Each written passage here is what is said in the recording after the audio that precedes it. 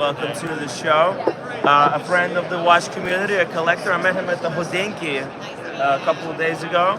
We caught up, and he's here today. What watch are you wearing, by the way, Brian? Wearing my GMT Pepsi. Let's see there. Ceramic Pepsi. The Pepsi, really nice.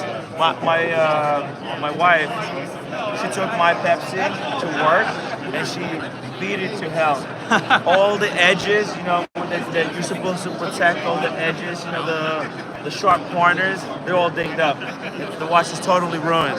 But you know what? Look, it's hard watch. Why did I wear the watch? She wears it, so there you go. And then you have to wear it. You have to don't sell it. And you actually have a little story with the Pepsi, right? Yeah. When did you get that? This is about almost 2 years ago now. 2 years ago. Yeah. And you got it. Was there any occasion? How did you get it? Well, this is actually through my father. Oh. This is because my father's all the way in Taiwan. He's a collector in Taiwan? He's a collector in Taiwan, and because when I was growing up, he always wears his previous gen GMT, the 116 710, ceramic bezel. Nice. And now that I'm all the way across the world in New York, I wear a GMT to track the time back home. And he tracks his time for me in New York. Wow. So that's like that connection that we have through two different watches, but the same story. That's so cool. And it's also like generation, a family gen. That's why it's cool for, if you have a Rolex, to keep the one that you originally got. Don't upgrade to the new one, because they're gonna last a lifetime. And you have like a family and generation of Pepsi. You got your father. He's got the aluminum bezel one, the older model. He's still wearing, and it just connects you there. Yeah. Father and son, GMT Well, I think across the world, but you're connected through that watch. Yeah. I think this is something that's more than just a watch. It's something that reminds you of your family, something that's important to you. Yeah. So it's something more than that. Yeah, I it's look down on my connection. wrist every day. Tells me, okay, this is like their time, but it's also like right here. And it's also a reminder that, hey, you know what, your father may be across the world somewhere else. Through the watch, you guys are still connected. It's a reminder to call. Well, that's why I think the GMT is better than Daytona. Yes. No. Hey, I agree. GMT function is the best function in the modern world. I think so. I never used the Daytona chronograph. I couldn't get the Pepsi. There was no Pepsi when I got this one. They released it the next year. So I got really I got lucky and not lucky. But the cool thing I like about this one is that it's got 3 rings. And they got it for my 30th birthday. It's kind of, at least for me, I justify it as, look. And it's also beautiful. It's okay, yeah. It's very common, actually. But you have to, I think Rolexes themselves, they're not special. It's you have to make it special. The story, your connection with your father. For me, it's a reminder to, hey, you got hit to 30. Good job, Timmy. Slow down drinking, and you're gonna live another 30. Speaking of drinking, cheers. There's a wine tasting here. You should try some stuff. Grab some wine. Cheers. We've got Fred Savage giving a speech in like 5 minutes. So, Brian, you want to join? I've got a friend of mine here, Red Shovel. He's gonna He's going to try to get Fred Savage to sign a poster of The Wizard. He's a huge fan of the movie The Wizard. When he was young, it just left an impression on him. And Fred is a watch collector. And again, it's like the watches bring all of us together in a really meaningful way. Right? Sure. Yeah. It's cool. So many incredible, we just met a watchmaker over here next to us. He's talking to John of Waitlisted, the Fleming company. Maybe hey guys, maybe can I show that Fleming watch on the live stream? Here, let me show you guys a really special watch here from a friend of the show. Flip the camera, guys. This is the highly regarded new independent watch company from United States. These guys are American based. Aventurine, with like a frosted outer ring. I think Black Watch was a good choice. All right, now this watch is kind of special on its own. It's very there's only like few, you know, they can't make many of these. Very limited production, and John, he's like a really important. He's the waitlisted, you know, on Instagram. He's a really incredible watch photographer, and you know, photographing all those watches taught him a lot about finish and how the watches should be. And he partnered with a friend, and now they're making watches together. This is their first creation here in this crazy DLC. Check it out. That's crazy. Right? It's a lot of craftsmanship. And then we'll also have next to us a young watchmaker. We'll get him to. Oh no, he's gone. He's gone. Okay. So cool. So we still got the Fleming watch here. Oh, and he's got the Simone Brett. Can you see the Simone Brett as well, guys? We got Fleming and the Simone Brett. Oh, thank you so much, man. John, he's the best. James. I keep calling you John. Sorry. James, guys. James. Here we go. Check this out, guys. This is the Simone Brett. How sexy is that? Obviously, some of his newer designs, they have a lot of diamonds, a lot of pave. But this is the original design. And James was actually instrumental in making this watch possible. So before he started the Fleming company, he believed in Simone Brett from the beginning. He was one of the first people to back the watch before it was even real, before it even existed. So huge respect to James for believing in young watchmakers, and you know, now even starting his own watch company. Very crazy. 2 double barrel, giant tourbillon, not a tourbillon, but the balance wheel, and then the way the dial is finished. It's not a tremblage, but it is a type of tremblage with incredible skeletonization to expose some of the gear trains and the switch mechanism for the crown. Here you go, guys. James, thank you so much. Hey, I'm gonna go see the presentation, the Fred Savage speech. Thank you so much for sharing the watches. Really appreciate it, man. Keep killing it, bro. All right, let's go see. Let's find where it's at even. I don't know where. Am I supposed to be going? Maybe it's over here? Oh yeah, it's over here. Okay. You're not gonna lick my watch today. Lick. Oh! Oh man, you know, you said do it, and I don't know what the hell I was thinking, but I saw on your face the immediate regret. because you know, I didn't think. What were you going to think about that? But look, you were so fucking cool. You know, I'm not gonna lick any more watches, but. I'm gonna see if my friend's trying to get in. All right. Good to see you. Enjoy. Studio Underdog. Do you want to say hi on the stream? Sure. Why Yeah, not? let's say hi. Here we go. What's your name again? Richard of the Studio Underdog. I licked his watch at the wine. Yeah. I went back and watched that clip. Yes. I wanted to see my facial expression, and it was one of shock. That was a first. I've not had that before. Oh, I'm sorry. I've never done that before either. It was an interesting one. Did it taste of pizza? It tasted like a wristwatch. Yeah. It tasted a regret. I like imagine. a wristwatch pizza. I love pizza. Yeah, it's good, New York. Good, everyone does. Yeah, New York is the right place for it. The more I wear the pizza watch, the more I have pizza for dinner. So not a good one for the health, not a good one for the diet, but you know. Are you guys gonna do any more food watches? Potentially in the future. We've got some cool things in the works. Yeah? Obviously, Project Passion was a good one. We've got the salmon that Let's see the salmon. So this is the salmon, the latest edition, guys, from Studio Underdog. The smoked salmon. So nice, clean dial text, kind of Moser-ified, really. Wow, that is I've got really a sexy. Salmon skin strap as well. Oh, which that's is, pretty badass. becoming really popular. The salmon skin. I saw somebody else wearing a salmon skin a band. This is. I love the pairing. I love it. The Wow. first thing I did. Yeah. You know, and I'm sure you do.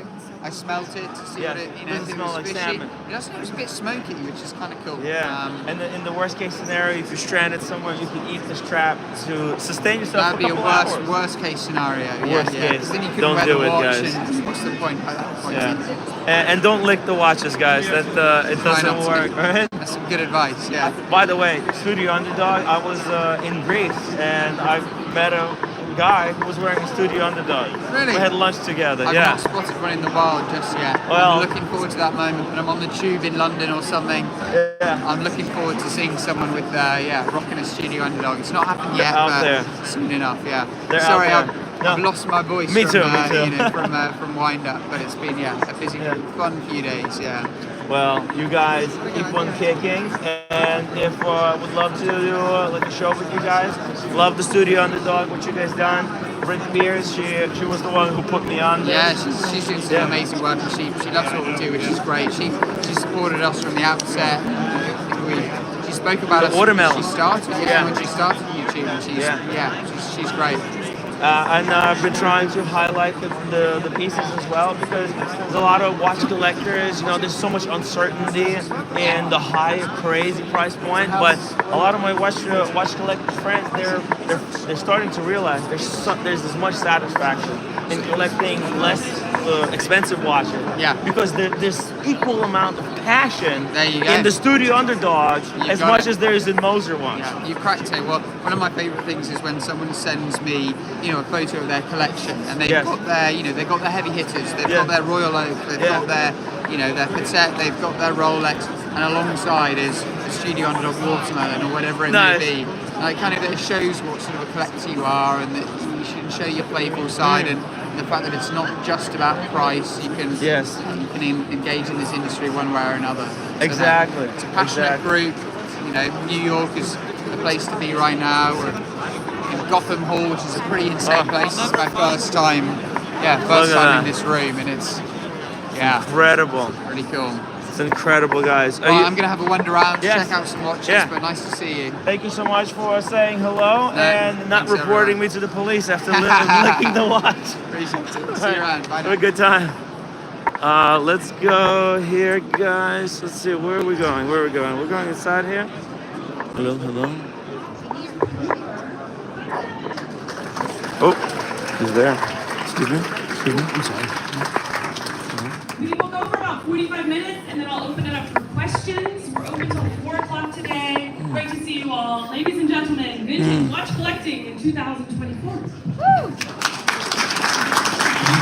Is someone sitting here? Thank you, Minda. Thank you, Watch Time. Thank you, everyone, for being here today. I just want to say congratulations to Watch Time on 25 years. That's a pretty big achievement.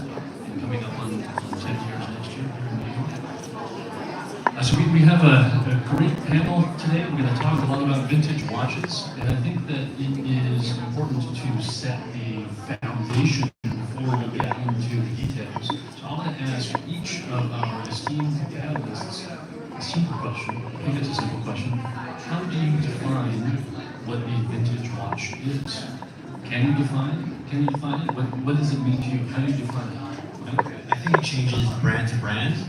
I think with something like Rolex, it's easier because production changed drastically in the late 90s. The production of the dials from tritium to luminova is a pretty easy delineation. Generally, with other brands, I would say 30 years. And I think probably soon people will just say 2000, just to have an easy number. I am 55 years old with a lot of gray hair, and I've thought a lot about this because it's almost disturbing to me. Because for a while, watches from the 1990s, for me, were very modern. Now we have this new term, neo-vintage. So I think to echo Mike, I generally think about watches in the last 25 years, 2000 and beyond. Yeah. Fred?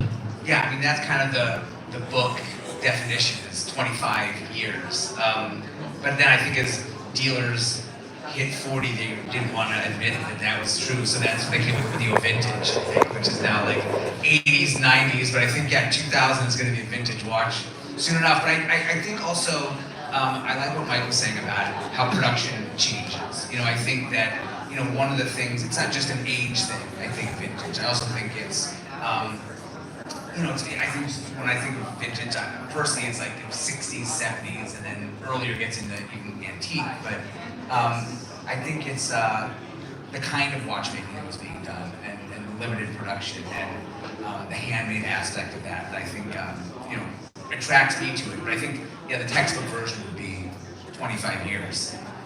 So hold on to those 2010 watches, everybody. Fred, I like that you mentioned antique watches. Why are vintage watches so popular today, but not so much antique watches?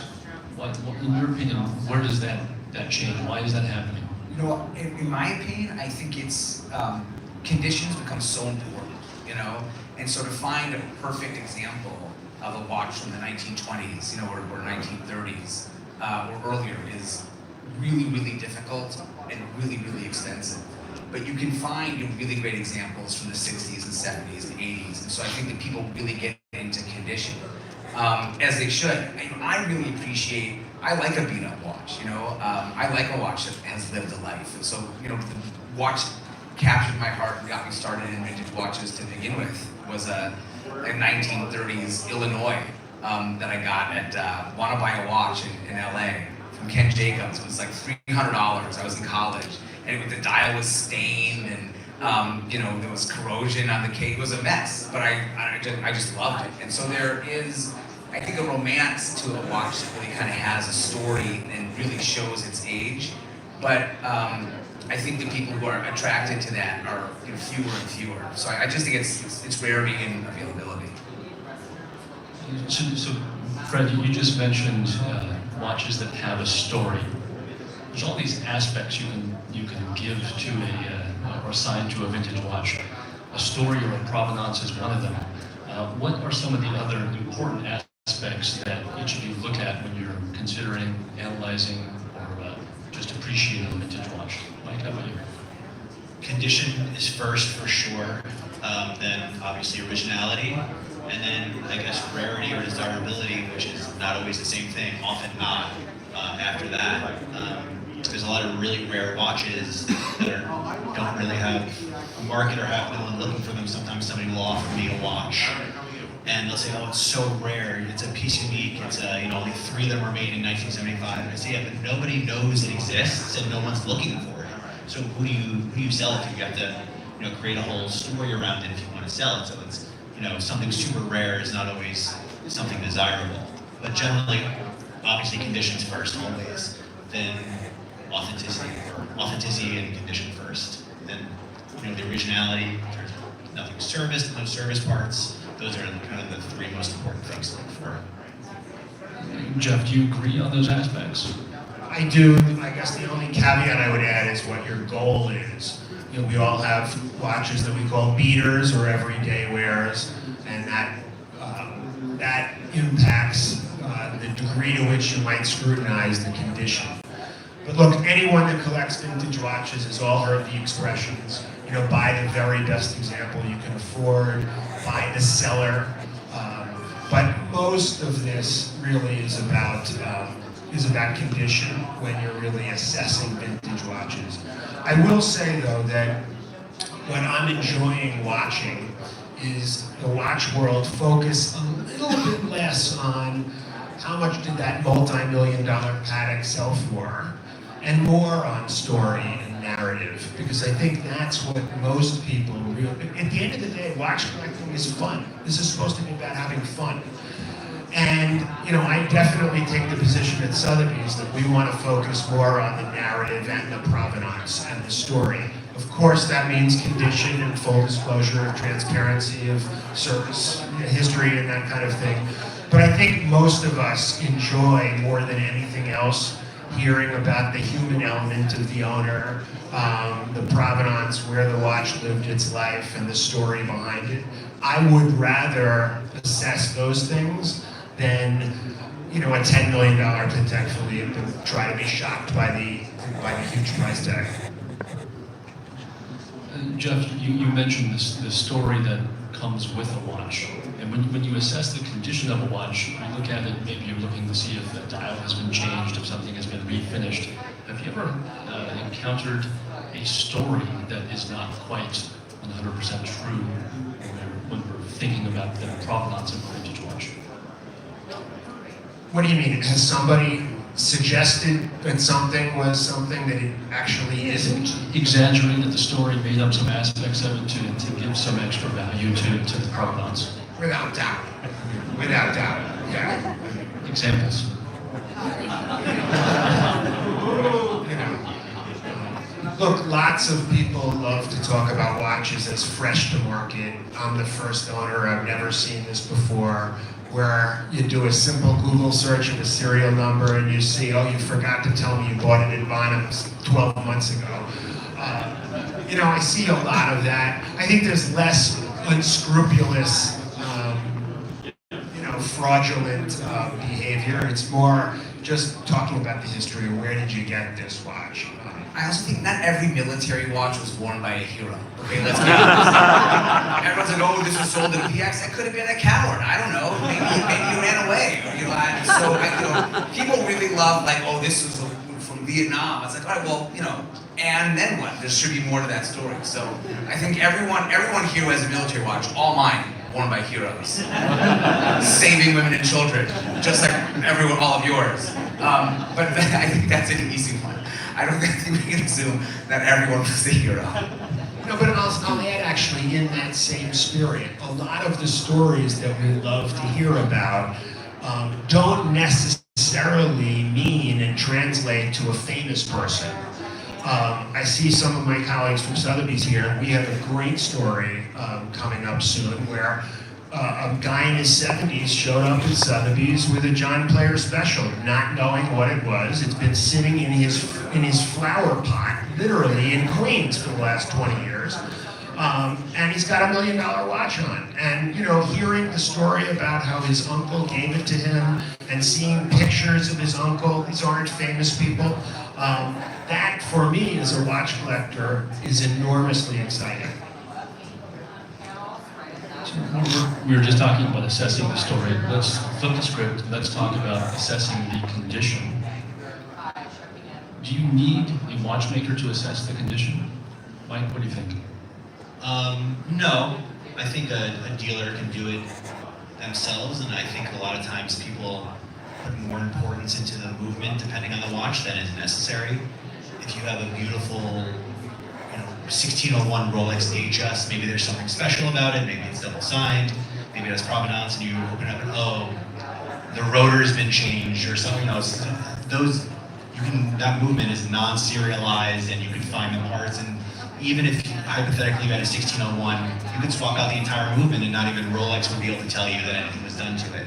So I do think people overemphasize the movement. It's different with something like Patek Philippe, who have movement numbers and issue extracts and will tell you this movement's been changed. Even if it's a really beautiful watch aesthetically, I think generally collectors won't touch a watch that does an extract by Patek or the movement's definitely been swapped. So yeah, I don't think you definitely need a watchmaker to help determine condition of a watch. Fred, would you agree with that? How do you assess the condition of a watch? I would never disagree with Mike on anything ever. But I think he makes a good point. I think it depends on the watch. I think he brought up non-serialized parts. Yeah, I mean you never really be able to say what was fully original, what was born with something. But I think as you get into more and more specialized things, I think the more you can know, like as a buyer, from a collector and a buyer's perspective, the more I can know about a watch, the better. And so, if I'm buying, I'm evaluating 2 different watches, and one was fully checked out by a watchmaker, thumbs up, here's the timing slip, running great, or it has been checked out by a watchmaker, and here are the problems. Maybe it's not running great, maybe it needs a pretty big overhaul. Maybe there are some parts that are different. It'd be up to the buyer to figure out what's disqualifying for them or not. But I think the more you can know about your watch, the better. And as you get obviously more and more specialized and more expensive watches, I think that's something that from a buyer, I'd want to know. If I was buying from Mike, I would trust anything he tells me, of course. Also, I think a movement can be and is made to be fixed, and many times dials and cases are not and cannot be fixed. Jeff, do you agree with that? That the dial shouldn't be fixed, the case shouldn't be fixed? What really comes to mind is when we assess vintage watches, we love to put things in neat, orderly boxes, and really we're talking about vintage, when the reality is it didn't always work that way. We love to say, oh, a Mark II Rolex dial should be a 1.8 serial number. It just doesn't work. It didn't work that way. Rolex wasn't, they didn't operate in the same way that they do today. So I know we love to put things into neat, orderly boxes, and we talk about things being right or wrong. And I think in time, people generally come to realize that some of the beauty in vintage watch collecting is realizing that it isn't quite that simple. And sometimes other cases were used and wasn't quite as orderly as we would love it to be. And that's part of the story also. I like what Mike said about it. You know, they're made, like, these are mechanical tools, you know? And so it depends on what you're buying the watch for. If you're buying it as a museum piece, heirloom to be vaulted, mint, totally fresh, not a screw has been disturbed. Some people don't even want watches that have been serviced because the screw's been disturbed. Well, you're buying like a piece of metal at some point, like it's gotta run. So it depends on what you are buying a watch for. Like I wear my watches, you know, and so it needs to run. So if it needs to get serviced, obviously you service it. I want it to run. You know, otherwise you're just buying a really expensive paperweight. And so I do think they're meant to be serviced and worked on. And so, for me, when I was saying, what's disqualifying, you have to decide for yourself as a collector what's a disqualifying thing for you.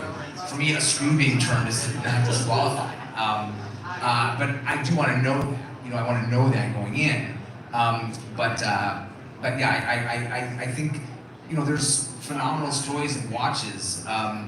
I know years ago, Eric Wynn sold a watch that had been trampled by a bull, that a bullfighter had won in a tournament, and it had been completely redone. But that's the story. It bears those scars. Like that's really cool, And so I think that that's part of the story, the watch.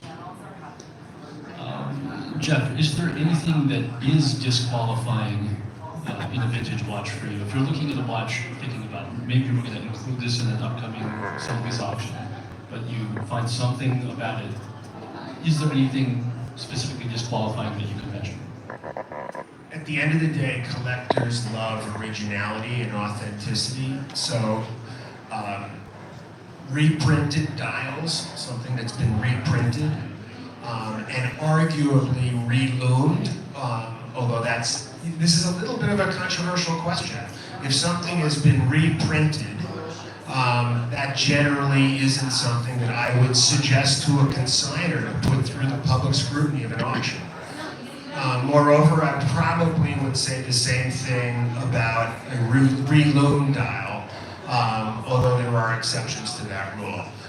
Beyond that, if a watch is polished, or a bezel's been replaced, or hands have been We're going to go to Windup really after more about a couple of minutes. transparency and disclosure, but Or an also hour. recognizing that people make mistakes. If you go to a doctor, they don't bat 1,000. So you do your very best to be honest and transparent and disclose as much as you can. But the big flaws like reprinted dials or fake dials for that matter, in time those are more often readily observable, and it's harder to fool. It's harder to fool people. Mike, what about you? What's disqualifying in a watch for you? I think it's brand to brand. I think with Rolex, and I refer to Rolex because they really kind of dominate the hobby. Rolex, you can't touch the dial. You can't reloom it. Maybe if it's something super historical, then there's only a couple that exist, maybe, but those dials are pad printed, the luminous material is kind of just floating above the dial. Once those are gone, in my mind, they're gone. Patek Philippe, 50s, 30s, 40s, 50s, hard enamel dials, those were made to be restored. And a lot of times, if you have a 1940s Patek, you brought it to get serviced, they would have cleaned the dial without even telling you maybe. Just the way those dials were made, they were made to be cleaned or fixed or whatever from day one. You can't put new hallmarks in. It's actually, I think, against the law to redo hallmarks. Something like Cartier, which I collect a lot of, those watches are so far from waterproof, they might as well be made out of sponge. And some of those dials are so far gone that it's not that it's unspoken, but there are so many replaced vintage Cartier dials, I'm talking pre-1970s, that still break records at auction. Because with something like Cartier, it's funny to say, it's almost not about the dial. So you will see, broken records at auctions with certain Cartiers that are fully new dials, not even the same plate. Squeaking. Whoa. Yeah, so I think those are, it's really watch to watch, brand to brand. I think with Rolex, which dominates the hobby, you cannot mess with the dial. You can't fix even the Rolex Restoration Atelier, where you pay $25,000 for essentially a Rolex service, and they can do whatever they want to your dial and it takes a year. I think even the market, honestly, will not even accept that when it comes to Rolex. So I think once the Rolex dial is gone, it's gone. Hands, maybe you can relume. There's a lot of more hands available than dials for fixing a Rolex. But yeah.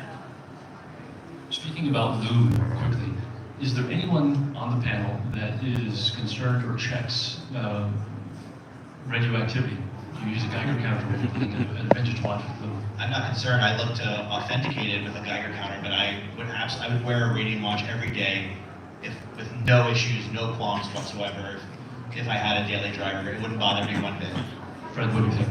Well, I'm wearing a 50 Fathoms right now, vintage, so if anyone wants to clear the room, they can, so worn. But yeah, I feel like I'm not so worried about it. If someone has a Geiger counter, I'd love to see what this is reading.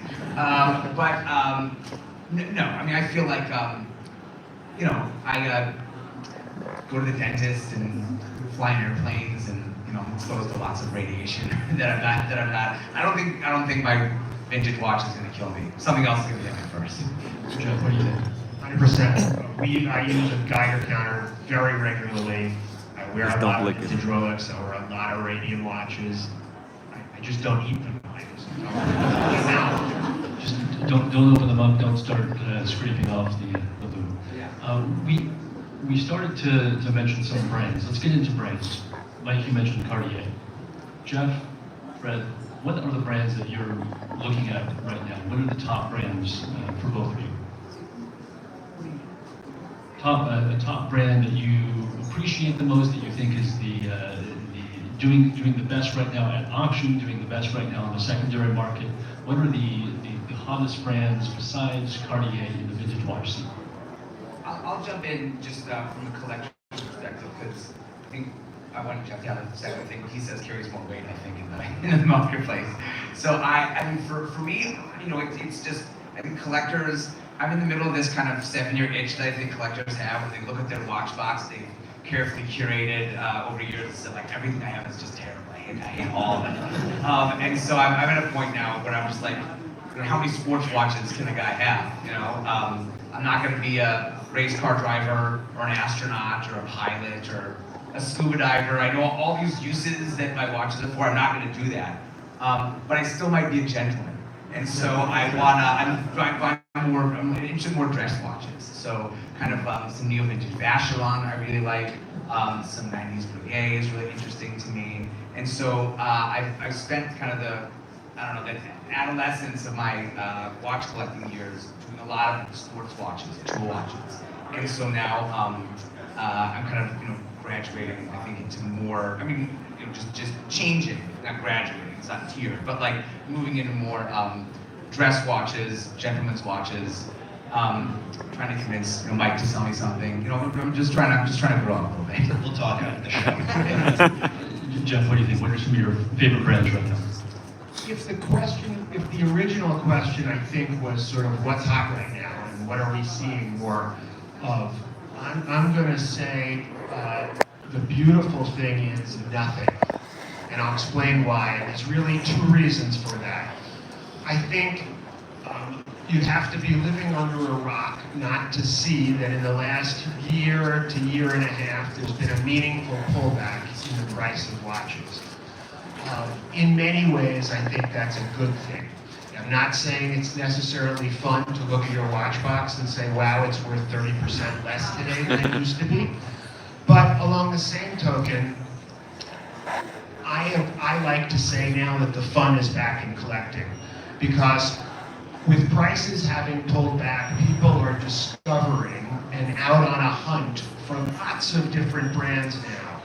There was a period of time where watches were so pricey that a lot of us were hurt to say, wow, I'm done. I can't, the barrier to entry is too high. I'm glad I own what I own now. I can't afford to do this anymore. I think we're seeing the antithesis of that now, and people are out exploring everything. So, I mean, I'm wearing a vintage Movado. That might not be something you would have typically seen collectors wear. So I think, A, people are discovering new brands because they're on this deep dive, recognizing, hey, the barrier to entry is lower, prices are a little bit softer, or meaningfully softer, and I have a lot more buying power, so I'm going to go discover a lot of different things. And then also, the second reason is the advent of independent brands as a real popular source of attention.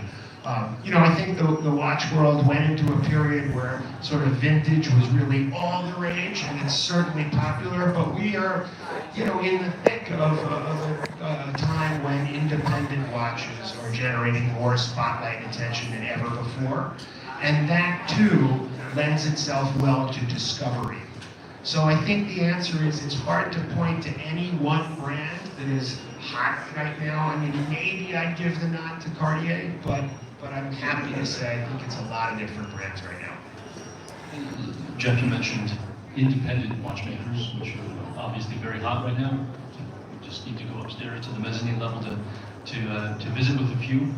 Are there any independent watchmakers that we can consider who have made vintage watches?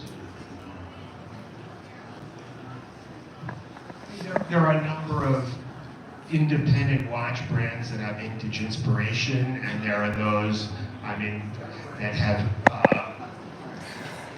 have been trained by famous companies. Rexhep learned his craft at Patek. You could even look at Dufour. A lot of these great craftsmen learned their artisanry at brands with historic histories. I don't know how many current independent brands have watchmakers that were making watches in the 50s. What about a Journe subscription watch? Would you consider that a vintage watch? Again, that you're hearkening back to the question earlier. Would I consider that a vintage watch? I probably wouldn't have a little while ago. Now it becomes a little bit more questionable. I'm shaking my head saying I'm not really sure. So I think that goalpost is moving.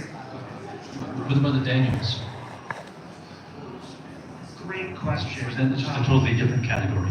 Yeah. Great question.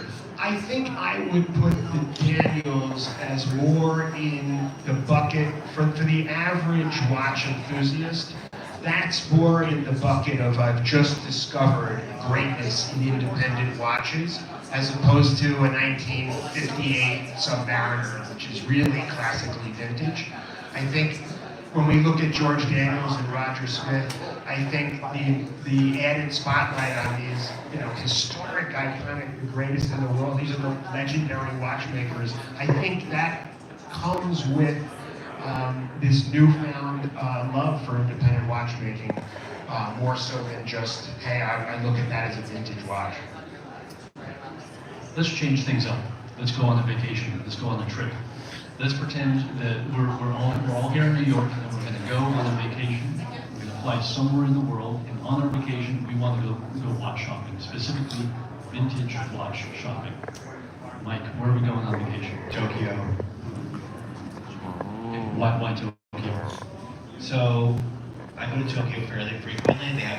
valuable stuff generally in better condition that you'll find here. The pricing is not better. I've done a lot of videos about vintage watch shopping in Japan, and people will message me and say, hey, I live in Chicago, but I'm saving up for a Rolex, I'm gonna go to Japan next year and buy it. I'm like, unless you're looking for something very, very special, very rare, you will find it for a better price in Chicago or somewhere in the States. But if you want something very, very special, old Longines, Movado, Patek, stuff like that, you can definitely find it there, Cartier. But you have to be looking for something special. You have to be the type of collector who's willing to pay up when they find it, because that might be where your Grail search ends in Tokyo. And they also just have a culture of retail shops that we don't really have in this country. Like I could probably tell you 50 different brick and mortar vintage watch locations, or at least stores where you can find vintage watches. Maybe not 50, but do you remember one or two of your favorite shops in Tokyo? Definitely. Private Eyes is probably one of the best in the world. What else is Shellman is also classic in Ginza. What else is good? No, not Jack Road. Jack Road is like, yes, they have a ton of stuff. It's really mainstream stuff. It's the store it's the most famous store, and it's in Nakano Broadway, which is a giant mall. I can't imagine finding anything until there or anything super valuable. But Shellman, Private Eyes is one of the best in the world. Private Eyes is where I would go, and it's nowhere near the center of Tokyo. It's pretty far out there. Everyone's got that on their itinerary for next time, Private Eyes. Fred, where are we going on vacation?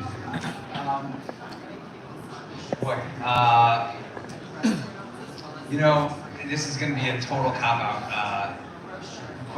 answer, but really, the best watches that I've gotten and the ones that I love the most, and actually what ties in what I love most about being in the watch community, is they come from friends and colleagues and people I've met, and so I feel like with a phone and with a computer I can go anywhere and find some great watches that I really love, and so I'd probably go somewhere tropical. That's just me, but but I just think like the community, like to reach out to people, especially because I love watches. We all do. That's what you're talking about. I think reaching out to people. What have you seen? Who do you know? I'm here. Oh, I have a friend who might have something. So I think just reaching out to the community has been my favorite way to find the watches that I love the most, and I can do that anywhere. Jeff, where's your shopping destination if it's not New York? Fred stole my answer. At the end of the day, we cannot underscore enough the greatness and beauty of the watch community. It is the very best part of our hobby. For me, there are very few storefronts that I would say, oh, you've got to go get a vintage watch there. To echo Fred, the watch community is so global and so extraordinary. I think about it all the time. I'm born and bred in Manhattan. I've never lived anywhere else, and I always we always think of ourselves as New Yorkers as so worldly, and if we can make it here, we can make it anywhere. But the reality is I've always felt very sheltered as a city kid in New York. And because of the watch world, I have a bed to sleep on in probably every major city across the globe. And that's because I've discovered the joy of watch collecting. So to echo Fred, I would be searching for watches within the community. And ultimately you get to learn who are the collectors of each different brand. So if I wanted to get a Rolex, I might be going to certain people in Amsterdam, for example. Whereas if I were going to get something else, I might go to a different country. So the community. Jeff, that's an important point. You mentioned community, you mentioned joy. Overall, why do you collect vintage watches? Why are you in the watch industry? I don't want to sound boring, but I've been a watch collector my whole life, and it's really for me more about the people. even my wife comes from the watch world. You know, I walked into Panerai 12 years ago and married the girl behind the counter. So, I slept my way to a Bronzo.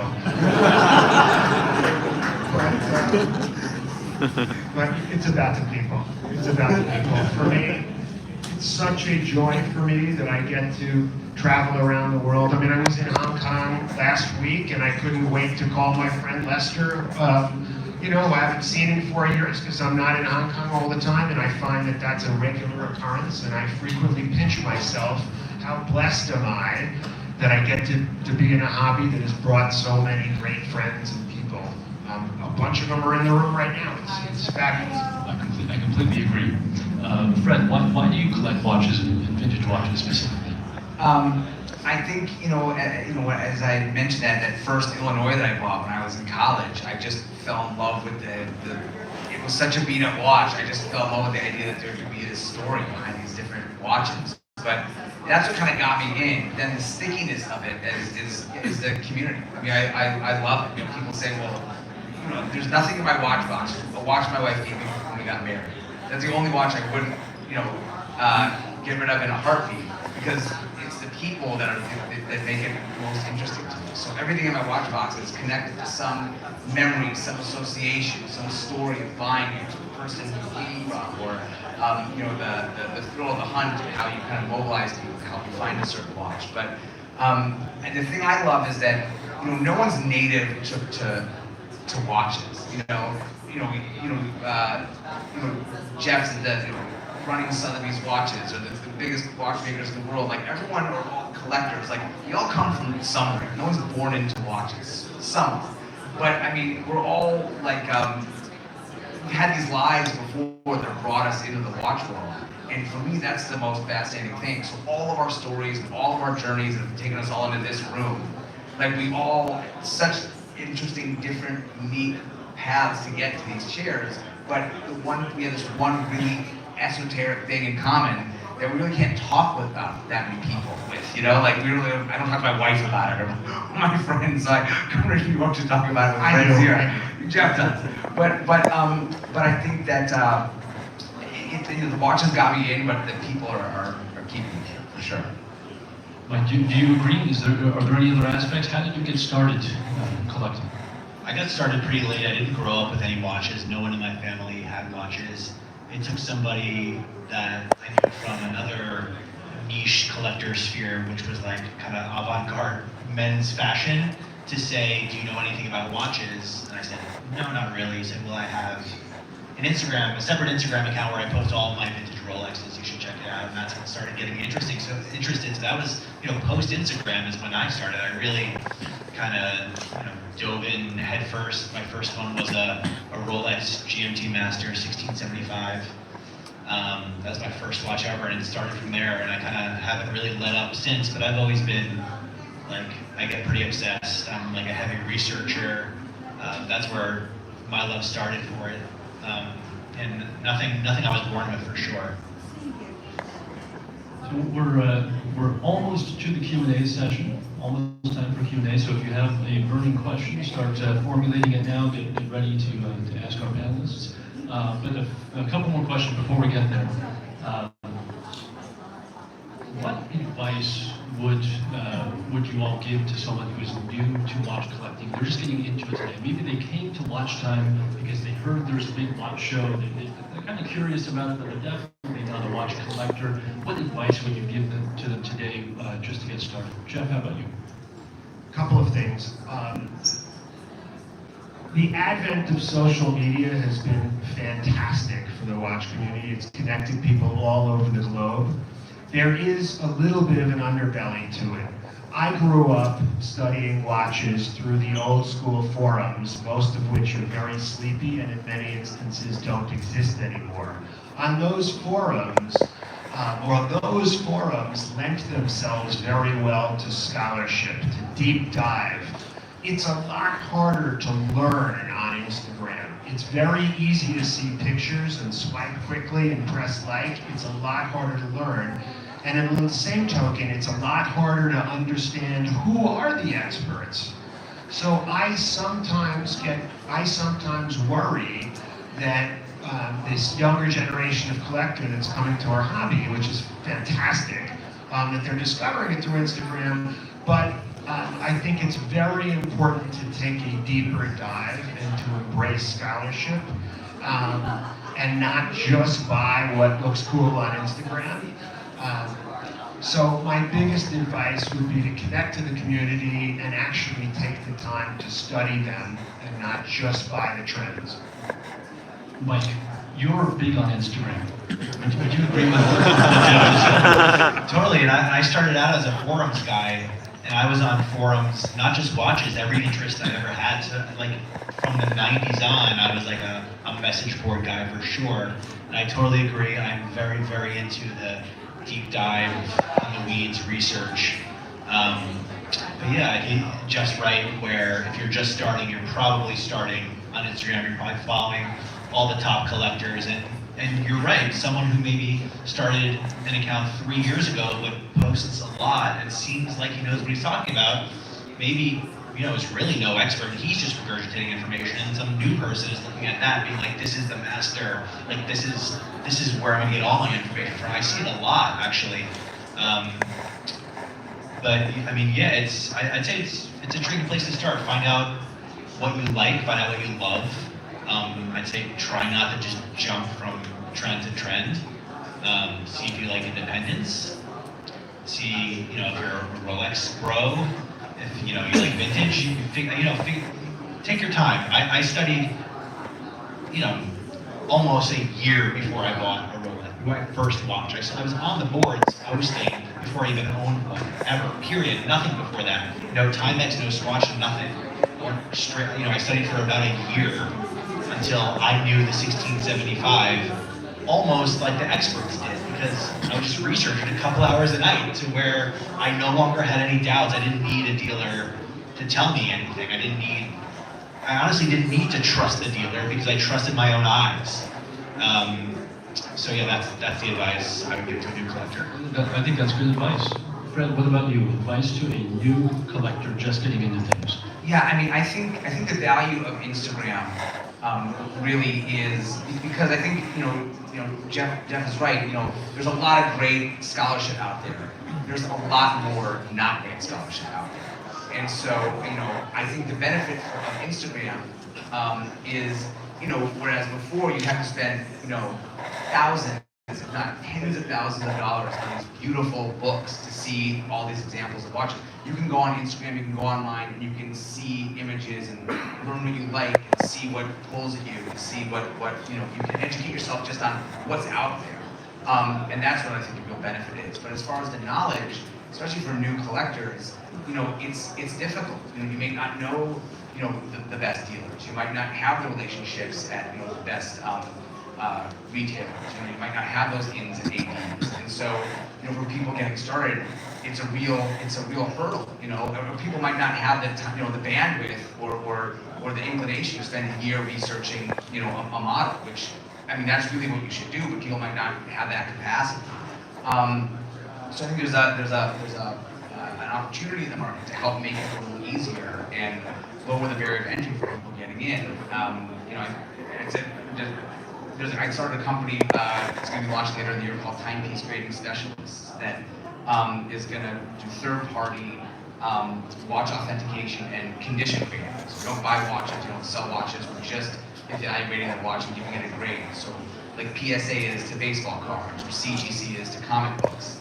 Pretty much every collectible vertical has one, if not more, third-party condition grading and authentication services, and the secondary market for watches doesn't at all. And it is predicated on you buy the seller. And you can transcend that by knowing the best sellers, but John Bearden can only sell so many Paddocks. Or you transcend that reliance on the dealer like Mike did, spend a year researching the model. But if you don't have the access to John or that time, we want to lower the barriers so we can give people the same confidence of buying a watch in the secondary market as anyone would buying a vintage coin. Cool. We look forward to the launch. Thank you. All right, so last question before we get into Q&A, and it's a quick one. What's on your wrist? I'll start. 1960s vintage Volvo Accutron tuning fork watch. Mike? I have a 1970s Cartier Bamboo. Very nice. 1966 vintage Movado M95. 1960 Blancpain 50 fathoms double signed with Aqualung. Cool watches, and I guess the 60s are a popular day. Okay, so let's get into Q&A. Minda, do you want We'd to? love to, yeah, if you raise your hand, and I'll bring you the mic. Look, wow, here I am. Hello, I'm Jeff. My question is that do you prefer like a vintage watch surfaced by third party or a service center? And second, do you prefer your watch is original with parts that is broken up and stuff until it become dead, or it got updated with the new parts that is working well, like it can last you longer for more than 20 years? There's something in watches we would call a consumable parts that were not meant to, last forever, like the crystal or the leather strap, I would say is a consumable part, or certain parts of the movement are perfectly replaceable no matter what brand it is. And if you need new parts, hopefully a competent watchmaker can produce them themselves depending on the part.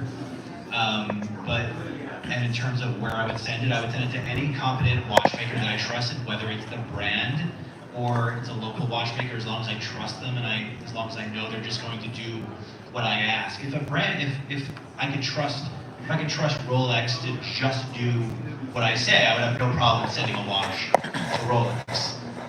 The problem is you're not going to get those parts back, which I typically like to do as well.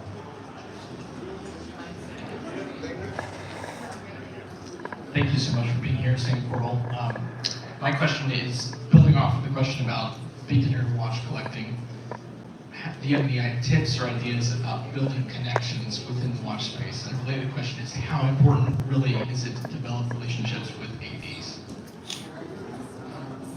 I would say events like this are exactly. I mean, honestly, like I said, we're all here for the same reason. So whether you come with a group of friends or you come by yourself, you're going to leave with a group of friends. And so, for me, the thing that really blew the door open for me as far as meeting people, I knew Analog Shift, and I went there and I met Jeff Hess when he was there many years ago.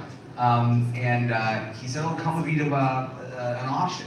And so I sat next to Jeff at an auction and just met so many people who I knew just off of I just knew their Instagram handles, but then I got to meet them in person. And so I think go to auctions, go to events, go to sales, go to previews. If you want to get a paddle, go to the auction, go to previews. But I think that you'll find you'll start to build a community that way. And as far as ADs, I mean, honestly, that's what drove me to the secondary market. I don't know how to play the AD game. I hope I'll meet some people here. I don't know. But I think building community is a huge thing. And I think going to events like this, there's always meetups. There's groups of people doing watch meetups wherever you live. So I would start there. Events, great to meet people. Any questions? Yeah, the vintage watches that I've sort of developed an interest in. Guys, give me good questions. Omega Constellation, you've seen that sort of. And I guess one thing I like about them is, sort of I'm dependent on having a day and a date for my work, when I'm trying to figure out what's going to happen next week. And both those companies, and a lot of other companies, they've got rid of the date wheel, and it's only date now. And I don't know. And any thoughts on those two companies or others along those lines? You said they got rid of the day wheel? And most of the modern, the Seiko, Grand Seiko, and right. Omega, they don't have day. They only date. Only date. Yeah. And I've gotten used to the day now because now I'm trying to calculate stuff I'm going to do. Right. I mean, stick with vintage. That's what I mean. That's what we do. That's what we do. I like the vintage ones better than the new ones. Yeah. So yeah, I mean, I say stick with those. And if you're at work, yes, and you'll be right 20% of the time. And any thoughts on those companies though, the vintage watches? I mean, they're not as pricey as Rolex. And, Oh, yeah, well, of course. I mean, I probably have 3 different vintage Seikos that all get wrist time. The 6105, I have a Pogue that has a day and a day. I wear that all the time. I love that watch. And so, yeah, I mean, I know people who just collect, Seiko, or who stick with the Constellations, the Seamasters. I mean, you could build a whole collection just there. But I mean, what I haven't heard of is someone who's built a collection just around day wheels. That could be your niche. You could be the day wheel guy. What do you think of the Cubitus? Let's get into it. I mean, I think it's massive. I can't believe brands. I mean, I guess Patek can do whatever they want. I can't believe brands are still churning out watches that size. I think if it came out in 1978 alongside the Nautilus, if you'd be looking at it like a classic. But and also the fact that they said they were working on it for 6 years. I don't know what they were doing in 6 years. I mean, the gentleman next to you, Phil Toledano, can design 15 watches a day, and he usually shows me all the prototypes within a week. So I don't know what they're doing for 6 years to make, the Nautilus, let's just make it square. But I'm sure it'll sell out. I'm sure that when a new watch drops, usually the price, the first few that hit the market, the secondary market, will probably be $300,000, and then they'll come down and stabilize around 100 grand maybe. Yeah, I mean, it's not, it's really not my Patek is probably my favorite brand. I know people associate me with Cartier, but Patek is probably my favorite brand.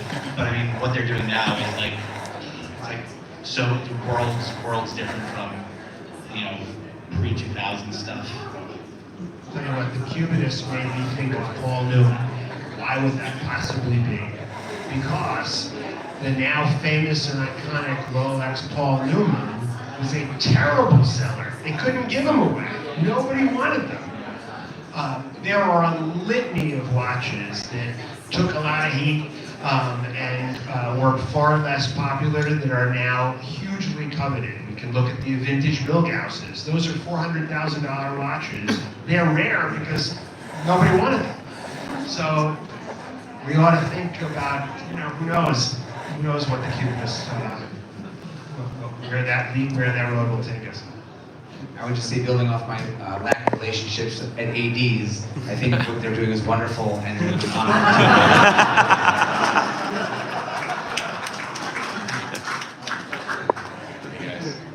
Thanks so much. Such an inspiring and fun panel. So really appreciate your time today. 2 months ago, I was thinking the perfect number of watches in your collection would be 7, because I had one for every day of the week. Then a month ago, I was thinking, you know what, it would actually be 30, because I had one for every day of the month. The closer we get to these events, I'm thinking, you know what, the perfect amount is 365, because you got one every day of the year. So I'm just curious, from your perspective, what's the perfect number for a watch collection? one more.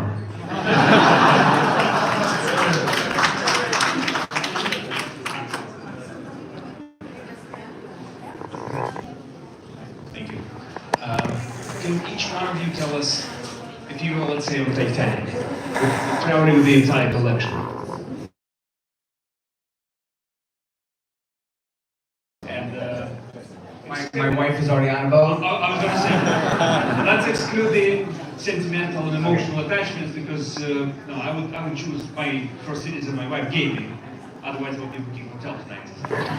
So, your vintage watchmobile collection that you would take from sinking Titanic? My wife bought me a Bell & Ross 123, got married. And it's inscribed with our wedding date, and the best is yet to come, it's kind of what I say. Yeah, I mean, that one, honestly, everything else is... I say it could, yeah, right, exactly. But no, I mean, I think that's the one I would never part with. All the other, everything else is kind of just stuff that I found and could probably find again. That one is really special. I think for me it would probably be vintage Rolex and probably a Submariner because I'm on Titanic. Mine would be my 1960s Cartier London Tank Normal because I think the nicest one I've ever seen, and like, it can't be replaced, I don't think, at any price. Thanks so much for this discussion. It's really great. You know, when I started collecting 25 years ago, there were fewer sources of information, but they were relatively reliable. Now it seems like there are more outlets for information, but you're just not really sure how reliable it is. Can you all comment a little bit about what sources you rely on? I mean, obviously the forums, I think, are helpful. They are a little less active than they used to be, but are there go-to sources that you look at when you're looking for a specific watch or trying to evaluate a certain piece of information? I think all the archives on the major auction house websites are good. Yes, it's good. It's hard. I mean, talking to people really is the best. I have, like, you know, in my head the name of 3 experts for any brand and who I trust and who has told me things in the past that ended up not being true, or who I know maybe, oh, we consider this person the expert in X, but I know they sold that bad watch. So there, you know, there's people I know in my head that I can go to and I trust. God, it's hard. Besides that, I mean, there's not really many like public. There's like a text link database put together by Eric Tortella, which costs like $10,000 a year to access, and it's like invite only. So I mean, you know, I know people who have access to that. Who, if I have a question, they can find out. But there's not like a one-stop shop. I think the auction house websites are generally pretty good. Sotheby's, of course. So I meant just Sotheby's only, not the other ones. Something starting like last year, and that's it. But I also think Jeff touched on it earlier. You know, people can be wrong also. You know what I mean? So, you know, if someone tells you something that turns out to be incorrect, you know, was it nefarious? Maybe they didn't know, maybe they just made a mistake. So I think you just have to expose yourself to as much information as possible. You know, good and bad. Because then maybe you can sniff it out. And seeing watches in person is really important. For the longest time, I was like, I'm not going to be the guy that brings a loop. You know, bring a loop. You know, for sure, be that guy. It really is helpful. And so I think you just need to see a lot of watches and talk to a lot of people. Because at the end of the day, you know, you're going to have to make the decision. You're going to have to throw it down and buy the watch. And so, you know, the more you look, the more you read, the more you're exposed to, the more you work, where your personal tolerance is, you know. But I think seeing watches in the metal is, nothing can beat that. And I think that, you know, the depth of knowledge that both, you know, Jeff and Mike have has come from just handling thousands and thousands and thousands of watches. And I think seeing watches, nothing can compare to that. I'm also enjoying seeing the brands start to embrace vintage and pre-owned more than ever before. It definitely differs from brands to brand. If we look at a brand like Longines, wow, they totally embrace vintage. Hoyer is the same way. A lot of the brands have heritage directors who are terrific people. And now even Rolex, who was always like the stepchild that ignored this, you're seeing that now. They have this CPO, the Certified Pre-Owned Program. That's a great first step to a very big brand acknowledging that this is a real thing, and it's worth embracing. So I think the brands are also, to some degree, Omega, Patek, like talked about extracts. It's a no-brainer. If you're buying a vintage pack, you want to get an extract, and it's great. They'll do it. So. I think that's it for today. Please help me thank our fabulous panelists.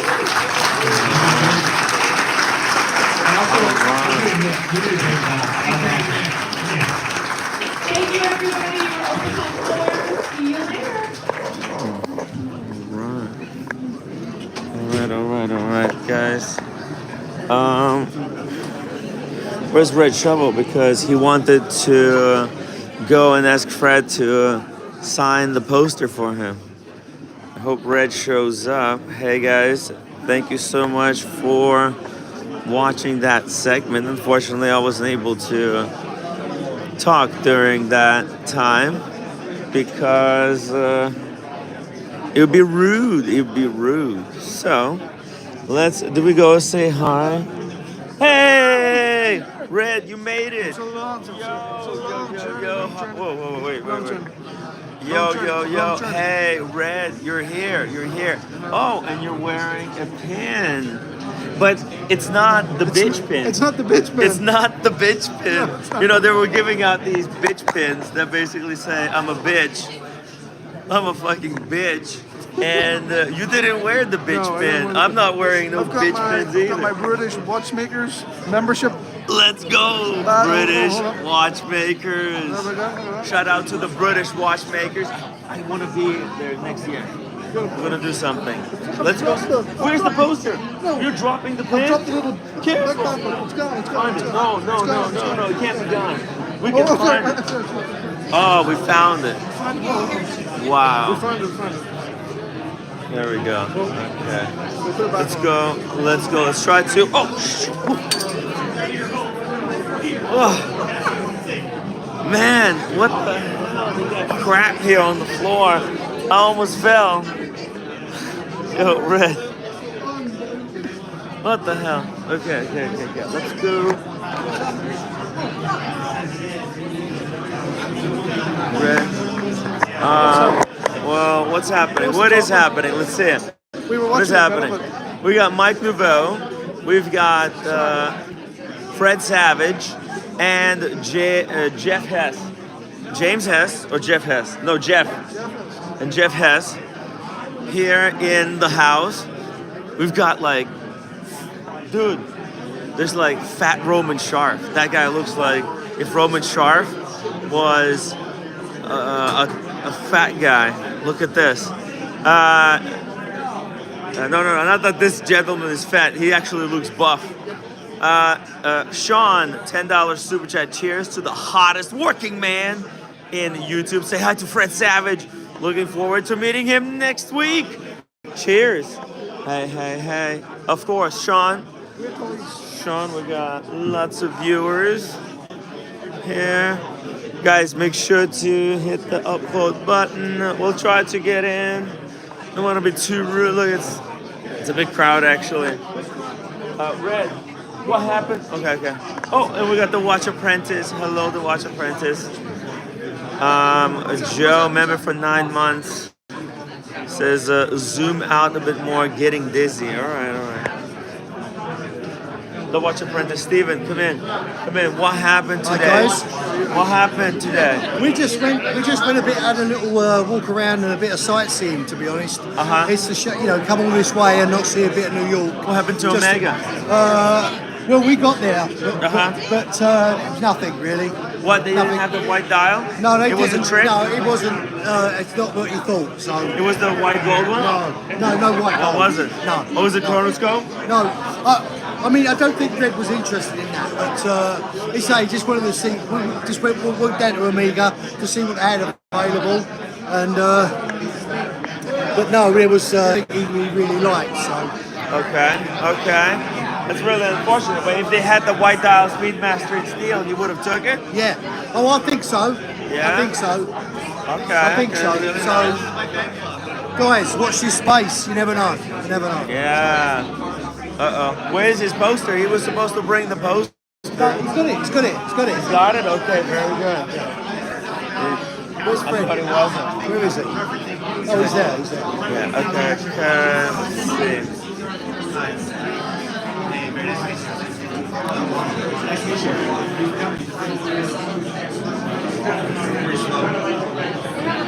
Sir, you look like a buff Roman Sharp. Thanks. Right? I guess a little bit. The buff Roman Sharp look. Love it. What watch are you wearing, by the way? Oh, 2 Daytonas. But you got the proper vintage one. That's the class. You want to see something wild? Oh. Put your hand in it. What is this? A Harden. It's a Harden watch, guys. Hard on. Yeah. It's a hard on. Playing words. Wow. You got. If you're doing the thing, you don't have to sweat about choosing which position you should do. Just look at the watch, and it will help you out. Fantastic. Thank you so much, sir. It's a hard-on watch. This is creativity. Oh, very cool. Okay, what's happening? Hello. Hello. Hey. Yeah, we're live. What? We're live on YouTube. Oh, you are? Yeah, we're live on YouTube. Let's say hello. What's your name? Alessandra. Alessandra. You work for Watch Time?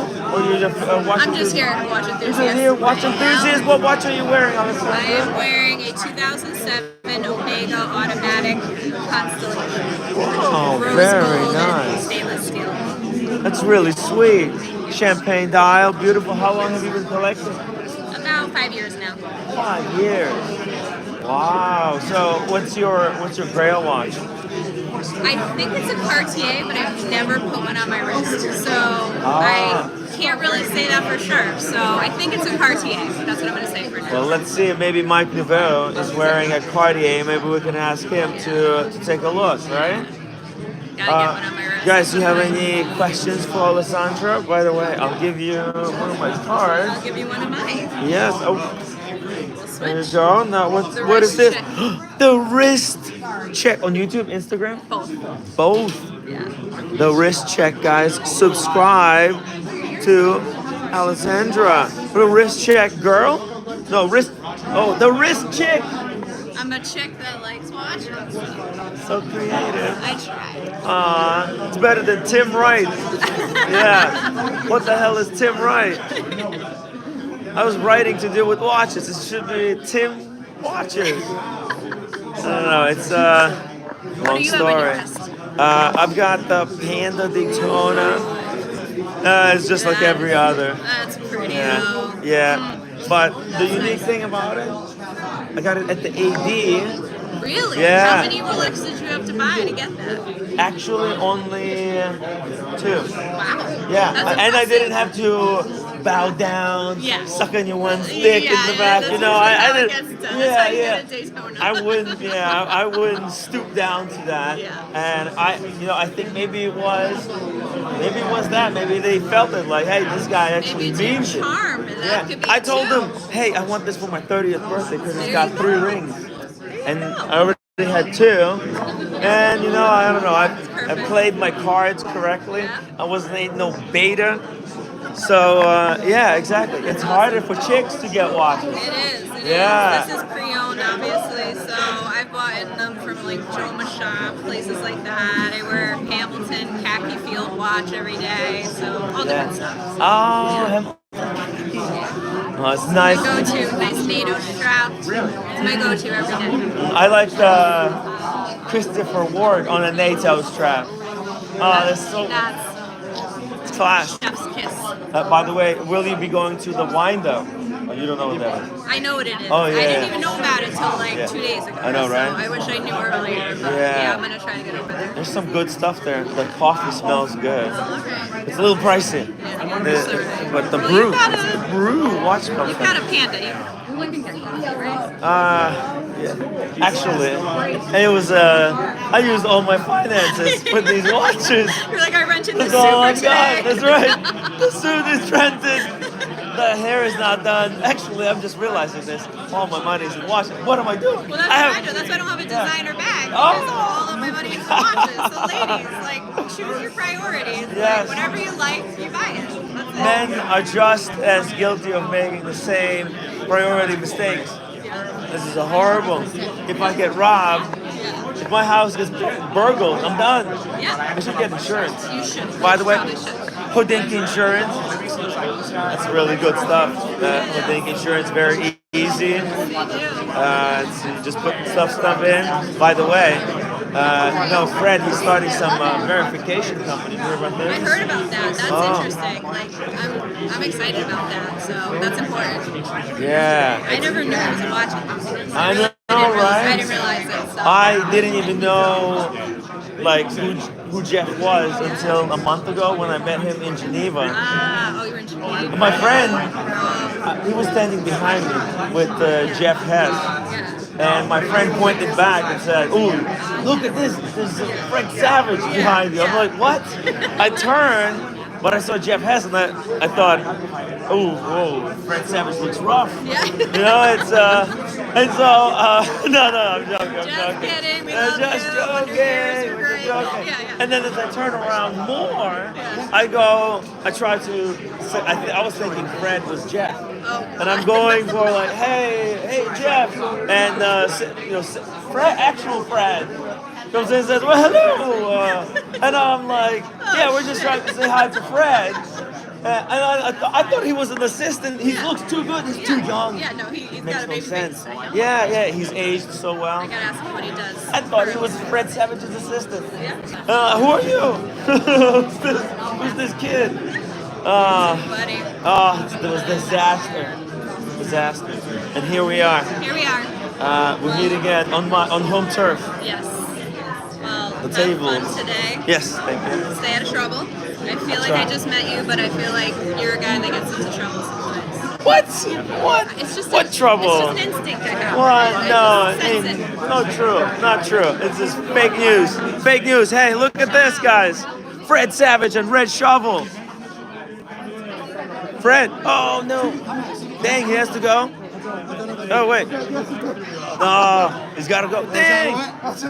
No, Fred, come back. Fred, come back.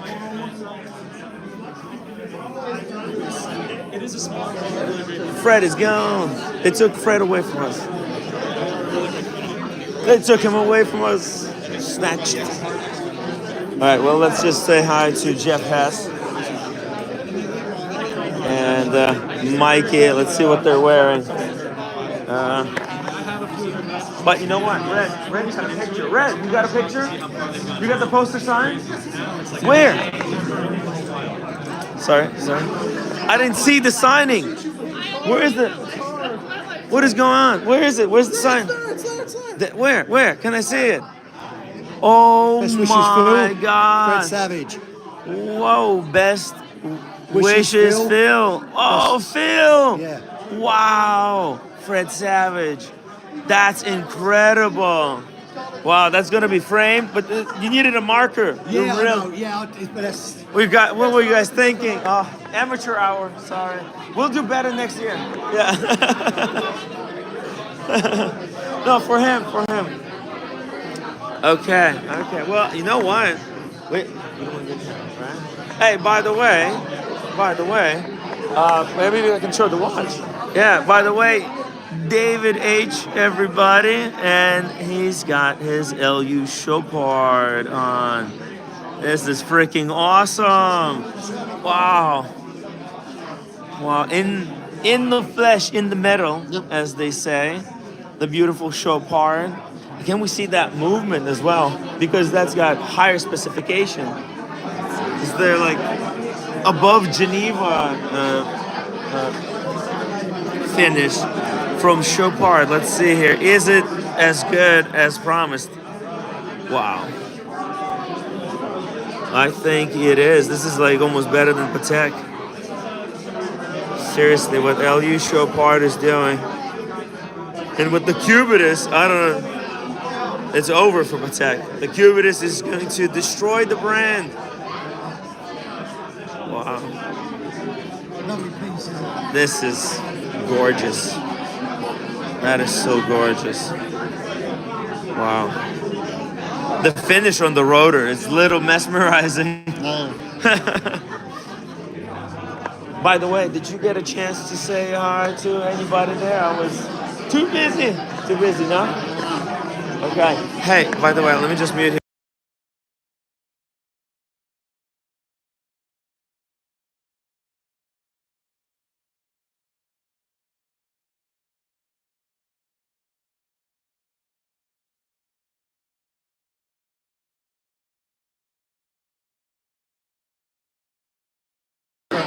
Okay. All right, make sure not to dox. Oh, that's the sweater. That's the sweater. Yeah. Haha. Nice. Hell yeah. Okay. Mikey.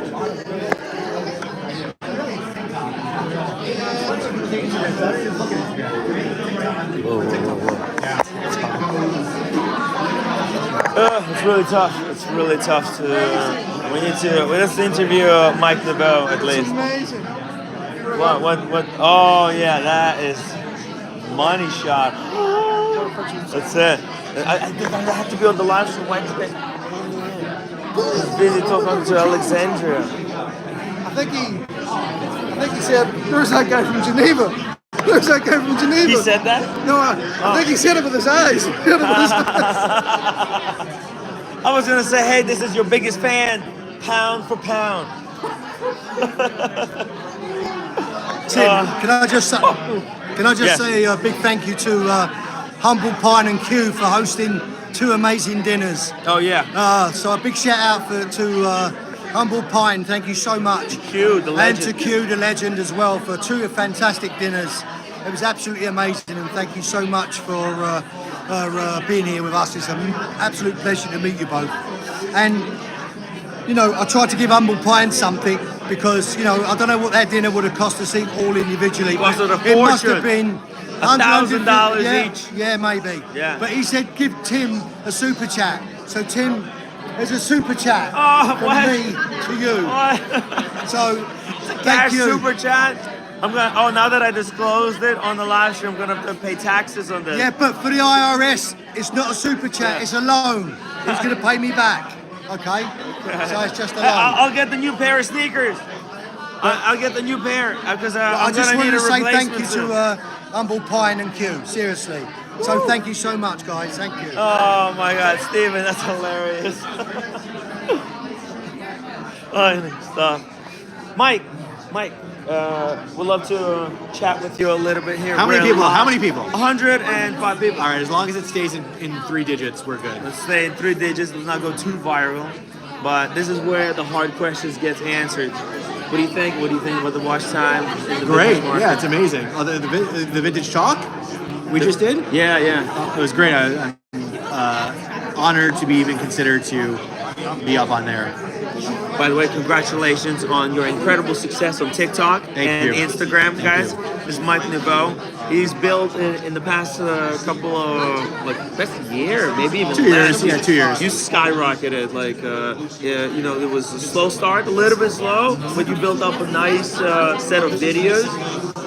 Right, they started out with those what's on the wrist? Yeah. That was so cool. That just grabbed everybody. Appreciate it. Yeah, you know, a lot of people were floating that idea, but you went down and you did it. It's easier living in downtown New York City. It makes everything easier. Well, you know, there's prospects there, obviously. It's like, look, New York City, probably the greatest city in the freaking world. There's opportunity here on the street. Anywhere you go, there's opportunity. Right? True. And a lot of people had this idea, oh, it was cool because there was like a guy who was doing apartments. Like, Right. And what do you pay for your apartment? Yeah. They would show the apartments. Great stuff.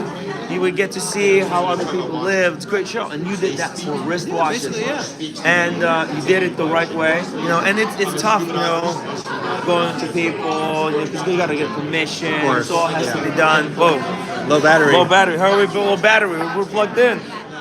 How's this going on? How am I not charging? Jesus. Sorry. So, tell us about what it took to be consistent and Consistency, to build really. it. Posting every single day. That goes for anyone doing content. It doesn't have to be watches. Like I tell everyone who wants to start TikTok or whatever, posting every single day to where people can't ignore you anymore, basically. And you have to be passionate about a subject. Yeah, absolutely. Right? That's the other thing. Like you mentioned during the interview that you were a form guy. Yes. A big forms guy. So you read all this stuff and then you present it to the next generation. Yeah, that's basically because a lot of those forums aren't around anymore. So yeah, you're right. The forums are not around. The people who are moderating it, they're not around. All of this stuff, and we have to seize the moment, right? There's time for everything. When there was forums, when it was age of forums, that's where everybody went. You know, that's where you meet your viewers, your readers, and where they're at. And you I agree. really That's the way to say successful. it. Thank you. Yeah, appreciate But it. you done incredible stuff for the watch community, especially with the smaller watches. I think for a long time, no one's big wearing watches ruled. Yeah. Yeah, and you were like one of the pioneers off the smaller watches. Tell us about like where did that love for smaller watches? It wasn't even smaller watches. It was just dress watches, and some happened to be smaller. And there was a big, ignored segment of the market. Yes. And also I'm vintage, so typically vintage is smaller anyway. So I never wore modern watches ever. Yeah. So it's not like it was a big thing to like go a little, like 34 was the standard size for the stuff I collected. So it wasn't that crazy going to 33 or 31. But that takes certain mentality, right? That's certain, like, everybody was going with the flexors, with the TPGs of the world. Yeah. They're doing the hype, the stupid Panda Daytona. And that's where everybody's going against that grain. It takes a certain amount of, because you're going to be criticized. Yeah, I have nothing to lose. I'm just showing people what I like. It doesn't matter if they like it or not. Yeah, what gives you like this confidence to pioneer this new way? Well, I wasn't trying to pioneer anything. I don't think I'm not the pioneer. It's just what I like. Wow. Yeah, and I think this is the most important thing about the hobby: collecting what you like, not what other people tell you. You can read like broad number of people what they say, but I think nobody's right. Yeah, it's all opinion. It's all opinion. Collect what do you want to collect. The best way to collect is you can identify. If you identify with like the certain collector and his styles, that's fine. But there's no wrong way to do it. I agree. And Mike Nouveau is the living proof that smaller watches are coming back. And hey, we hope to talk to you. Well, yeah, good to really see you. soon. Thank you so usual. much for the interview. Thanks for being here. See you later. Good job. Good job you, thank on the Watch Time New York. Thank you. Very cool. Was an honored guest of the Watch Time New York, Mike Nouveau, everybody. Now, do we talk to Jeff Hess? Or he's gone as well. No, he's still here. Guys, should we ask some stuff of Jeff Hess? What do you guys, should we ask about the Stallone?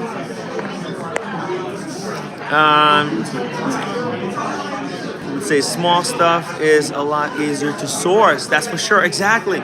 There's so much more choice in the small stuff because when big watches became popular, everyone just dropped their small watches. They just collectively, they just sold them all off. And so the market was flooded with these smaller watches that nobody was interested in. Did you include drama? Maybe just a bit of drama. Do all people named Marco sell watches? That's hilarious. I mean, it's Mike, not Marco. It's Mike. Red, what's the plan? Let's go to Windup. Yeah. Go on a little.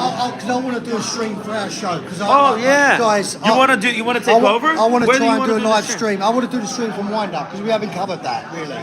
And I want to. You could do it on my channel. Okay, we do yeah, that. you take over. Okay. That's amazing. Yeah. Okay, I love I'll it, take and over. I'll co-host. I'll help you out. Yeah, I'll take over from Windup. Yeah. Because I won't be doing the show for Monday. I love it. I love it. That's perfect. Yeah.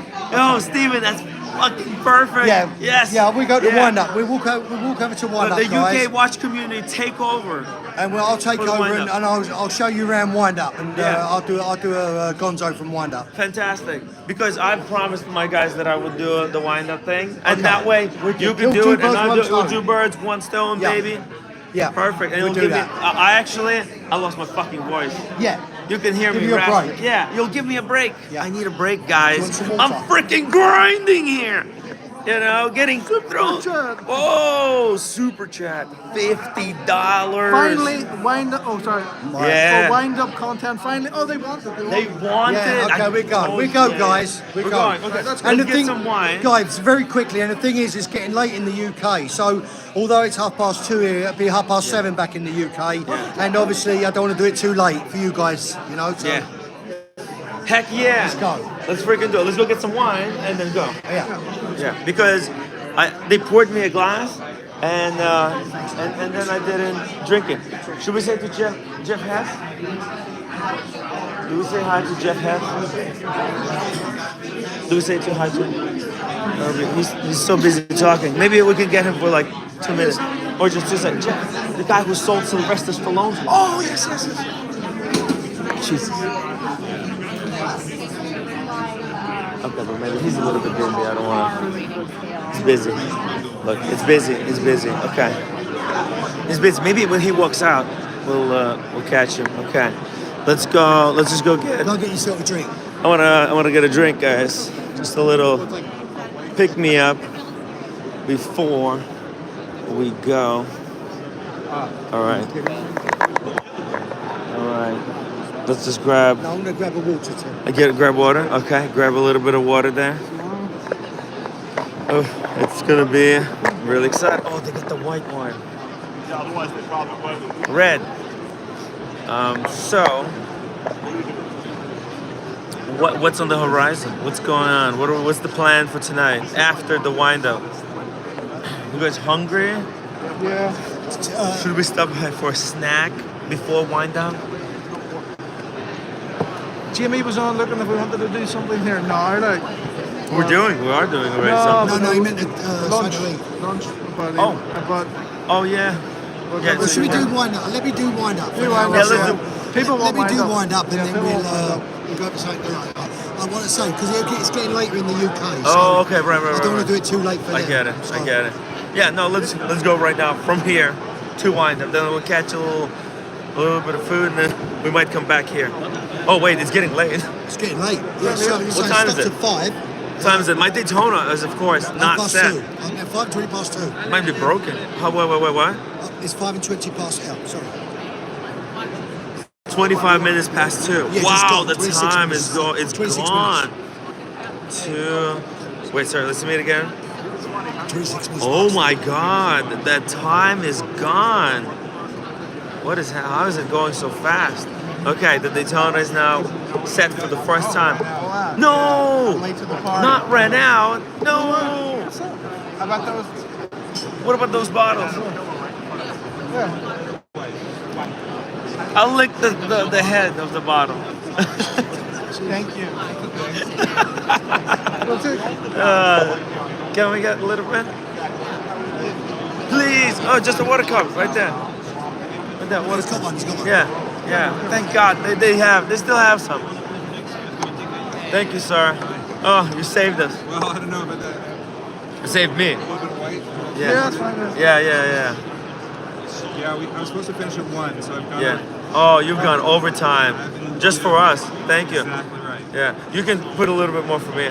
I love that. By the way, this is the second. We're on live on YouTube channel. Fabulous. Right, we were yesterday. Yes, and we were talking a little bit about the wine, the Seconde. Can I show them the bottle? Yeah, guys, this is what we're drinking right here. Made by watch enthusiasts for watch enthusiasts like you guys. Check it out. It's American, Oregon made. Great. It's like it is Chardonnay. What am I saying? We're a power reserve on the vintage. Oh, it's so refreshing, crispy, and light. Man, I'm losing voice. It's crazy. Oh, that's why I needed it. Oh my God. Ooh, I feel so much better. That's it. It fixed it. I need to permanently have one bottle of this in my fridge. Have it on drip. Yeah, on drip and tap. Straight into the veins. It's good stuff on it. Yeah, Really nice wine. it is really nice wine. That's why I said we should take the wine, go to wind up. That's a good order of operations. Ooh. Hey, JDMTL in the chat. How you doing, buddy? Yeah. Crazy stuff. Steven, get in. No, I'm here. Yeah. Pasta says Fred would be a great guest. Yeah, he would be fantastic. I tried, but they ripped him away from us. Yeah, there's so many people. Once the presentation's finished, there's so many people around them. Yeah. You know, they're splitting. They're pulled in every which way. You know. Yeah, It's very difficult. Yeah, and I don't want to be like rude and start like fighting for position. I'm gonna look desperate. Manny. Oh wow, Manny, in support of what you do, Timmy and friends. Cheers, Manny. Cheers to Manny. Yeah. Chill out Sunday, guys. Chill out Sunday. Chill out Sunday.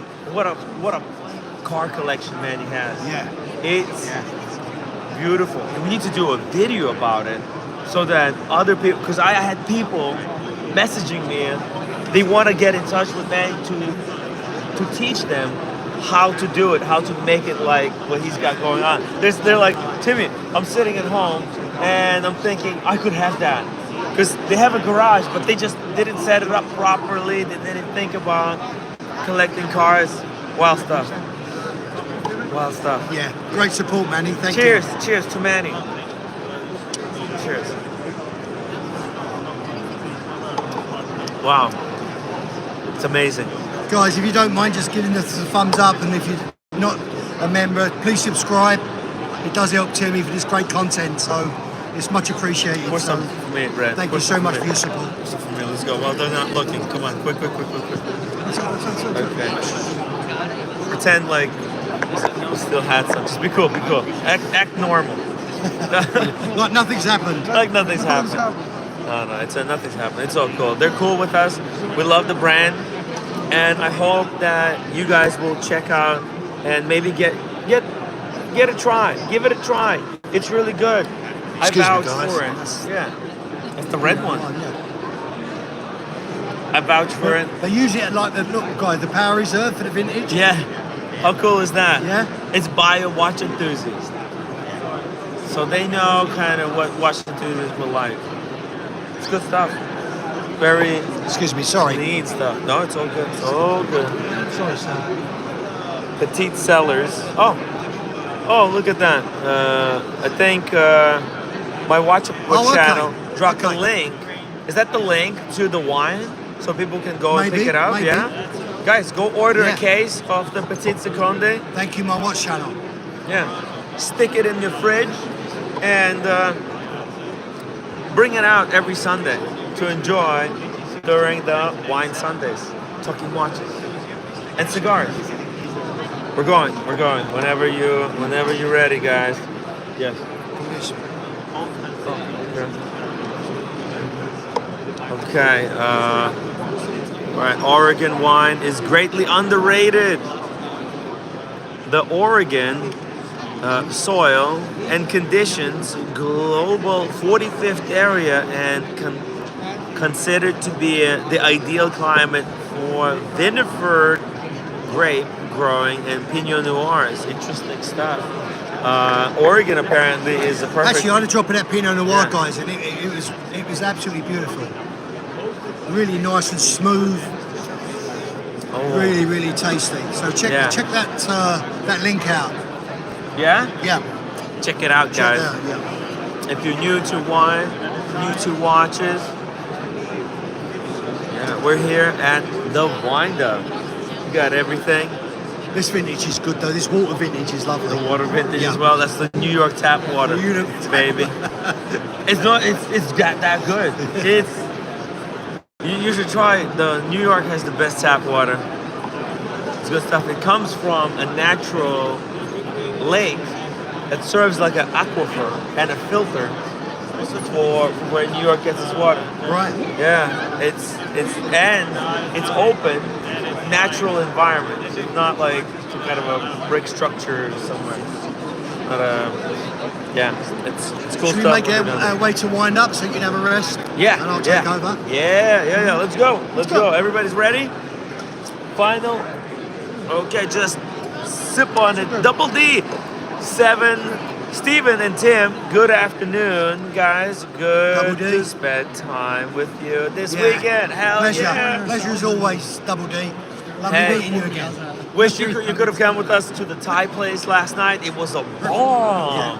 How good was that Thai place? And as I said to you before, thanks to Q. Thank you. Q, the legend. The legend Q is unbeatable. All right. Wow. I just took like a shot of wine. That hits you hard. Okay. Let's go, Timmy. Let's go. Yeah. Let's hope we can make it. All right. Of course we can. All right. Which way? Straight through. Go. Red, you ready to go? Got the pen. Ready to walk? You got You got I'm not a bitch pin. I'm not a bitch pin. Yeah. I'm not a bitch pin. Let's do this. Let's go. Blank paw. I've done some consulting. Oh, there's the Roman scarf. Everybody. All right. Get a code. Go grab your code. Let me just check something. We'll just go over here. You know what? Let me just grab one more card. Let's just grab one more card. Just hold this. Just do the stream for a minute for me, friend. Okay. Tim is just grabbing another card. So there's. Grab another card. We'll maybe just turn the camera on. Let me see what's happening. Some people watching. So we will.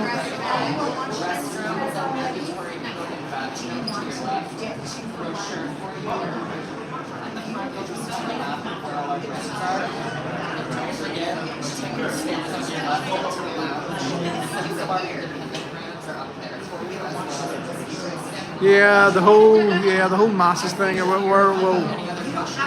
We'll discuss that at a different time.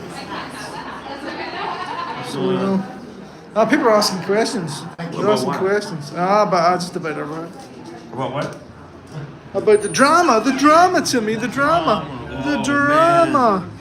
You're lucky you weren't there. The drama. All right, boys. See you again. Peace, peace. Thank you. I'm right. Thank you.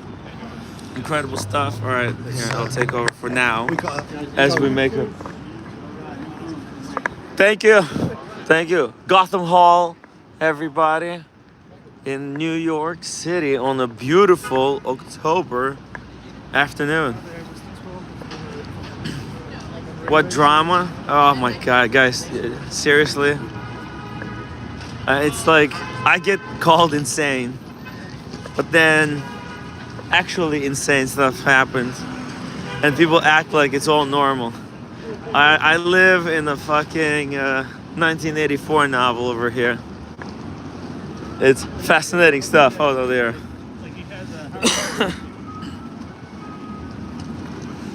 Yo, yo, yo. All right, all right.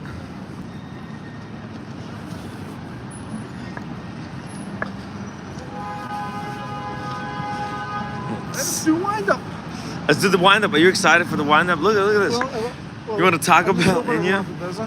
Oh, what? I'm just hoping I'm not as busy. Oh yeah, I don't think it would. It's Sunday. Come on. Who's here on Sunday? Nice, Look at that. That's the Empire State Building right there. Yeah. Awesome stuff, man. New York. Nice. Have you ever had the Chick-fil-A? You had? It's really good. Really good chicken sandwiches. Like really good stuff. Right. All right.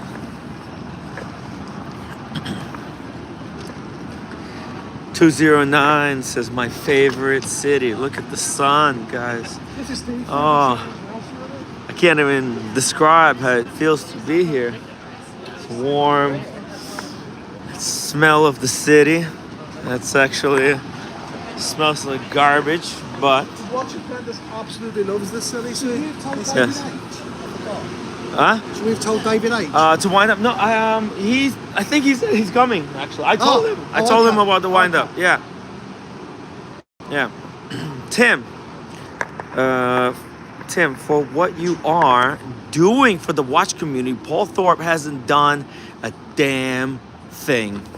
Yeah, because there's just people say that this is what they're doing, but they're unfortunately they're just. He's done the choky white. He's got the choky white, yeah. Paul Thorpe came into the watch community, took as much as he could, didn't give anything back, and then fucked off. And he'll be back once this grift on politics runs out. It's his grift on politics. Yeah, now he cares about all the fucking immigrants on the boats. It's for the children. What children? What are you talking about? king. Has he ever told you about his passion to save the children? Whenever you ever spoke with him? No, not really. No. Dude, I don't watch any Pole stuff anymore. it's I don't unbearable. know. Look at that, nice Corvette. Oh, yo, let's go. Can we get a ride though? Oh, it's got a New York, what's that? New York hat. But I'm not sure which team it is. It's a very nice Corvette. Some experts tell us what it is in the chat. Since Chris is no more, New York City, best city in the world. Since Chaz, what does that even mean? New York smells amazing like Tom Ford cologne. Nice. By the way, talking about Tom Ford cologne. I've got some. We've got some. Yo, let's Got some fucking fabulous. do some spraying. Oh, look at that. Want some? Yeah, please. Let's try some of it. This is the fucking fabulous shit. It's Smells the cocaine of fragrances. It is. It's good. It's good. Really good. It's very addicting. Addictive. So sweet. So sensual. What is going on here? What's going on here? Oh, I think somebody's studying too much. You got an Norris hat. Oris? You had a Norris hat. Oh, really? Yeah. Oh, wow. Probably we're at the Windup. Oh, black Cybertruck. The blacked out one. The blacked out Shit. Cybertruck. Just passed us. So there's a blacked out Cybertruck, guys. Yeah. That's I've seen going it online around before. town. Well, there's a couple of Harleys here. Yeah. Indian. Oh, an Indian. Oh, ho, ho. Whoa. Dude. Yo, New York City, you can see anything. Yesterday we saw a Rolls Royce full of like hookers. yeah. We went to like this cigar place last night where I was attacked. But yeah. Oh, is this out now? Yeah. The Yeah. attacker's knowledge. Okay. Yeah. And but then when I left the place, there was this blacked out Rolls Royce. Wow. And there was all these ladies going inside. Tem que ligar na caixinha. A lot of ladies. My watch channel says, yeah, mandatory Corvette dress code is a satin Corvette club jacket and a Velcro New Balance shoes. Velcro New Balance shoes. Damn. Yeah. Now we're on the 5th Avenue. Look at that Maserati. Woo. Dang. So this is the famous 5th Avenue. It's right there with the two American flags. Yeah, you want to go on this side? Let's go on this side. Yeah. Oh, no. Let's not walk in the sun. That sun. Fuck the sun. It's perfect out the sun, right? Like right now. In the sun, it's nice, but I think this is just pleasant. It's the best day. It's the ideal weather. Well, it is the most Honestly. perfect weather today that humanity could. Like, if I had to set the thermostat for the rest of the universe, It'd be this. I'll set it right here. I'll set it right here, right now. I want Right this here, yeah, right now. right now. On the Timwrite channel. Going to the Windup. We'll see the Nomadic. We'll try to make the deal. The deal. The I should deal. have brought the Nomadic with me. Yeah. You should have. I told you to bring the Yeah, you Nomadic. should have bring the pig dial. It's Yeah, nice. what were you thinking? The pig dial? One is The pigskin dial. There's a lot of people with salmon skin straps. It's a new hot thing. What do you think, Red? I think it would not just me. make me hungry. No, Jesus. not me. My watch channel, $5 super chat. It's cost. Be sure you say hi to Mark at Long Island Watch Company. yeah. Of course. Of course. We got to meet up with Mark, say hi. See what new line he came up with. The guy's a huge New York fan. All of the names of Mark's watches on the... Where's my wallet? Holy shit. Oh, it's in my back pocket. Jesus. Jesus. What was I thinking? I just almost had a heart attack. Heart attack. Oh, here comes that sun. That is really nice. It's really nice sun. Hi. Oh, Roseanne. Rosanna. Cellini Jewelers, guys. Cellini Jewelers, that's right. She's the contact for all Cellini Jewelers wristwatch needs. Guys, if you need to buy an independent watch, something that's hard to get, maybe a Maurice Grossman, reach out to Rosanna at Cellini Jewelers. They got all the MB&F, all the cool stuff. Work, other stuff too. There we go. Yeah. Hello, hello.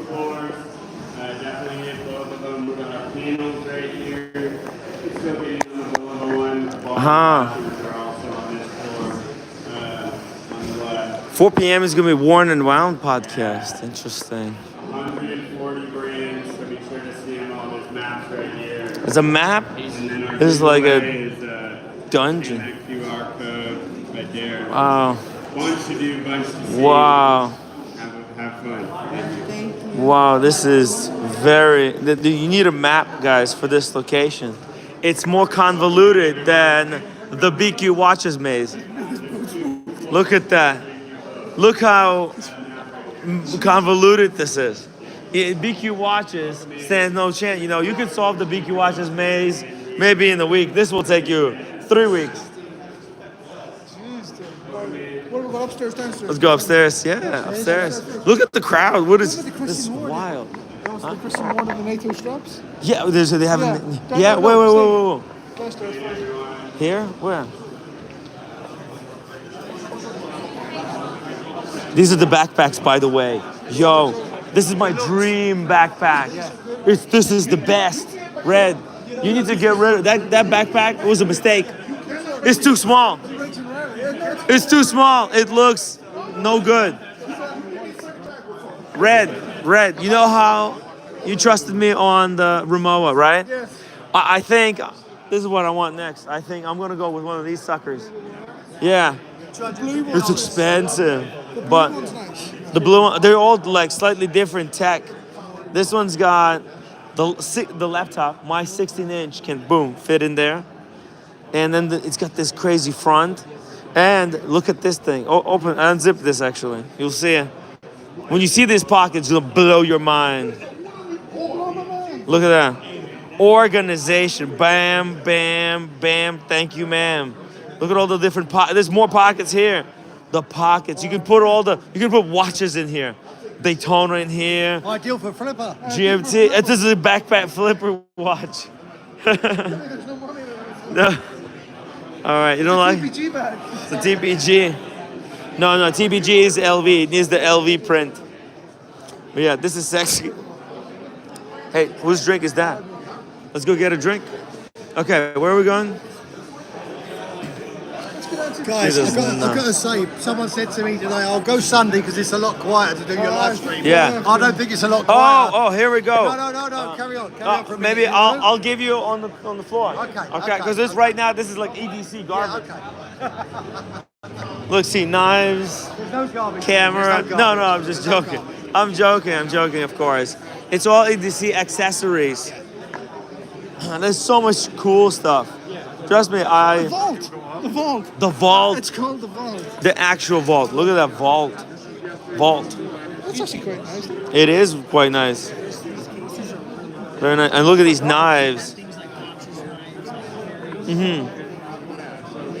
Gained. Giant. Oh, it's giant. Oh, let's see. The vault. What is this? It's like a storage thing.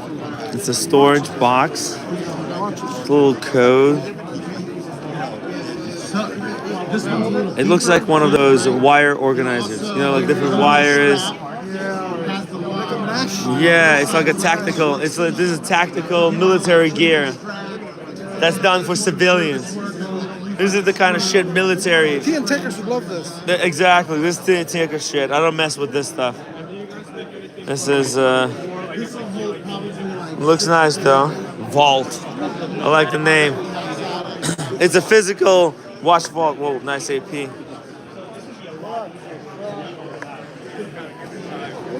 We queued up for 2 blocks when this first opened on Friday. 2 blocks we queued up for. And now there was no way. And there is no way. Yeah. No way. You just. But for me, it's not any less. It's even busier, I would say. Really? Even busier. What is this? What is this? Hello, hello, hello. What? We're live on YouTube. Okay. We've been talking watches for 3 days now, nonstop, and our throats are killing us. So we're hoping you got something here to help us with that issue. Quench the thirst. Quench the thirst. Yeah, absolutely. Quench. So what is this? So this is single malt whiskey from Scotland. Oh, Specifically the Isle. he's from Northern Ireland. Oh, well, we can see Northern Ireland from Ireland. Yes, let's see. Oh, is that what Northern Ireland looks like? That's, you know what? That's one thing you got in common with Nico Leonard. You both look from Northern Ireland in one way. In one. No, it's inside jokes. I'm so sorry for making this awkward, but this is the good stuff. It looks like mouthwash. The bottle. The viewers want to see watch content. Oh, Watch content, not the watch. drinking content. No, our throats are killing us. We to talk watches. We need a fix. Let's try this stuff. Single malt whiskey from Ireland. This is unpeated Isla whiskey, so Isla whiskey with no smoke in production. Made with 100% Scottish barley, 100% Isla matured, so lives its whole life on the island of Isla, and bottled with Isla spring water. Aha! What's up, man? It does good. Oh, Whoa! it's good. Whoa!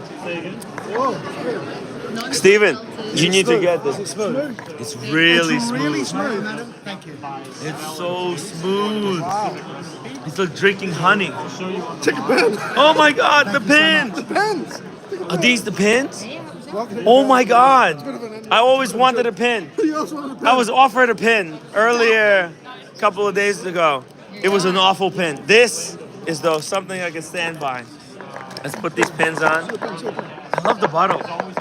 I can keep it in the bathroom, and my wife, she'll think that this is my mouthwash, but I'm actually sneaking in whiskey. Yeah, this is the best. I love it. You guys. Oh, it's a double. Oh, it's very secure. It's got 2 pins. Oh,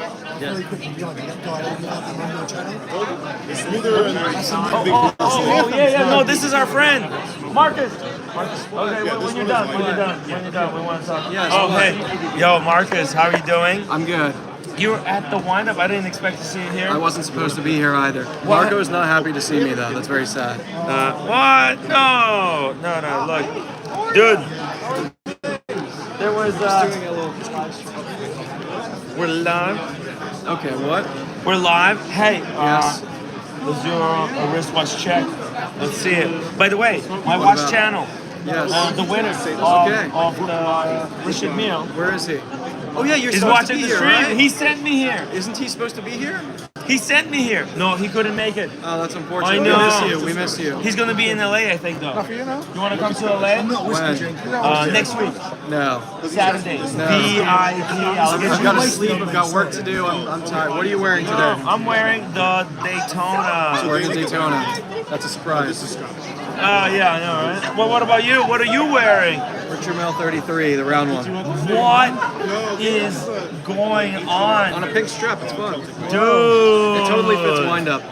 Where does this come from? I've had it for a while. You had it for a while? A long while. You think many years now. I thought we were friends. I thought you would disclose all of your watches that you have to me. There's secrets everywhere.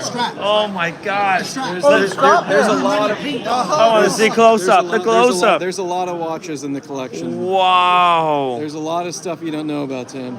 Dude, you know what? Like, it's not all about the tonneau shaped Richard Milles. No. And I've been thinking, this is like at the middle of the night, I'll be looking at these Richard Milles and I'm thinking, if I sell everything in my watch collection, I could get one of these round ones. Yeah.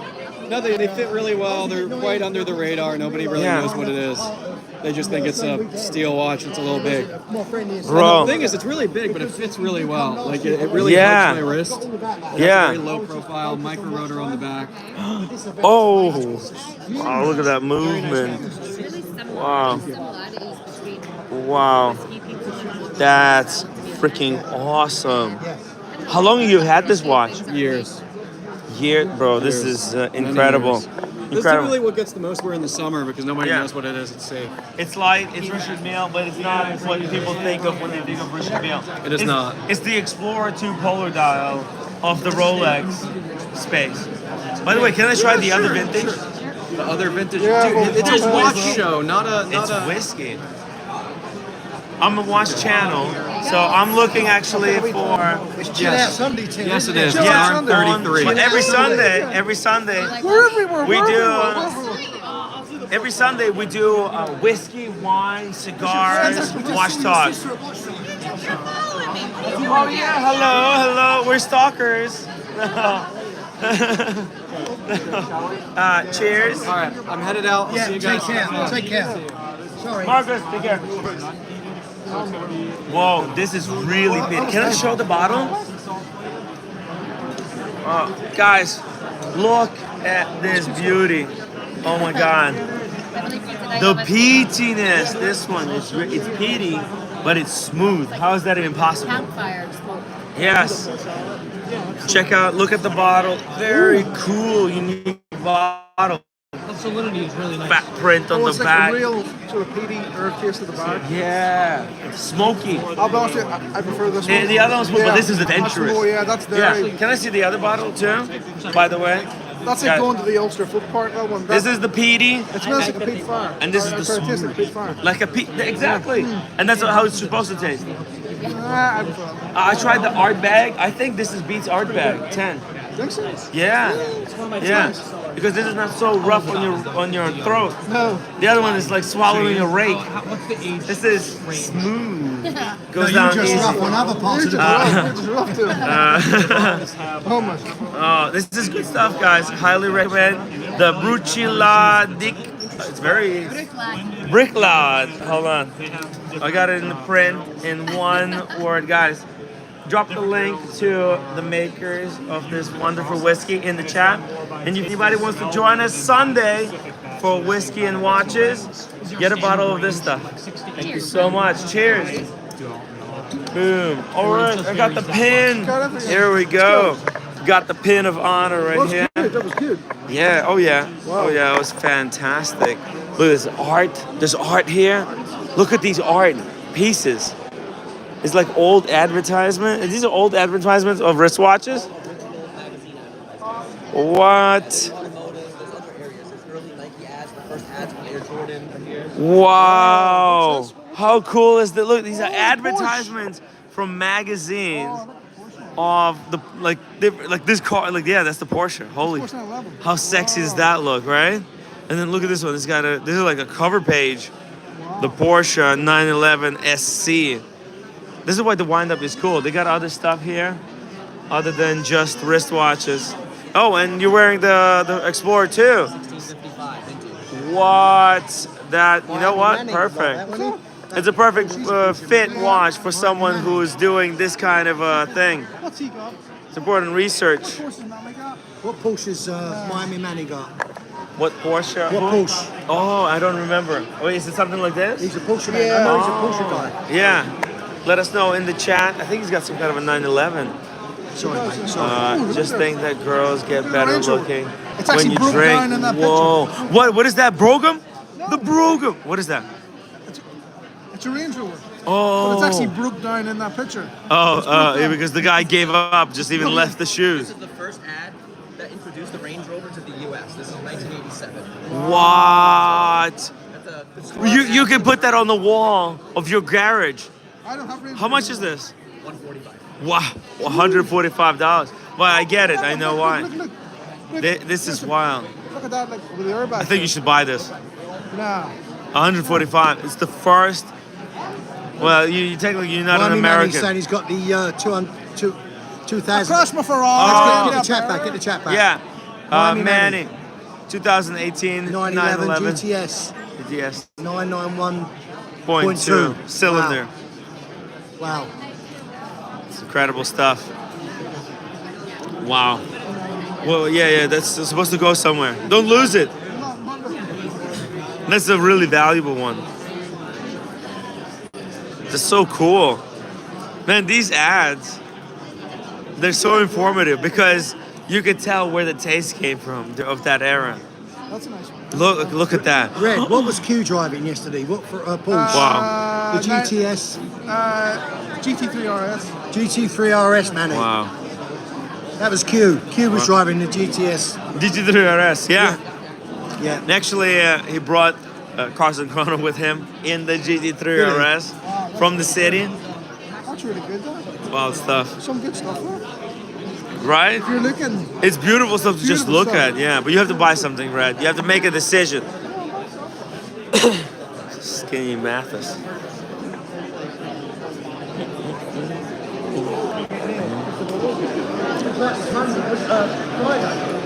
Very nice. Couldn't get near Christopher Ward on Friday.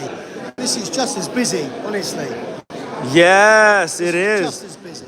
I'm surprised I have internet. How do I have internet? You know the guy, what do you call him? You know the guy that used to work for Zodiac, now he works for... The Zodiac watches? Oh, No, he's not here. No, you know the guy that works for, you know, that used to work for Zodiac. yeah. He used to work for Zodiac. What's his name? Listen, Chris? Oh, is it? Yes, I think it is Chris. You're right. It is Chris. I wonder if there's Wi-Fi. Let me just check something.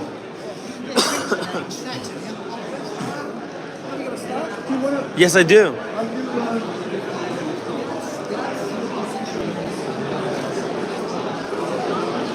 Where can we ask if there's a Wi-Fi? Oh my God. Oh.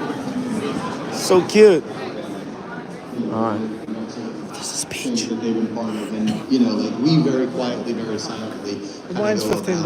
Are you kidding me? $15? After trying to work on all the Apollo and Gemini missions, they were on. Some Yeah, I'll pass. I'll pass. I'll get that whiskey again. Huh? It's expensive. I want to get... It's $15. What's it printed? Maybe I'll get the beer. $8. What we're doing. We're continuing to look at what's out there and what's happening, and you know, there's still some relationships in place we have to be careful of and walk lightly with. But Patty and I have a trip. Okay, I'll get one. White wine. And you know, we're gonna chat and talk to people and get. Is there a Wi-Fi? Kind of going it's a conversation that's it's real, it's authentic. Okay. Just some of us sort of I know, right? space nerds in the room. It goes beyond the watches. Staff guys. The instrumentation. If you see somebody from member of staff, point them out to me. I mean, they have big things. Chance to look at. They got a tag, right, with the Windup on it. Stuff over there. That, let's just say there would be no astronauts wearing watches anywhere if it weren't for the systems that got them there in the first place. And these are stories that in period. It wasn't a story. Cheers to the watch community. It was just something that they did to help this country and that incredible program. Seen the word 5 euros. Fully support my watch channel's request.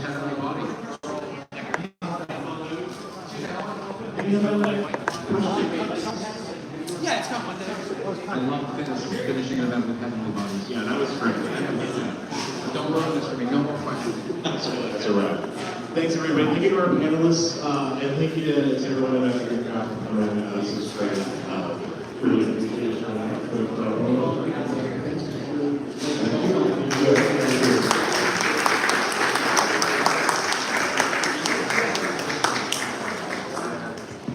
I don't know who these people were, but that's pretty cool.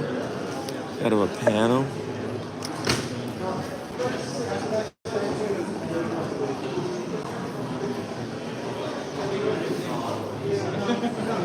Hey, dude, are you a model? Are you a model? No? Looking good. What watch are you wearing, by the way? A vintage electronic diver. Holy shit. Vintage electronic diver. Damn. Very nice. We're live on YouTube. It's like a community of watch collectors. You want to say hi? Love the look. Check this out, guys. What's your name, bro? Grant. Bren? Grant. Grant. Nice to meet you, Grant. Tim. We're obviously live on YouTube. We're talking wristwatches. You know, we go to all these different watch events. What brings you here tonight? I buy watches a lot. Yeah? Watches mostly. Vintage watches. Yeah, fix them. What's your go-to brands from these vintage? Sorry. What's your go-to brand from these vintage space? Well, whatever I find at the flea market. And Flea market? Oh yeah, you go to like different ones. Yeah. Flea markets.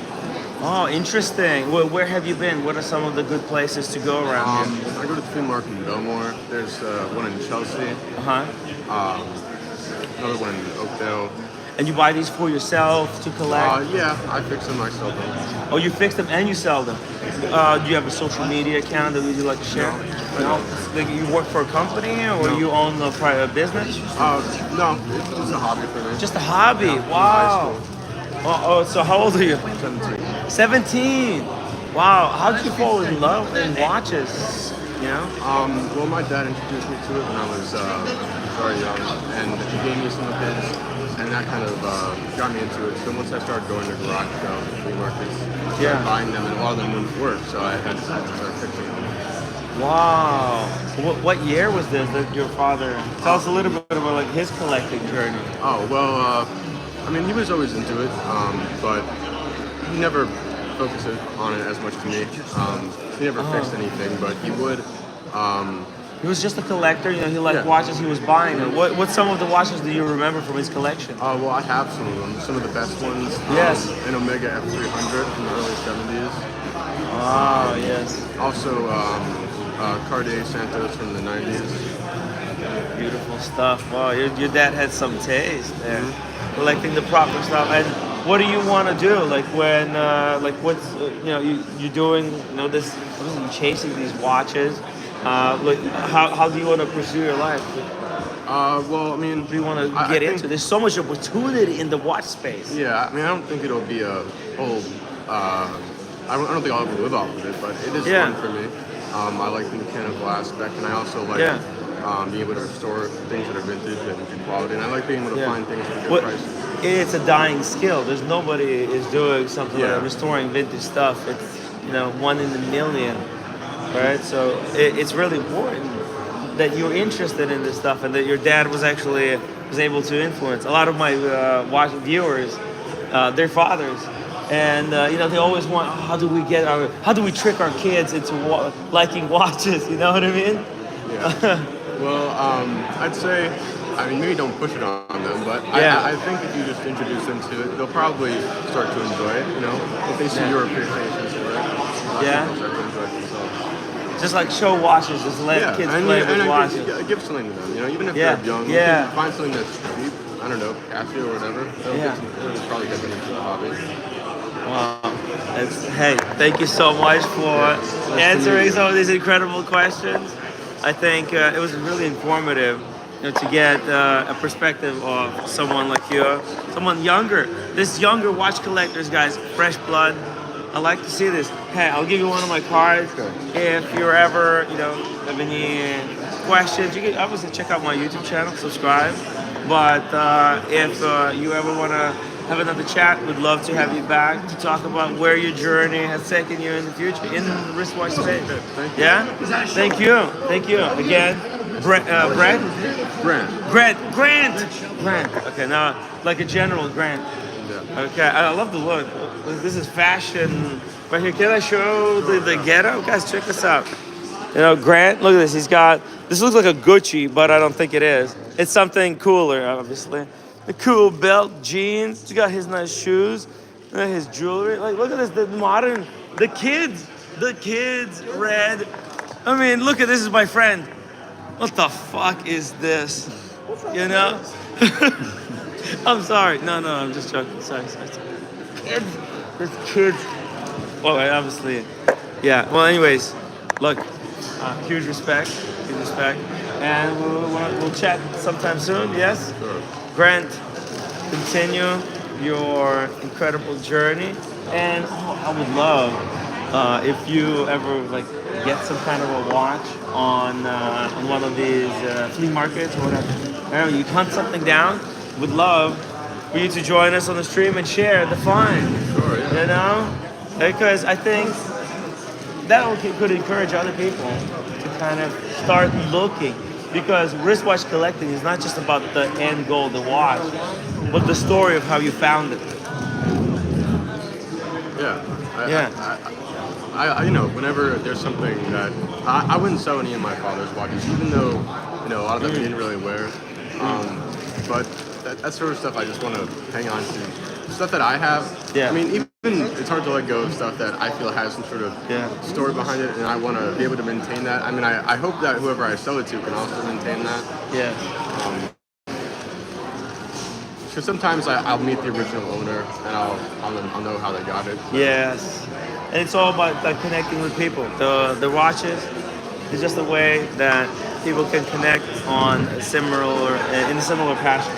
So again, man, I'm supposed to let you go 15 minutes ago. Thank you so much for answering all the questions, and we'll have you soon. Yes. Sure. Guys, I can't wait. Can't wait. Bring a find. We'll have Grant's finds. It's a section. We'll do a section on my YouTube channel dedicated to like whenever you find something interesting, you jump on 20 minutes, maybe half hour, maybe an hour, and we talk about what you got. All right. And then you can do your own show. And there you go. You got something. Anyways, we're planning too much. All right, we got to get back to watch stuff. Rich just comes to the restroom. Oh, really? Okay. That's a problem. It's a problem. But maybe when you drink too much wine, you need restrooms. Good kid, this Grant kid. But yeah, we do. Versace boy. Wait, what's the time? We got the time. We got 2 hours. From now. Versace boy, great to meet you yesterday. It was an absolute pleasure. Shame you couldn't come to the meal, but you know what? And best wishes to your mum. But thanks, sir. I had a beer with Versace boy after, and we had a little walk back to our hotel and had a chat. But unfortunately, he had to go back. But I'm really glad that you came to that dinner with us. I know you were a little bit worried. Oh, going out of Brooklyn. Yeah. Come on, Timmy. Yeah. Is this another yellow face disaster? No, it was nice. We shared an Uber. Yeah. Which I'll begrudge getting an Uber, being an ex-London cabbie, but it is what it is in New York. Because the yellow taxis don't know where they're going, so. Yeah, exactly. They ain't got a clue where they're going. There's no GPS. Guys, let me tell you something. We jumped in a yellow taxi just to go down to Soho to see what it's all about. Yeah. So we jumped in the yellow cab outside our hotel, making our way. All of a sudden we come to a stop. And it's going, the taxi won't start. It's stopped, the electric taxi. Oh, okay, sir. We'll jump out here and we'll just make it. We'll walk down to Soho. And then what did we see? The same cab go past us and turn back. He actually got rid of us. He actually got us out of the cab because he had a fare booked for 11 o'clock. And it was getting near 11 o'clock. So he had to get rid of us to go and pick up the book fare. So he pretended the cab had broken down. Is that right, Red? He was a bluffer. What is going on? Are you for real? No, seriously. He stops. What? He pretends the cab won't start Broken again, down. Right? Yeah. Right. We pay him. Right. We get out, and then he drives away. He drives past us. He drives because he wanted to get back to the hotel for his 11 o'clock fare. Oh, unbelievable. No. Unbelievable. He should never have taken our fare. He should never have taken it. Oh, he didn't even take the... We walked out of the hotel, and we just sort of walked to a cab that was waiting there. Yeah. And then I tried the door, and then the hotel doorman said, Yeah, because he said he's booked for 11. But the driver said, no, I'll take him and I'll come back, it's fine. It's fine. But the way he went, I mean, it was about 11:15, and he just pretended that the cab had stopped and it wasn't starting. So we got out, paid him, and he just drove past us. You can't make this shit up. Only in New York. That's gaslighting. Yeah. He just gaslighted you into... Yeah. Beautiful. We didn't actually travel that far. No, we didn't seem to travel that far. $20. $20, yeah. Yeah, it's like a trick. It's a trick. It's a trick. They got these New York taxi drivers. They got a trick to get the passengers out if they feel like they have to be somewhere else. They don't want to be with this company He anymore. wanted back for his 11, and he knew that if he drove us all the way where we were going to, He wouldn't have got back. He wouldn't have got back. He wasn't getting back in time. So he's earned $20, guys. Elbowed us out, and he's going to pick up his $20. You shouldn't booking. pay anything. No, If you didn't- $20. But he didn't get you to the destination. No, he you didn't. shouldn't pay anything. You got scammed. We did. You don't pay Oh, if did you. not?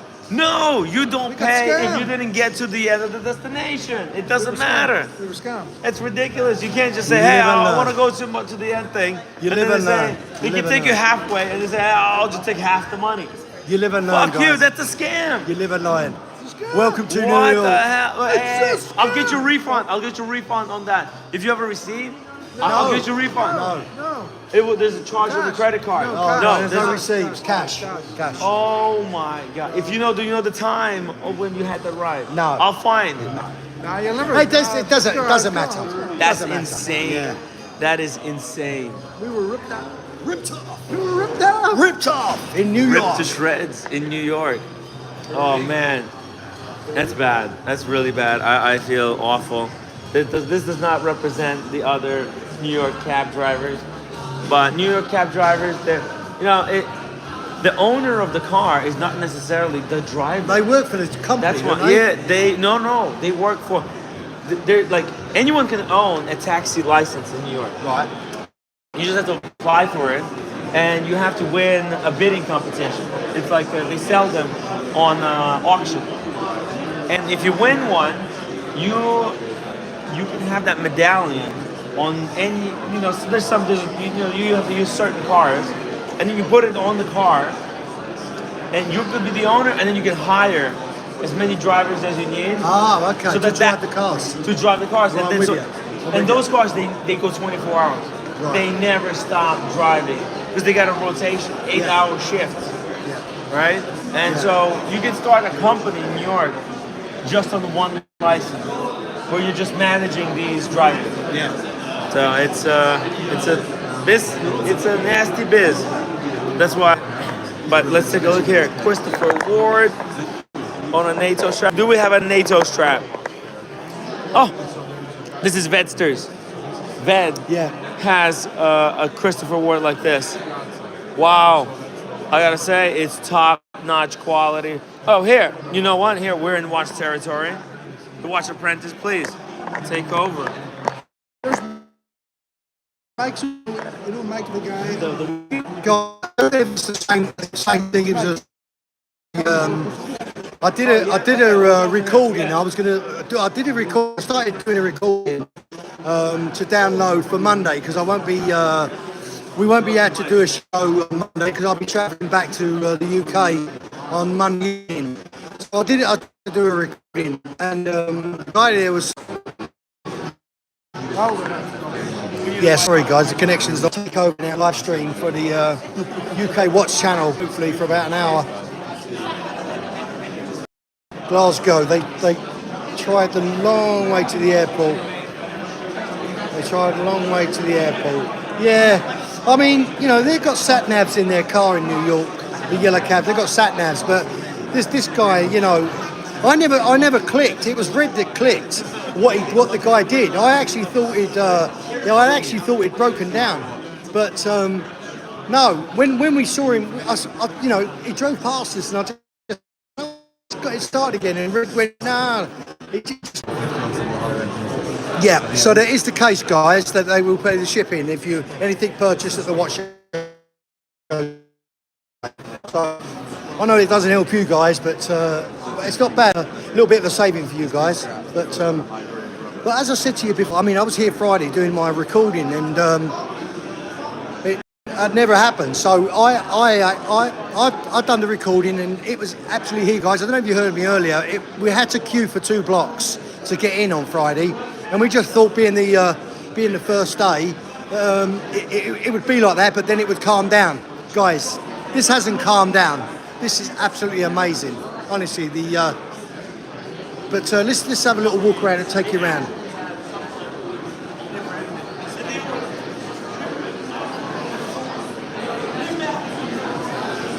And the problem I had as well on Friday, was the noise. I didn't know whether you could hear me properly, but it wasn't too bad actually when I went back to the hotel room and played it back. My actual volume wasn't too bad, but you couldn't really, you could make me out, but yeah, it was so noisy, and the same today. It's the same today. So yeah, I'm sorry about the internet, guys. He was talking away, and it cut out, and I couldn't reconnect quick enough. But I hope everything's okay now. But it seems a lot better now. So, and I just say, I just took over. I was going to do a live stream for the UK Watch Channel community today because, as I said before, I was going to be travelling through overnight on Monday. So that would be like a Monday we would miss on the show. So I just wanted to give you guys a little bit of content for Sunday to make up for the Monday. But anyway, I'm going to stop chatting, guys, and show you a few watches. This is Orient Star. Japanese, everything they do, excellent.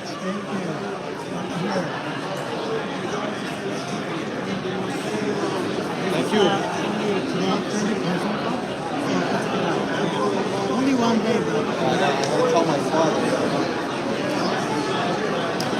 I'll tell you what I did notice, guys. When I was actually doing my recording, I used the word stunning so many times. I need to cut that out and maybe find a new word. But I mean, to sum up some of these watches, you know, are absolutely stunning. Is an understatement, to be honest with you, because you need to see these in the flesh. Pictures doesn't do these watches justice, honestly. You need to come and see for yourself. Some of the watch face, the dials are they're literally absolutely stunning. So.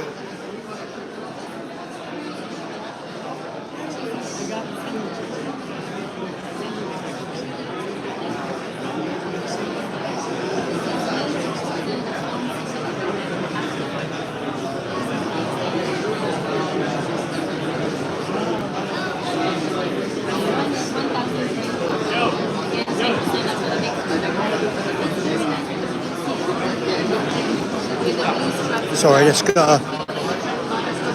a bit of cellophane just to protect it, guys. So sorry about that. So. Okay, thank you, madam. Thank you so much. Thank you. I'm live on YouTube. Okay, so thank you. Oh, okay.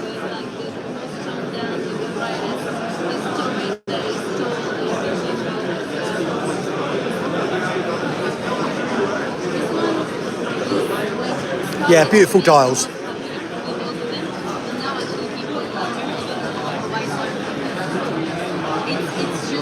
William Wood.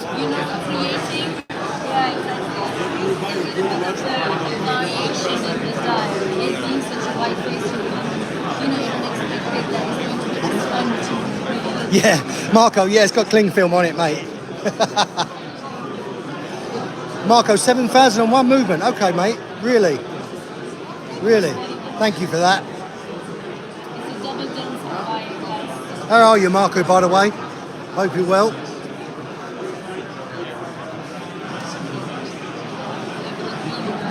Sorry, sir. No, I'm sorry. I apologize. I know. Yeah, it's great. It really is. It's cool, man. But yeah, it's so bad. Yeah, I know. We always feel the same. Udinki. TWA, you are a gentleman and a scholar. Great job, my friend. Thank you, Miami Manny. Thank you, sir.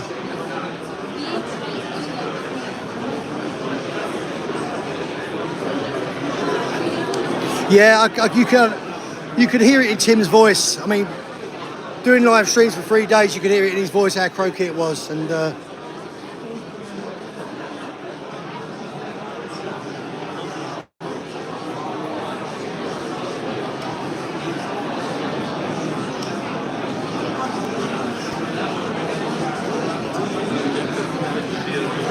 Morris, sorry, sir, just in the just catching your name. It's okay. So go untick. So if you have the time forward. For instance, 1.1 million. Of course, yeah.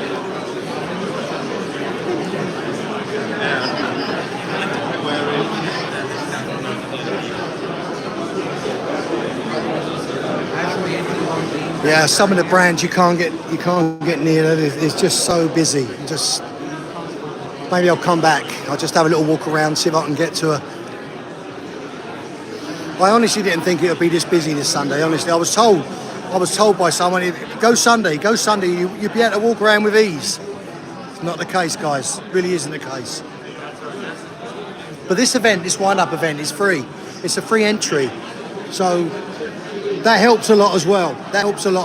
You know, I hope I'm not talking out of turn, but to enter the VIP Saturday and Sunday for Watch Time New York was just over $200. So.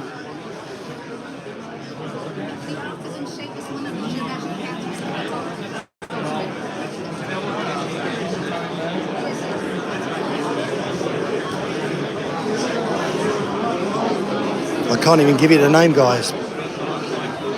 I'm trying to get the name. There we go.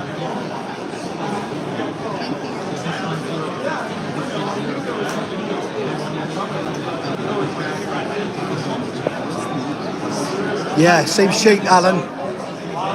Yeah, I suppose we're spoilt, mate. You're quite right.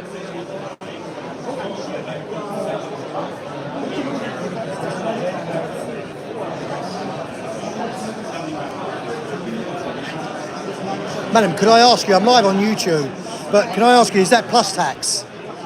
Import taxes. Import taxes, Yeah, okay. Because we don't have the stocks right here. Right. This is going to be a lot of paperwork for us. We Yep. have to register and stuff. So we're selling these online to our website. And Yep. then shipping is already included in it.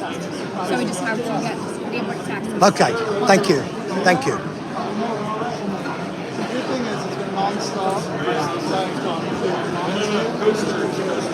Thank you very much for watching.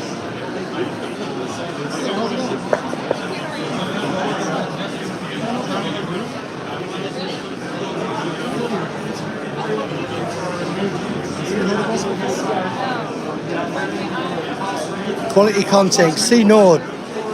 €5 super chat. Quality content, Stephen. Much appreciated. No, thank you, C Nord, for your support. And thank you so much for being here, my friend. Thank you. I've noticed you're in our chat now. I hope you're become part of our community, C Nord. You're welcome. Now, watch straps, guys. So.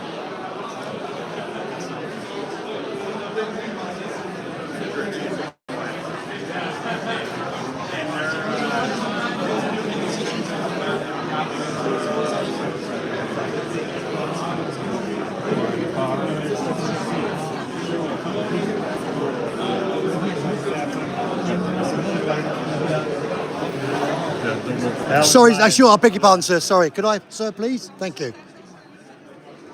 Sir, I'm so sorry about that. No worries.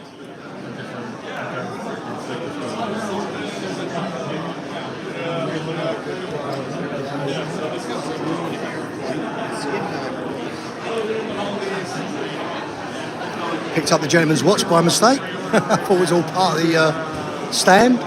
Whoops.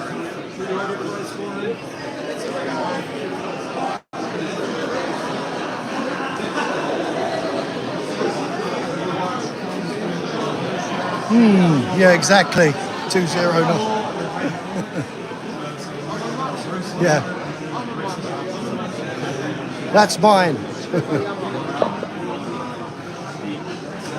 Dirt Diggler, I see. Dirt. So polite. Yeah. How are you, my friend? As I say, guys, as you can see, look, you just can't get near the stands. Just so busy.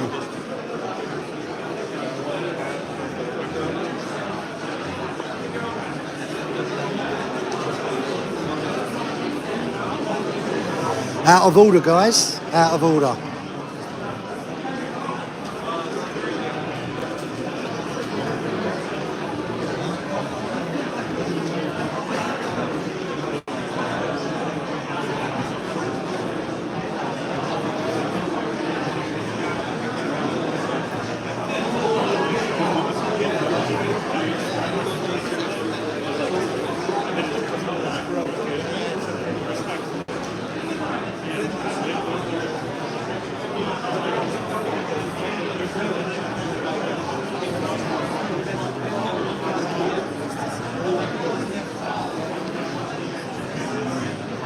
that this show's been is well represented by watch brands.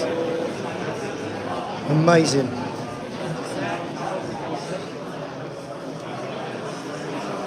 The colours are beautiful.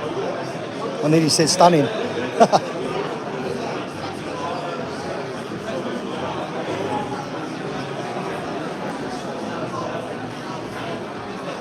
Thank you, gentlemen. Thank you. That was out of order, guys.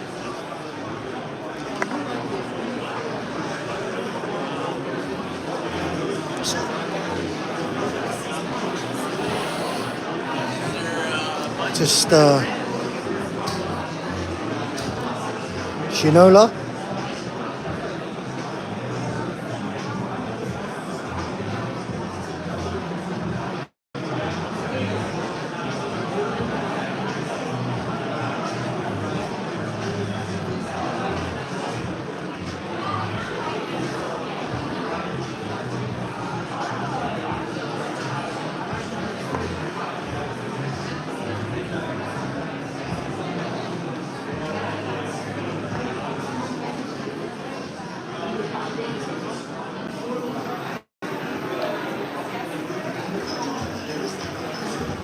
Oh, this is all Shinola, guys. All Shinola.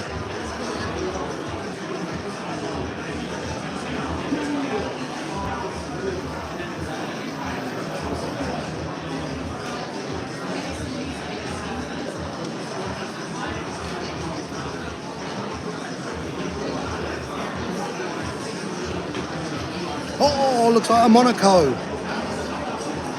Kojak and Chronos.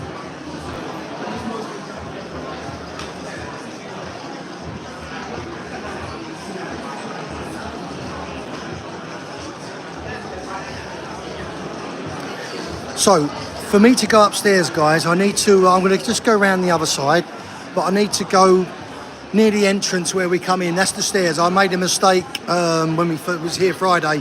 I tried to go up those stairs, and that's for staff only. So, to go upstairs, I need to go to the front of the entrance, and I'll go up the stairs and take you. Well, Grandmaster Chime, $4.99. Thank you. Sorry, it's just gone off. Bear with me. Thank you, the Watch Apprentice. Have you seen Sarika watches yet? No, I'll tell you what, Grandmaster Chime, I'll keep an eye out for them, sir. And when I see them, obviously, sorry, what was that? It was Sarika?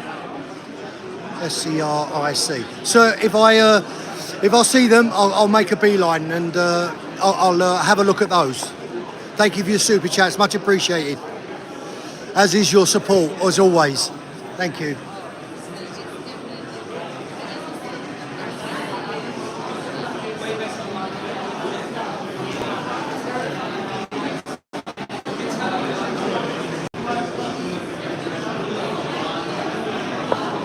I think, guys, personally, I think this is busier than Watch Time New York. Mind you, it's a completely different Watch Time New York. I don't know, I assume Tim showed you around there because it's circular. So, you know, it's. I'm not quite sure how many people it would hold, but this really seems busy. Really seems busy, honestly. It's like Penn Station. It's like a subway station. Honestly, people in there. Look at them coming down the stairs. Excuse me, I just stand back. Look. It's like when you get off a plane at JFK and you go to customs. That's what it feels like. But let's have a look at here while I'm here. Actually, see if it says. These are not all the brands, guys. These are not all the brands. Sorry. These are not all the brands. These are just some of the brands that are on. We just saw Shinola, Oris, Christopher Ward, Bolivar. So that name I can't see on the wall. Sorry, Baltic, Akitron.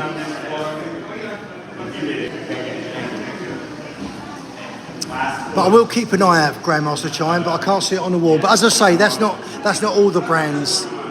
That's not all the brands that are at this show.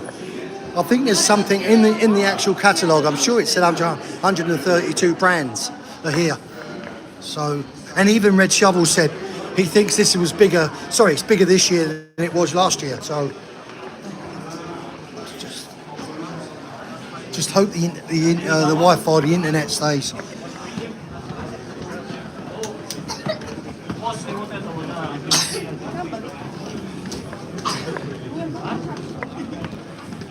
Sorry, Mark, I'll get that back. Sorry, I'm going up the stairs and the chat goes off. I have to get the chat back. Hold on. Sorry, what's that say? American company, can you stop by there? Okay, sir, I'll try that, Marco.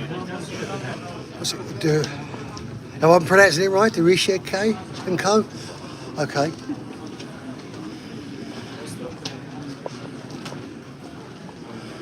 It's just people just. I won't.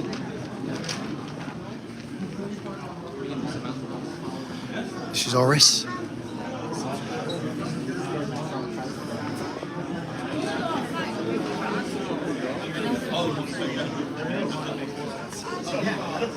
I actually got near this one on Friday when I come in. This is one of the only brands that I actually got near. Now you can't get near it. I don't know if it's busy. It seems Sunday. Today seems busier than it did Friday, but that's just me. Sorry, guys.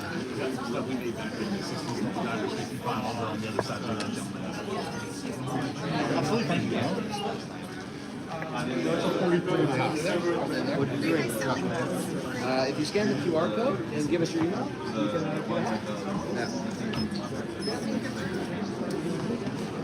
Thanks, sir.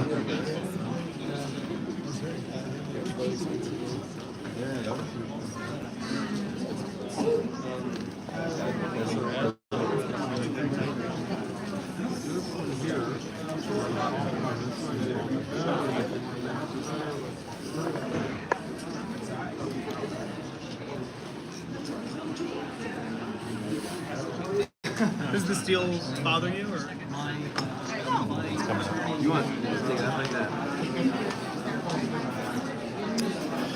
Oh, I did this. These are all the Casio vintage Casios.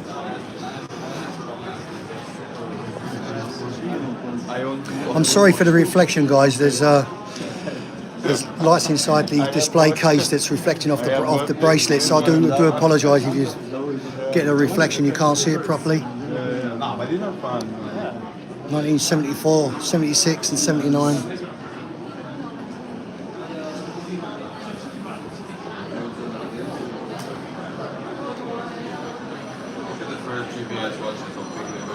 So I'll just skip it. I'll go back to them watch cases, guys. It goes up in the years, so. World's first GPS satellite. Let's check. 1999. You think it's salsa?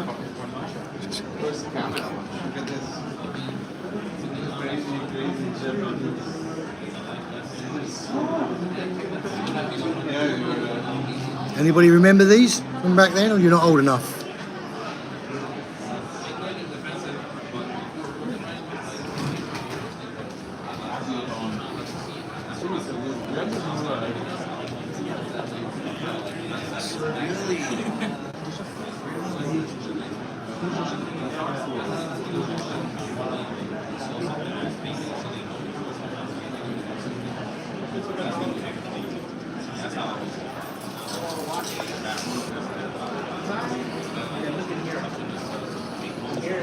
Let's go have a look at the G-Shock thing.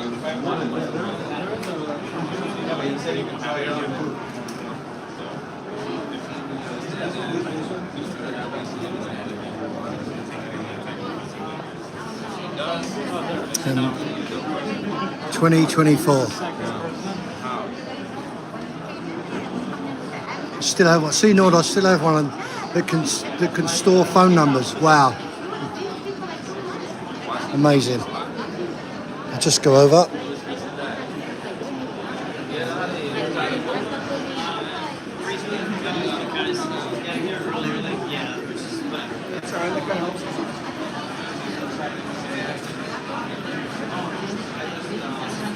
The Casio Tron anniversary is very cool. Okay.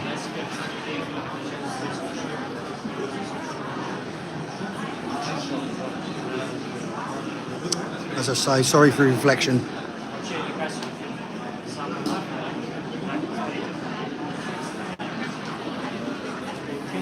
Sorry.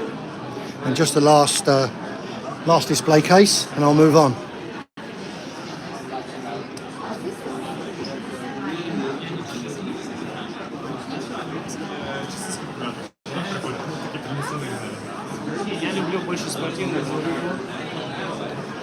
Wind up watch fit. Yeah.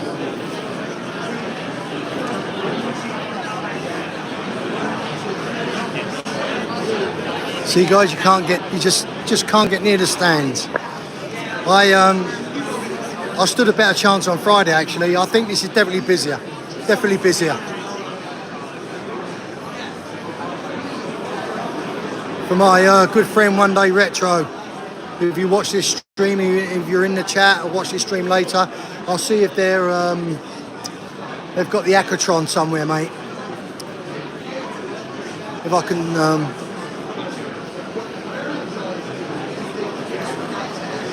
just having a quick look for my good friend One Day Retro. See if I can see the tuning fork.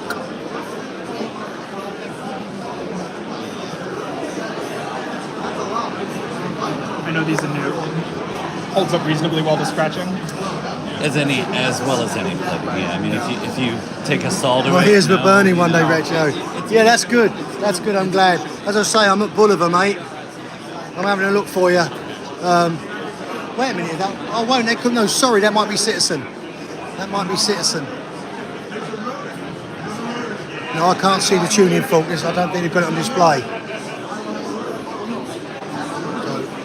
Yeah, sorry guys, that's Citizen. Oh no, it's not. Wait a minute. Look, I just see the emblem. So it must be still Bolivar. And yet it's got, you just look, see, it's got Citizen through there. Ah, oh, I see. So Citizen's right next door, sorry.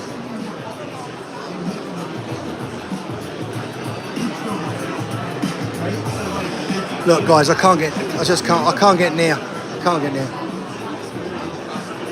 I didn't see anything, One Day Retro. I didn't see anything there. But I'm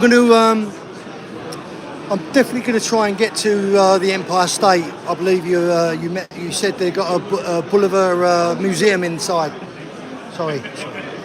So I'm definitely gonna try and do that before I go home. I've got a couple of hours to spare tomorrow. Perhaps I'll have a walk to the Empire State and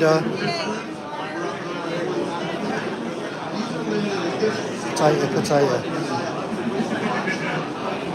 Yeah, thanks, comrade, for asking people, reminding people to upvote. It does help.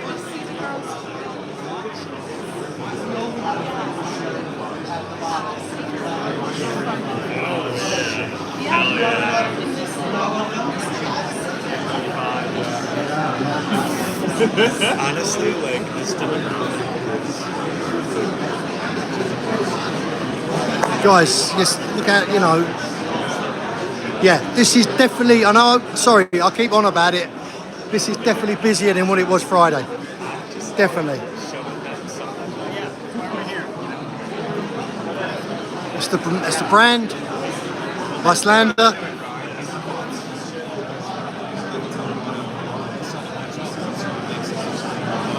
So this is the way it works, like if you know that Los Angeles is that way, then you basically feel okay building up. He came over to see me over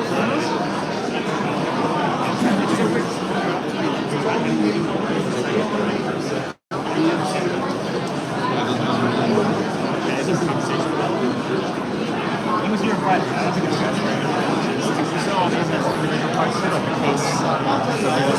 the case is not really just like the SPX series. 007. It's a case that I can sell on the case. Have a decent lot. Probably for some reason.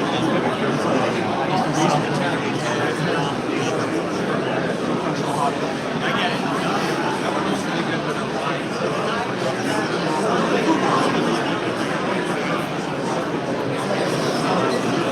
Venetianico, just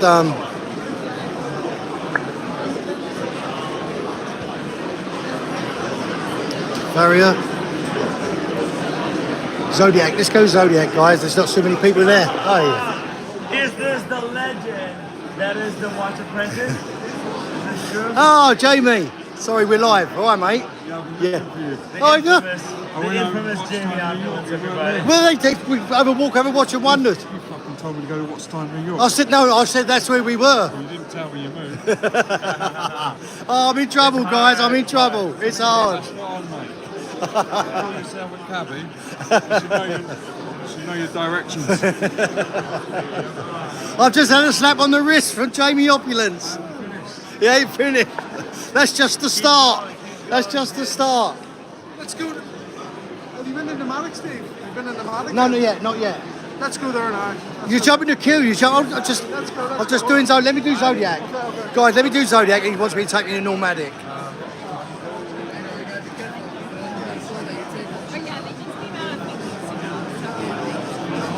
Thank you for your time. Almost done.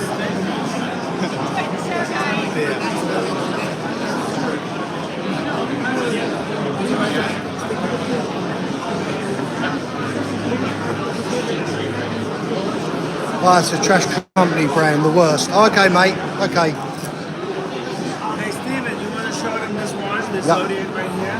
Yeah. Check this out, guys. This is one of those black light Zodiacs. Some colors pop up in black light. Oh, can we get a bit of a shine? A bit of a juice? Look at that. It glows up in black light. Great watch for clubbing in New York City. 34th Street, the Korean district. Great place to wear this watch to. Let's see. Oh, is this a ceramic case? Oh, and even the case side is like a glow-up technology. Pretty crazy stuff. Zodiac watches on. And look at this. What kind of strap is this? It's like a butterfly NATO, or what would you even call this? You see, it's very unique. Yeah. There's two Velcro straps. Yeah, a double Velcro. Very unique in its kind. Trying something new, something cool for the hip young kids. Cool stuff. Love it on the rubber. Zodiacs, guys. Steven, you doing good?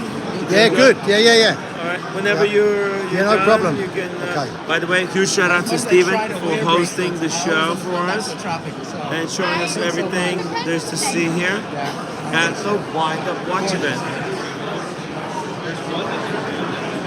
Right, this can't find Red. He said he was going to Nomadic. Let's go to Nomadic. Go to Nomadic. Go to. Let's go together to Nomadic.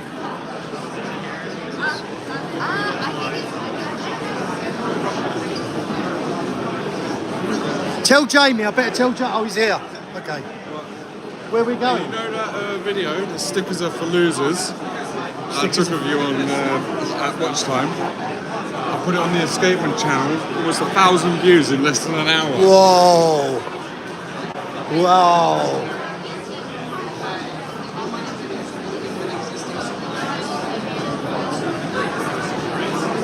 Yeah, Jamie's here. JDMTL, Jamie's with me. Jamie, JDMTL was worried about you. He hadn't earned anything. Yeah, I'm laying low. He was laying low. He was laying low, JDMTL. Jamie said he was laying low. We're off to a Nomadic, guys, so I've been hijacked. I had a terrible night's sleep. Oh, I haven't slept well here, mate. I haven't slept well at all. I was looking through the spy hole like 10 times.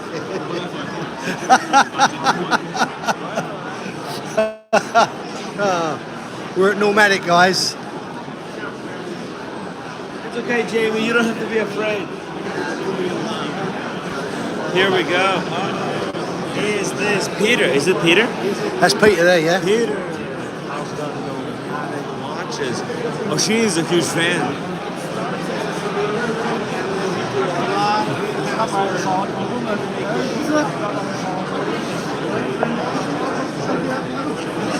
We'll go after this. You want me to interview or do you want to talk? Yeah, no, you.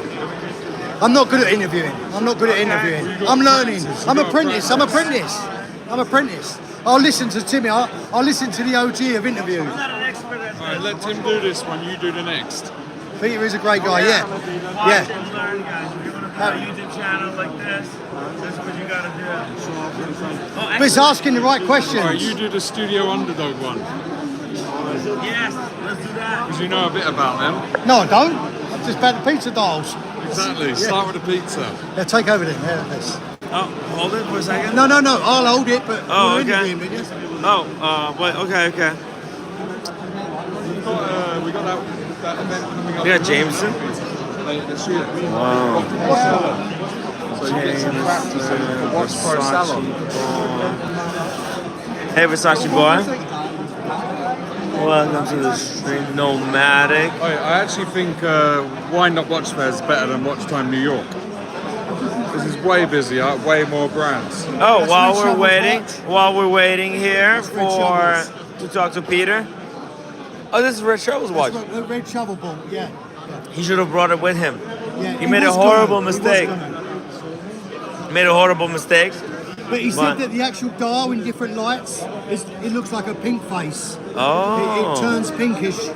Wow. He bought the black face. It's a very unique dial. Where did they make these? Where did they make these dials? It's incredible. Belfast. Belfast. Wow. These are Republic of Ireland. Dublin. Wow. Are they from Belfast or Is Dublin? that Jameson? Oh, Peter! Peter, hey. Hey, Peter, we spoke earlier today. Cheers.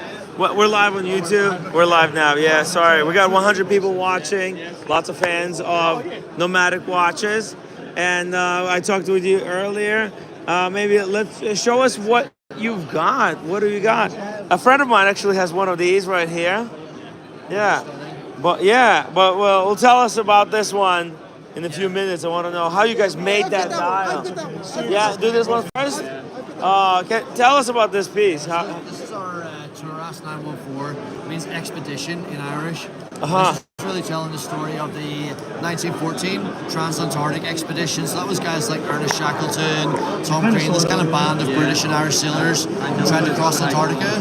Yes. And ended up getting trapped in the ice, and they spent about 2 years. Oh, all I survived, see. and it was this amazing survival story. We wanted to tell that with the icy kind of texture on the dial of this watch. Wow. Like an explorer's watch. Absolutely. It's a great That's exactly what it's for. nomadic take on exploration and celebrating heritage and some cool stuff that people did before they got lazy. When they were going to Mars, right? Am I right? That's it. Back when ships were made of wood and men were made of steel. Yes. Exactly, right? How do they even stay afloat?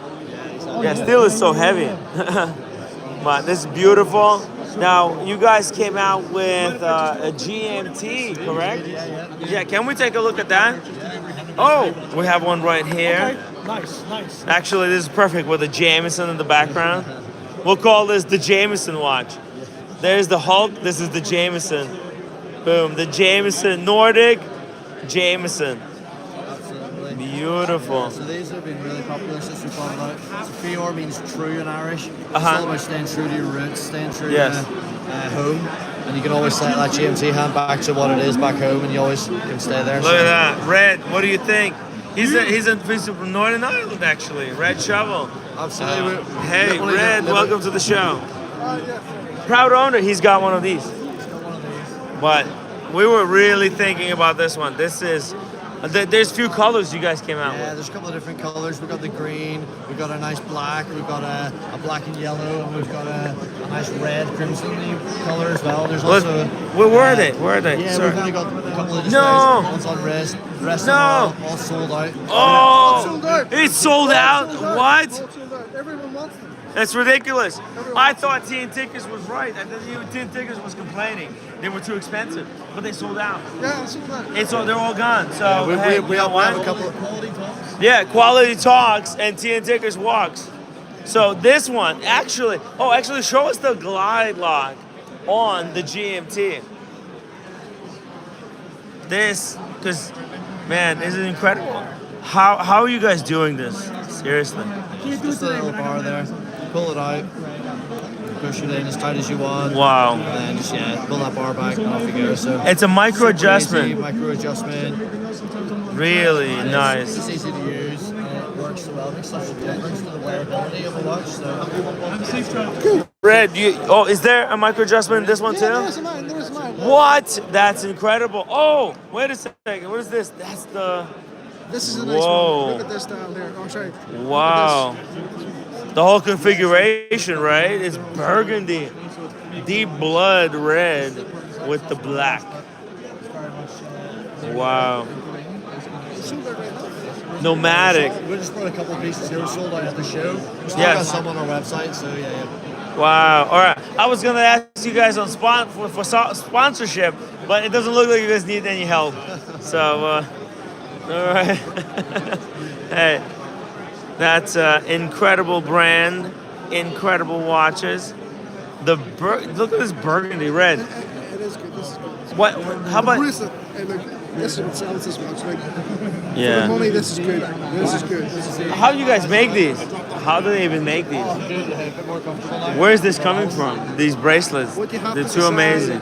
What you have to decide is whether you want something that's not a Christopher Ward. Yes. Christopher Ward is so mainstream. It's so big. This is like a micro brand compared to Christopher All Ward. these guys, all these watches are all hand assembled in Belfast in our HQ. So I've been there. Seen I've been there. Workshop. Yeah. So Connor, Really? Connor, who's away to the toilet, is our watchmaker. So he's hand assembling everything in house. Wow. Quality tested and pressure tested, and that just gives us the confidence to give a lifetime warranty on any of our watches. So as long as Wow. you need to visit. You need to visit. Lifetime warranty? Are you kidding me? Okay, well, we're coming to Ireland in 2 weeks, so See you there. expect us there. Let's start scheduling stuff. We'll be in touch. Sounds good, Tim. See Thank you around. so much. Incredible presentation, incredible watches, incredible people. Do you want the whiskey? Oh, there's a whiskey? I would have a whiskey, a little bit of whiskey. Yeah, just a little bit of Jameson. This is the Jameson, by the way, right here. Is it The better than this Jameson. one? Will it be better than this? That's a good question. Oh, we're just starting. It's the beginning. The beginning of the end. Cheers to Nomadic watches. And Peter. Sit. Wait. Let's flip the camera. Go. What's good? That's really good. You know what? It's underrated. Underrated. It's underrated. Just like Nomadic. Boom. Boom. Thank you. Thank you so much, guys. Can't wait. I would love to talk to you about the whole history of the brand. Really inspiring. We'll talk soon. Wow. Good guys. Good guy. Who's this? Who's this? Sorry. Hey, we're live on YouTube. What watches are you guys wearing? This is Oxia Time right here. Oxia Time. Yeah. Very nice. And what about your friend here? Oxia Time. Oxia Time. You guys from Oxia Time? I'm the founder. Oh, Oxia Time. Okay. Okay. So what's your name? John Canaris, the founder. John Canaris and My name's Peter. Peter Canaris. No, Peter Horn. Peter Horn. Yeah, I thought it was your son. Beautiful son. He's an NFL agent who helps me get deals with college coaches and NFL stars. Oh, so this is watches. Yeah, for the Heisman Trophy. For coaches. Heisman Trophy. For the trophies. It's like, that's so amazing. So, like, if a sports team, they win the championship, they can all get a watch that they can share together and bask in glory of victory. It's beautiful. It's a good idea because there's been stories of like celebrities. Right, I think it was LeBron. Yeah. He bought Rolexes for everyone. All his teammates. Yeah, that's the top level. Yeah. Nobody should be getting fucking Rolexes in high school. No, there's levels. There's levels. For and sure. it's a great, incredible way to start a fraternity because it's a beautiful watch that could commemorate a beautiful event. Yeah. And championships, graduations. Beautiful stuff. High-end commemorative watches. Great idea. How'd you get this idea? Started my experience as a college athlete a long time ago. I was a college athlete. We won a championship, and the university gave us a really crappy watch to commemorate that season. It always frustrated me. I had these great memories and a crappy watch. So I looked and looked for a nice watch with my alma mater's logo. I couldn't find it. This became my midlife crisis. I'm like, screw it, I'm gonna do it myself now. Hell yeah. Respect. Respect. And you, where is your company based? Here in the U.S., in New Jersey. USA, respect. American entrepreneurship, nothing better than that. Swiss-made watches designed in the U.S. Oh, really? Yeah. They look really good. Thank you. Do you have a card by any chance? I'll get a card. I would love. Okay, Axia. I'll just show that. Yeah. Axia. Time. Yeah. Okay, it's John. a Greek word. Axia means worth or value in Greek. Axia. Worth or value. Yep. Gotcha. My parents are Greek immigrants. Really? I was just in Greece. Nice. Yeah, I tried souvlaki. Very good. And I learned that gyro is not a, it's called a euro. Euro. Yes. Yeah, euro. Good job. Yeah. Man. My wife, she took me to Santorini and Mykonos Island. Did you go to Ia for the sunset? Yes, yes we did. Yes, we live amazing. streamed it. Yeah. We live streamed it. It was incredible. The view, it's like incredible. yachts at the bottom and all these buildings all building up. The best sunset in the world. Yeah, that's what I do as a live streamer. I take my viewers to all these incredible places. And look at this, a fellow Greek who knows what an Ia sunset looks like. Guys, go back into the archive. Watch the stream.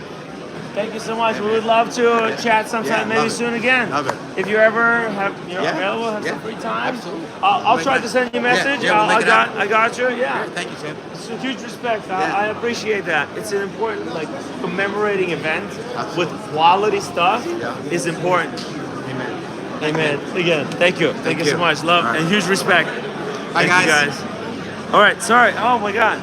Sorry, it's just a brilliant idea. Oh, sorry. What is this? That was OC for a minute, but anyway. Yes, yeah. It's OC standing there.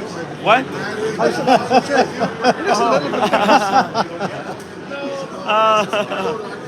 That's good stuff. Where are we going? Oh, let's go to Baltic. Yeah, they're just there. Yeah.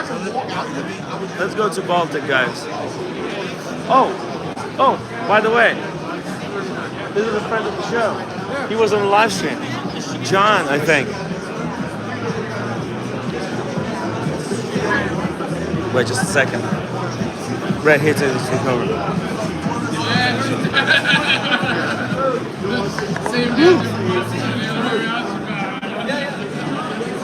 Hey, we're actually live on YouTube. Would you like to say hello? Let's do this. Hey, guys. Past guest. John from Bespoke Watch Projects. The Bespoke Watch Projects. John, we did a live stream together last year. A year ago. Yeah, we should do one again soon. Absolutely. Yeah, whenever you get time, I'll try to contact. Let me get one of your cards, and I'll show some of the watches you got here. My time is your time. Let's do this. Let's do this, guys. We gotta plan these things out. You gotta remind me stuff. John, he's like a designer, right? Off these incredible dials that he keeps innovating upon. Yes, exactly. And hand finished dials. And I do custom bespoke pieces, obviously, as well. Tell us, show us like one or two of your latest creations here, if you have time. Sorry, I've been maybe one. A series of, yes. A series of dials. Dragon scale. These are all hand finished, perlage finished. Whoa, look at that. I even do sterling silver plating on top of the surface. Wow. So I incorporate a lot of my fine art background into watchmaking. So each watch is almost like a painting. Yes, it's a lot of bronze, a lot of stuff that patinas. Yeah. Now, I noticed his style. It's very steampunk. Cool, very steampunk, yeah. Bronze case, really wearable stuff. How much does something like this goes for? These start around $1,000. $1,000. It's actually, custom, fully custom. You could choose a lot of the 24 movement. ETA. Yep. Modified in-house. Wow. Polished bridges. I do customization on the movement as well. Wow. So, incredible. And these are really slim cases. Yeah, it actually has a 6mm mid case. Wow. So it gives the illusion of being very thin. Profile. Yes. See that? Oh, that's look at that. Look at that. Which one? Which one you want? You want to take a look at? This one. Look at that.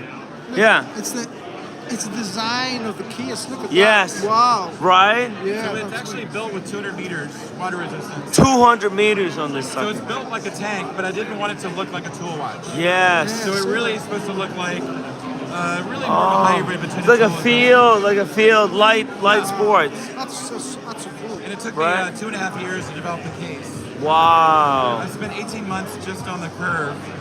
Wow. So it really just helps the wrist. perfecting, because the microscopic changes really affect how the watch wears at the end of the day. Absolutely. This is incredible. And it's a 46 millimeter lug to lug, 38 millimeter. 38, just in the sweet spot. So it really works on both large and small wrists. Wow. That is beautiful. See, that's amazing the way that he's done that, because that makes it Yeah. not as thick. Yeah, look at that. And the finish, polished with brushing. Slim. Oh, yeah, because your eye focuses on... Wow. No, he's fantastic. He does incredible work. Incredible work.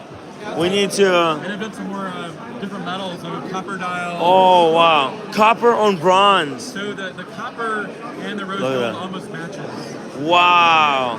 Oh, this is rose gold? And I love Negronis.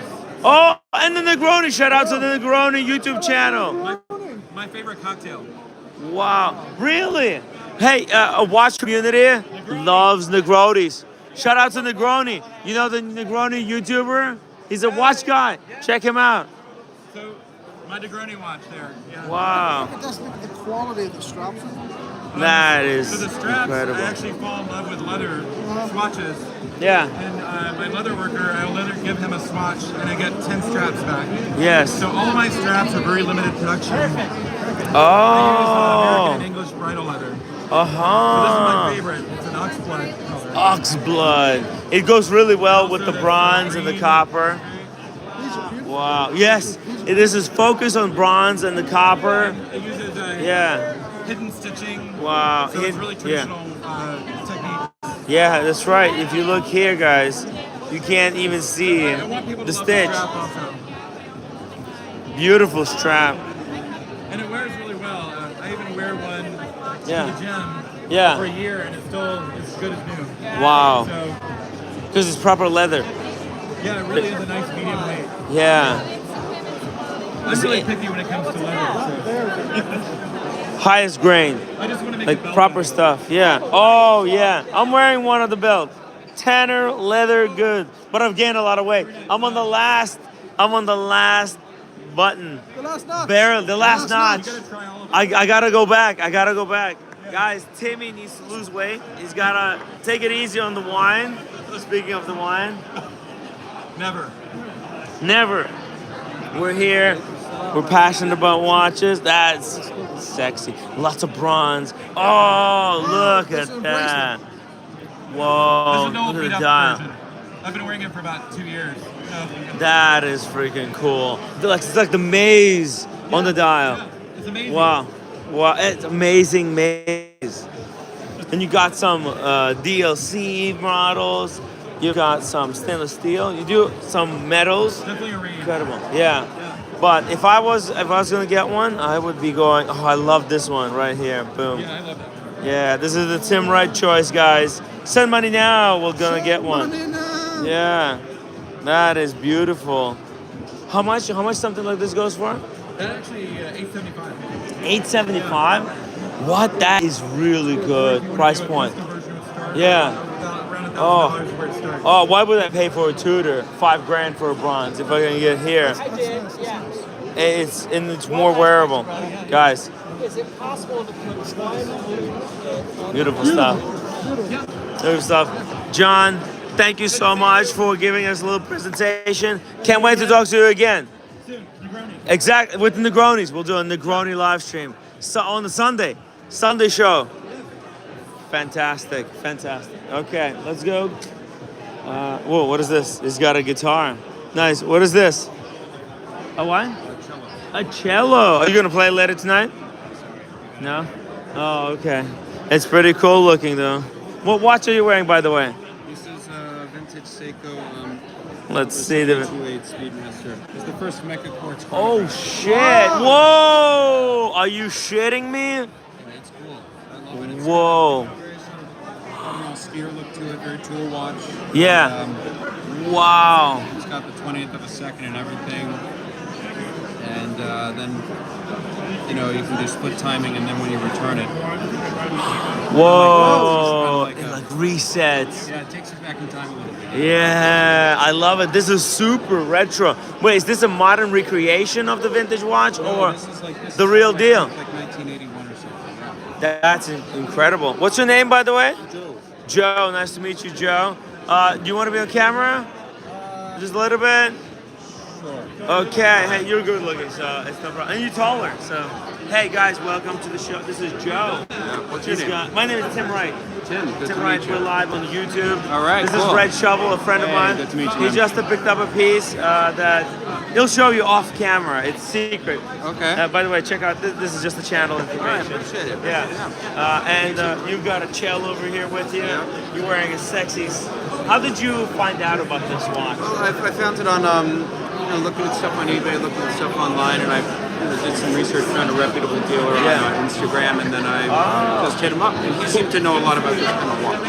What was the Instagram? Do you know? I'm forgetting. Actually. It was years Get in ago. touch with me and let me know who it was. Yeah. Because I would love to promote Give him a his shout out. Instagram. Yeah, I want to shout him out because this is a really sexy stuff.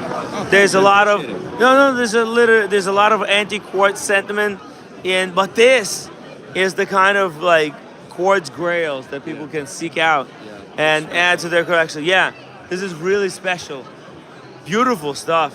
Well, man, love the Daytona, by the way. well, Gorgeous. thank you. It's just like every other one. But what makes this one special? Right? Yeah. I got it for my 30th birthday. Hey, congrats. Nice. Yeah, and for my 18th. Nice. Good. Yeah. Smart. I wouldn't fuck it. Yeah, don't mess around. Yeah. It's not, but because I followed all the like the gray market shenanigans. I've been doing this show for 4 years, so we've been like deeply involved in the watch community, space, everything that's going on. We try to cover all the latest issues. So hey, by the way, check out the show. Join us in the chat. Give us a shout out. And we've been following everything. All right. And the rises, the downfalls, but stuff like this was never effective. Yeah, this stuff is, it's timeless and it's, at least it is for me. It's I enjoy it. Exactly. And There's that's a all watch that matters, for everyone. Yeah, and a lot of people get caught up chasing what other people buy. Yeah. But there's a watch for you. And like this watch definitely describes you. Thanks. Right? Yeah. It's representative. This watch is not very representative of me. The only thing is special about it is that I got it at 30th birthday. There you go. And I didn't like blow my AD. You know what I mean? Yeah. Like I got to keep my dignity. Yeah, there you go. Nice. So that's the only thing. Everybody wins. Yeah, exactly. It's a win-win situation. But hey, thank you for chatting with us, giving us your take, and we'd love to talk to you about your, broader about your collection. It's an open forum, so you like. Okay, yeah, all right. I'll see if Yeah. I can join today or tomorrow or something. Yeah, well, today I'm live over here. Okay, yeah. But usually I do a show at like 5 o'clock to as long as we can take it. And whenever you feel like you want to contribute to the topic, or if it's your first appearance at the show, we'd love to find out about your collecting stuff. And Yeah, I don't have too much stuff. I just have this, and I have a mechanical watch, modern one by Merci. But there's more. There's always more about like how did you get into collecting watches, right? The story never ends. Yeah. My grandpa had a nice watch, and Your grandfather? yeah, he had it's like an old Casio or something. We want you to bring it on the show. Find it. Yeah. You see it? This is what it's about. Sharing like these special watches that I don't have a grandpa who had a watch and gifted me one. So I would love to see one. All right, man. So hey, we hope to talk to you again. Okay, yeah.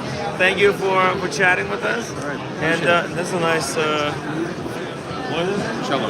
Cello. Nice cello. Thanks, man. Beautiful Appreciate stuff. you. Okay. Take care, bro. Cheers. You want to try one? Oh, by the way, Leiko. Yeah, sorry. You were listening to my nonsense. What's your name, by the way? Sarah. I'm live on YouTube. Can I put you on camera? Okay, a little bit. This is Sarah from Leiko Watches. We're live on YouTube, and we'd love to take a look at some watches. What is this? This is a man's watch. This is when a man becomes a husband. Is what he gets. I don't know. This is actually original. Yes, Like original size pilot's watch. true to the original pilot's watch, worn in like World War II. Boom, right here. This is what it actually looked like. So when there's a lot of like watch tastes and how they changed in the watch space. Right now, people tend to go for something smaller, like 38, 36 mil. Yeah, not a lot. But you guys, but this wasn't for a trend. This wasn't for what people like. This was a tool designed for a pilot to fight in a war. It's incredible. And this is a full realistic of how it used to be. Beautiful stuff. And exactly. And there's a one for civilian. You know? There you go. That's the real deal. And this is if you have a grandfather who maybe was in the World War II and you want to respect him, honor his legacy, this is a great way to remind yourself about the mistakes of our past. Or you can take this one. Look at Looks that. like from Oh. a friend's product, but it's a new one. Wow. Wow. The patina on the case. What is that? How was this done? This is called a fairy dust? No. We do it with German fairy dust. It only works with German fairy dust. By the way, what's your name, sir? Can I? Uwe, CEO of Leica Watches. Welcome to the timwrite YouTube channel. Welcome to our booth. We have a lot of people who love Leica because they were there with like IWC, other brands, but they're not charging like ridiculous amounts. And it's such a fair price point for the insane quality that you can get from this watch. If you respect history, this is like the greatest watch that some history buff can buy. Yeah. Oh, my channel? Oh, here, I'll give you sorry, hold this for a second. My channel is, here's my card, gives you one. Here's one more for you. Thank you. Yeah, we're a watch community, really passionate about watches and everything that's happening in the watch market. It's just collectors from around the world. And actually, I've been doing this show already for 4 years. Oh, thank you so much, Sarah. Are you doing reviews? I do reviews. I do interviews with CEOs, with company directors, with designers. Yeah, I would love to talk to. We do collectors. We talk. It's a live show, and I'll reach out to you guys. Would love to thank Uwe and Sarah for chatting with us here, giving us a little bit of a taste of Leica watches. I'm a huge fan. And if you guys want to get into military grade watches, this is where you start. This is the best stuff. And they have like a configuration that everybody could like. See, you can have the big date, you can have the big minutes, you can have the big hours, you can have a big watch, you can have a smaller watch. They've got a configuration. Boom, and you have a GMT. Yeah. This is like with the 2 crown, one to control the GMT. There's a turning with the upper crown. Oh, so there's a rotating internal bezel. Wow. Steps in half hours. Wow, so it's a GMT that could really appeal to like history enthusiasts. And wow, this is a really cool looking bezel. Wow. That's right? gorgeous. Look How cool is that looks? Yeah. Wow.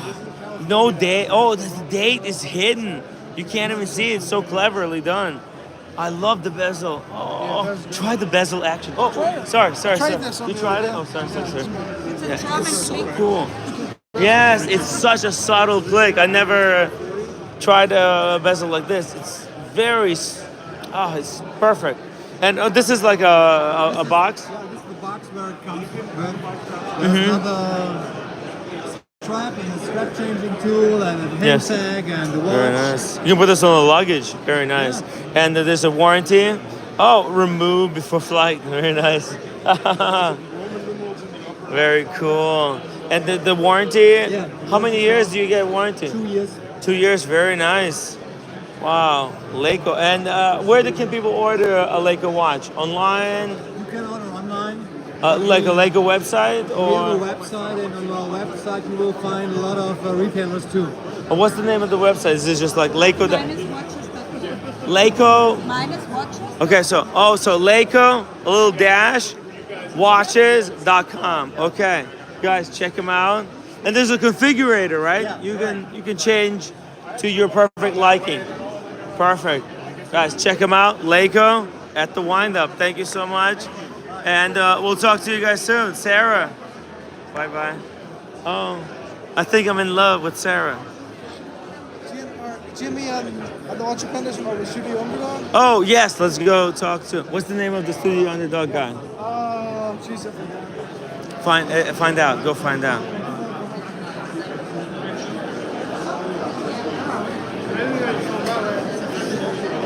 Oh, this one is actually Richard. Oh, okay, Richard. I talked to him earlier today. Yeah, Richard.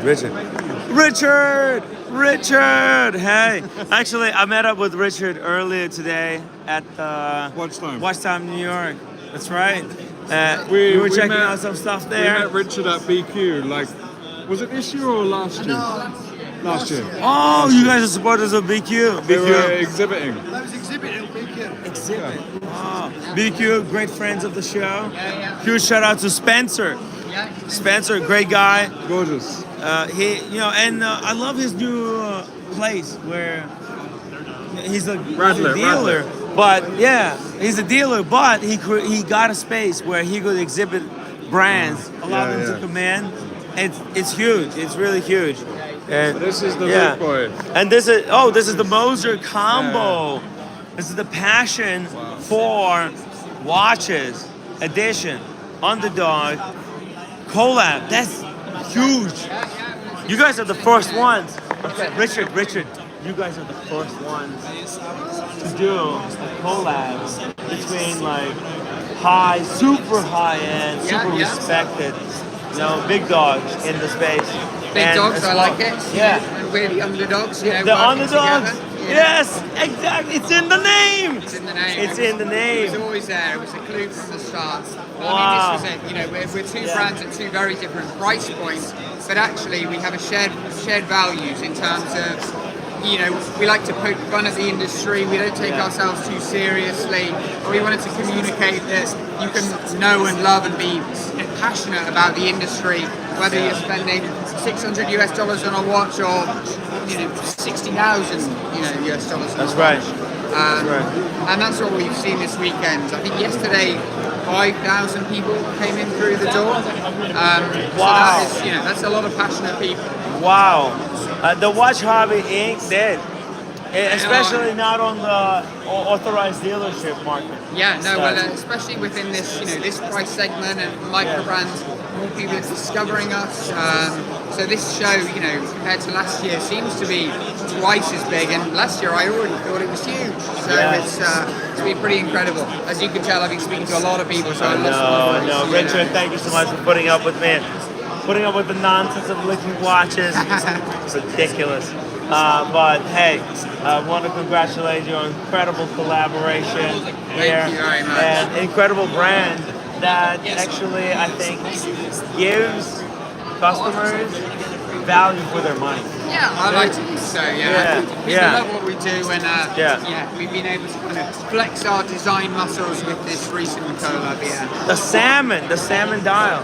Yeah, we've got the salmon dial I'm wearing. I think we showed it earlier today. We showed it. Let's just take a look at it just for a second. Yeah, this is beautiful. The smoked salmon, as we call it. Beautiful. It's gray with the salmon highlight.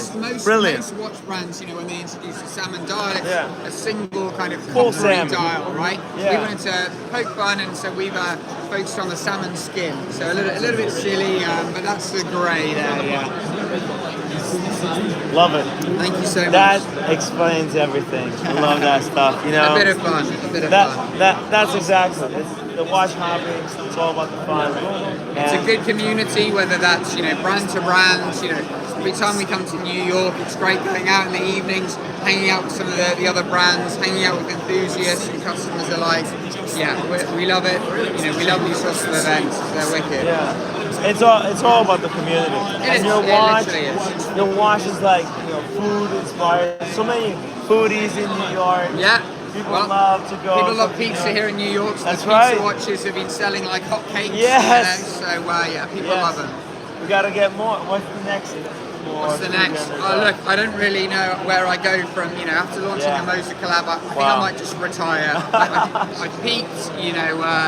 I'm done. Well, No, you gotta keep going. We've got some exciting things in the works. Yeah, we've got a launch. Another collaboration towards the end of the year, and then we've got some exciting projects. Throughout next year as well. So, yeah, more good stuff to come. Wow. Okay. Very good to hear. Good to see you again. Really appreciate you guys keeping in touch, letting us know what's the latest with the Studio Underdog brand. We're doing our best. We're enjoying it. What you guys come up with next? We We'll need see. to do a show together on the next release. Yeah, well, thank you for good to see everyone. Thanks for tuning in. Guys, upvote the live stream. Check out Studio Underdog. I start seeing them around. I was in Greece, in the middle of nowhere. Well, it was I think Ia, and but I've not spotted one in the wild just yet, but I'm looking forward to that day. Getting on the tube and seeing someone, and I'll go, "Hey, nice watch, dude." Yes, that's what we want to see. That's the level we want to get to. We want to get there. We'll get there. We'll get there. Yes, and I can't wait Good to see you follow again. your journey. Thank you. Yeah, And cheers. we'll be here watching and making sure that you guys are successful. We're doing our best. Richard, everybody. Thank you of the Studio Underdog. Very cool stuff. All the incredible designs, the fish, the colors, the pizza, the food, the watermelon. Good stuff. All right, let me just back out here for a second, reorient ourselves. I'm not sure if where did the guys go? Okay, but I didn't say I'm going to talk to Baltic. So we're here at Baltic. We're going to check out some watches. Hello, sir. Hi. What's your name? Chief. I'm live on YouTube. Got 100 people watching. What's your take on these watches? It's been a good show. Baltic, is a pretty good brand. Yeah. I like the Tri-Compacts Pro. Yes. Kind of has a, what do I call it, vintage style appeal. So it's pretty cool. A little bit like Paul Newman. Like look like There's the old Paul Newman vibe. Daytona, Yeah, and Baltic, it's a really, I think by now it's super respectable brand. The quality cannot be denied. Yeah, no, it's really, really good quality. So really impressed. What watch are you wearing, by the way? Christopher Ward. Oh, friends of the show? Yes. Sealander Elite. Very nice. What inspired you to get this watch? Saw the brand, liked the look, tried it out. Yeah. And so far so good. And where did you start? Like, how's your collecting journey going? Where you see yourself going? What do you have? Heavy on Ward because I fell in love with the brands. I have quite a few Christopher Wards, but yes, a couple of micro brands, Omega, Rolex. So just do you see yourself getting some Rolex, Omega in the future? Actually, Christopher Ward, they've been upgrading really well. They had the Belcanto, the 12X. And the new, the titanium skeletonized in-house movement. They're doing incredible stuff. Really, they're doing stuff that some of the really high-end brands do. Yeah, they're doing really cool stuff. At a reasonable price point. So the 12X is a skeletonized titanium SH21 internal movement by them. Yes. Awesome stuff. Really looks good. Cool. So you came to the show. By the way, you want to be on camera? Or you want to keep private? It doesn't matter. It doesn't matter. Okay. So what's your name again? Chief. Okay, Chief. Nice to meet you, Chief. How you doing? Again, welcome to the timwrite live stream. We're talking watches. It's a little YouTube channel. I'll give you a card. Sure. You can check it out later. It's a watch community of different collectors. Oh, nice. And everyone's passionate about watches. There's different types of collectors. All kinds of stuff from around the world. And it's nice to introduce you to my viewers that will be watching so far know you love Christopher Ward. Yeah. And you shared with us that you're looking to get maybe Omega, maybe a Rolex. Yeah. Why do you aspire to get those watches? Oh no, I mean I have a couple of them. I think I'm going to stabilize. Okay. So I started a little mid-range and I'm going more micro brand.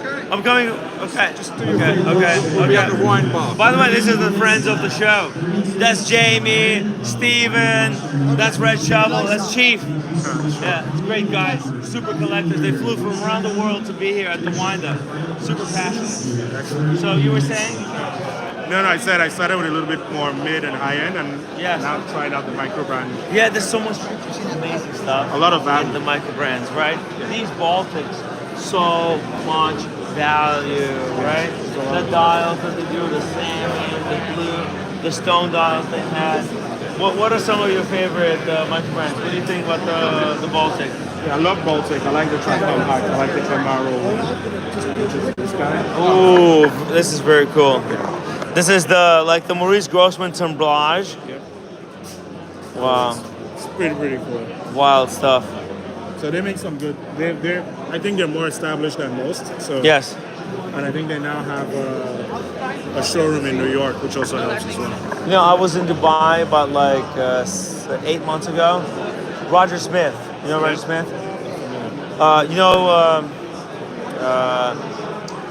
Okay, Roger Smith. What's that? You know Daniel. Okay. You know the independent watchmaker from UK. Roger Smith. He took over after George Daniel passed away. He's like one of the most highly regarded watchmakers in the world. Yeah. Roger Smith. Yeah, he was a huge fan of these type of brands. Yeah, because I saw him with the Frelaine Marie. Oh, nice. But I see Frelaine Marie super close to the Baltic. Yeah. There's so much value in these lower brands that even the most highly regarded watchmakers come and join in the fun because it's affordable. You're not spending a crazy amount, and you can experiment. Yeah, and you can keep it for literally for the rest of your life because it's it's just right price. It's the right price. Yeah, Chief, thank you so much for chatting with us, explaining your point of view on the watch collecting, and we'd love to chat with you sometimes about your collecting journey in the future. Check out the channel.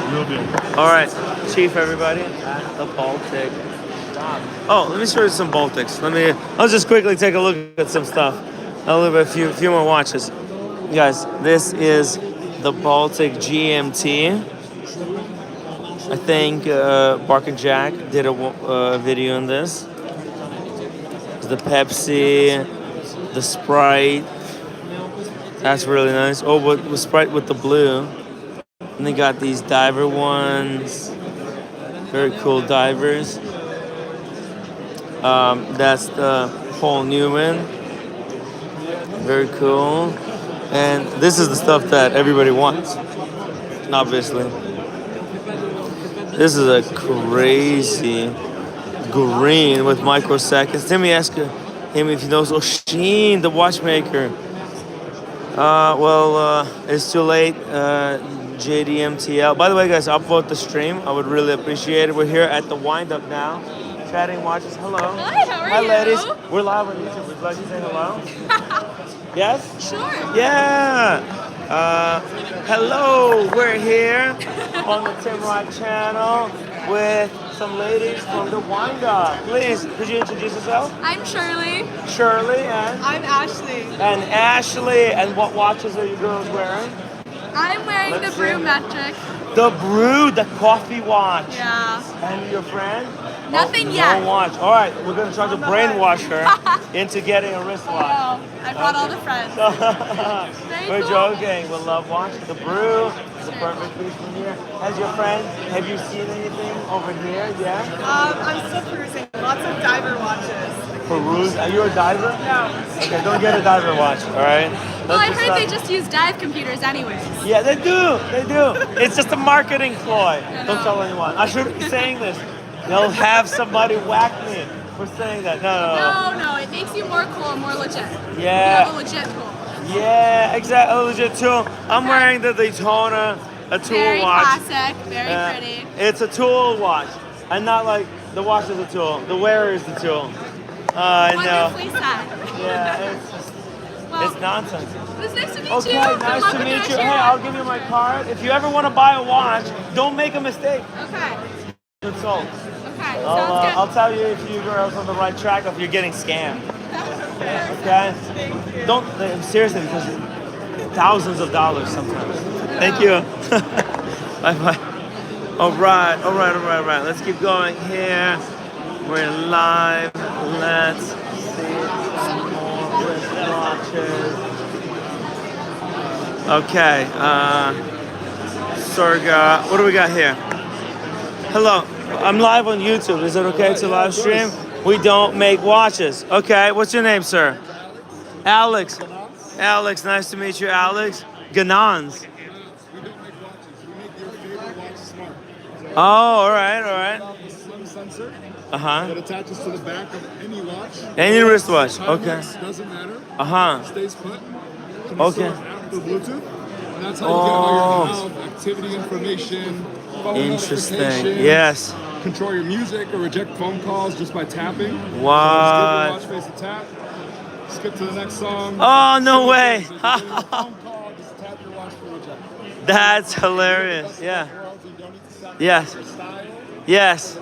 You can wear a real watch, not some bullshit like a Apple Watch or some nonsense, electronic stuff, and you can have those same functions, but wearing your regular watch. And it's as thin as this. It's the size of a coin. You just put that under your watch. Especially helpful if you're wearing like a super thin wristwatch. Actually, I've seen a lot of people wear the ring, the Aura ring. Yeah, but some people don't want to wear that ring because it's like I'm not wearing rings. Look, no rings, but I am married. However, if anybody is interested, we're available, right? No, but this way, you wear something that's a little bit more discreet than a ring. That's it. Maybe you're single, maybe there's some religious stuff. There's reason not to wear a ring. So, and this could be your answer, guys. It's called, let's see, it's called this thing right here. Ganans. And what, people can get 20% off? For this weekend, this code is good through tomorrow. Uh-huh. It's an annual subscription of $99 a year. All right. The hardware is included. Oh, okay. We're taking pre-orders right now for our production that'll ship early next year. Okay, so guys, check it out. Interesting. And this is the charger, right? Yes. You just drop it in there. Drop it right in. How many hours of battery power does it have? It's a little under 2 days. 2 days. Okay, very good. Depends how popular you are. So Yes. if the motor is buzzing all day, it'll use more battery, but a little under 2 days. Okay. And then it takes an hour to charge from 0 to fully charged. Okay, very cool. Ganan, Alex. Yes. Incredible new concept of the wristwatch. I've never heard of such technology. That's right. Tracking your health doesn't need to be a fashion choice. Exactly, especially for a fat ass. I need to lose weight, so maybe that's my answer. All right, so let me get one of your cards. Oh yeah, you were showing me this one, but I'll take it with me. I'll definitely check it out. All right. Thanks for stopping by. Thank you. Take care, guys. Get on, everybody. Oh, Sideras. Hey guys. Hey, I said I'll be back. I'm live on YouTube.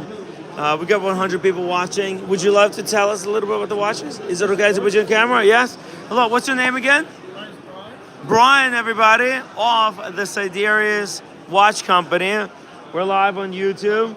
And you have a very interesting watch design and company. Could you tell us a little bit about what you got going on here? So we're a small independent brand from the Republic of Ireland. Yes. Our watches celebrate the origins of horology and the marking of time in Ireland for over 5,000 years. Yes.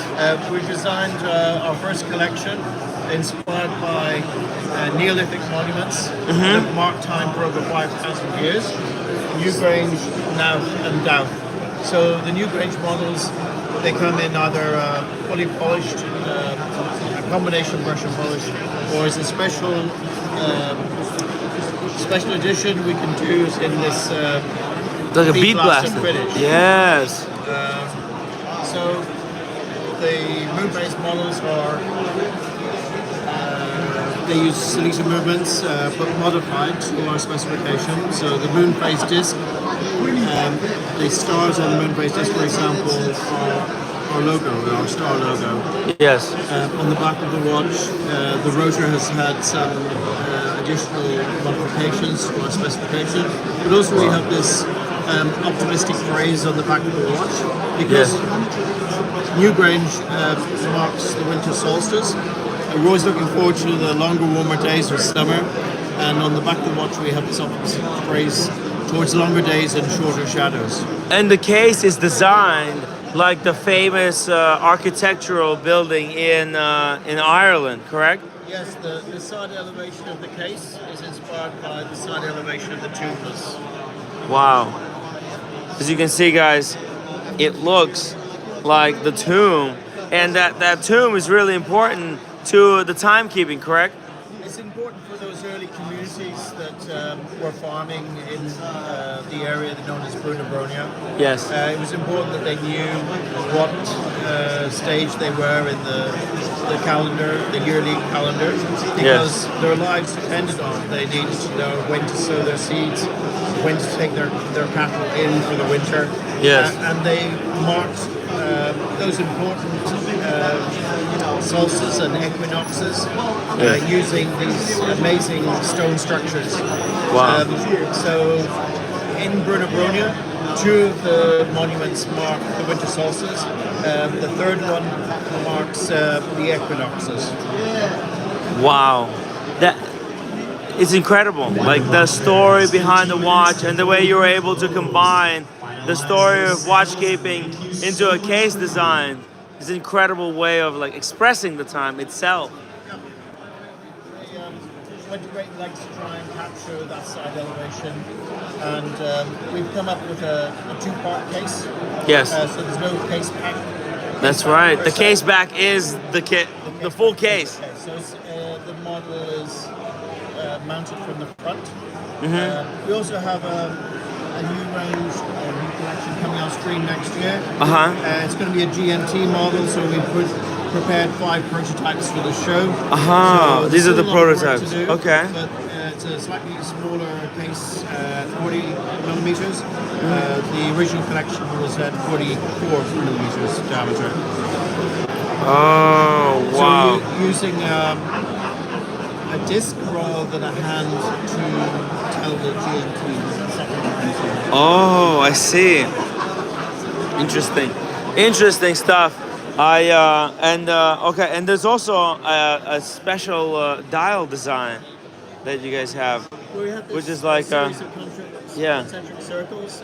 The idea is so that one circle frames the date window, and the inner one then frames the GMT opening. Oh, I see. So we've just put in GMT discs with a dark background for these prototypes, but on the production models, they will go from a matching background to a dark background, so you get an idea whether it's daytime or nighttime. It's going to be bicolored. In the second time zone. Incredible. Beautiful watch. Looks like one of the most ancient timekeeping devices, and now you can wear that part of history on the wrist. Incredible. A little bit of Irish heritage on your wrist. Exactly, and we have so many Irish people here in the United States, all the Irish pubs, and not a better watch to celebrate your Irish heritage than with a watch that looks like one of the earliest wristwatches in the world. Yes. So we're making up for lost time. Yes, exactly. Thank you so much, and we'd love to talk to you sometime in the future. Do you have a card, by the way? Yes. Let me get one of the cards, and I'll give you one of my cards, and I would love to talk more about Irish history and also history of the company. Thank you so much, and we'll chat soon. Thank you so much. All right. Okay. I told you guys, I'll show you that watch, and that is going to be incredible. All right. Let's see. Where are we going here? I think that was a last call, that the place is shutting down. So we gotta see some watch brands before we leave. All right. And I think I saw some interesting stuff somewhere. Wow, Damasco. That's a great brand. Pedro Bermudez, welcome to the show. Damasco. Hello, we're live on YouTube. Hi, what's your name? Jera? Clara. Clara. Oh, you're a watchmaker at the Damasco. Wow, Clara. Can you tell us a little bit about what you do at Damasco and what makes their watches special? 826. Uh-huh. That's our in-house movement. Really? Yes. Wow, that's beautiful. Case back. The finish is made by hand. Yes. So the rotor and the bridges that you can see the finish. Yeah. It's made by my hands. So Wow. sometimes Clara has put so much effort into finishing these watches. That's a beautiful finish on the movement. And even the case back is screwed down. It looks very slim. This is one of the movements that you have? one of our movements. That Uh-huh. is the 826 for our three hands. Uh-huh. And this is the C51 for the But chronograph. the chronographs. Wow, from the Damasco. Where's the Damasco brand originates from? We are from Germany. We are Germany. Yes, in Bavaria. So the cases and the movements are made in Germany. Okay. I have a Maurice Grossman. I love German watches, and I've been always looking at Damasco, and I just needed that one extra thing to push me over the end. Now So, meeting Clara, For he's everyone done it. who doesn't know us, we are very popular for our cases. They are made of instrumental steel, Yes. ice hardened, and submarine steel. So I can show Let's you. see here. Let's see. They are This is- untouchable. Oh my God! Nothing is happening. This is the submarine steel. This is the instrumental steel. But they are Wow! all the same. Wow! Unscratchable. Yes. So you don't have like I think other brands, the luxury brands, they actually spend more money to make watches scratchable. This is incredible. Look at This this. is for every Flawless. Wow. Flawless chronograph and really functional. Very clean design. Nice leather strap. And for those who like Very it a little rugged. more elegant, Uh-huh. A little bit of elegance, yes. just with a glass bottom. That's beautiful. Yes. Wow. Beautiful case back. Beautiful blue with the sunburst dial. Incredible. And uh-huh. And the That's one of our champagne. newest Wow. The champagne. Oh my God. This would be great to celebrate the New Year's with a champagne and a watch with the champagne dial. That's gorgeous. And that's with a timing bezel here as well. And there's also a black version. That's beautiful. Oh, Damasco. One of our special watches. Uh-huh. Oh, I've seen this one before. Yes. Because if you just look at the dial, it doesn't look like a chronograph. No. But it is. No way. So here you can see the counter second, and the airplane is the counter minute. Oh my God. It's a jumping one. That's so clever. Yes. What? We also have it in green and in orange. Wow, and it's beautiful brushed case back. Such a beautiful color. Wow. It's a 60-minute chronograph. Yes. Incredible. Wow. Just like a three-handed. You have a three-handed like this, and then there's this one that... This has the same style, but this is three-handed. Oh, there it is. There it is. Thank you. Look at that, a three-hander and the chrono. Impossible to tell unless you spot the pushers. But you can't see them from every angle. Like from here, Yes. it look like the same watch. Incredible. So cool. Clara, thank you so much for telling us a little bit about Leico and Germany. What part of Germany is Leico located in? Damasco, not Leico. Damasco. Yes. Not Leico. No. So Damasco is the name of the like a county or a state? No. Damasco is the brand. We are located in Ringsburg. Oh, Rainsburg. Yes. Okay, Rainsburg, It's Damasco, near Munich. Yes, Bavaria. Oh, beautiful city. I hope to visit sometime soon. Maybe we'll stop by and see the factory. Yes. Just call us. We can take you around our manufacturing. Oh yeah, you have a Show the card by any production. chance? No, we are all sold out, but I Okay. can give you the catalog. Okay, I'll take the catalog. And on the internet Clara, site there, I'll give can you my see card. everything. Yeah? Our telephone number, our email address. You all can visit us in the web. Okay, then this is what I'll do. I'll just write down that I was talking to Clara Yes. at Windup. Yes. If you call us, just ask at Thomas. Thomas. He's my friend. He can do everything. Thomas. Thomas. Yes. Thomas. Yes. Talk to. He's the best of us. The best. Thomas is the best at Damasco. Yes. In Germany, near Munich.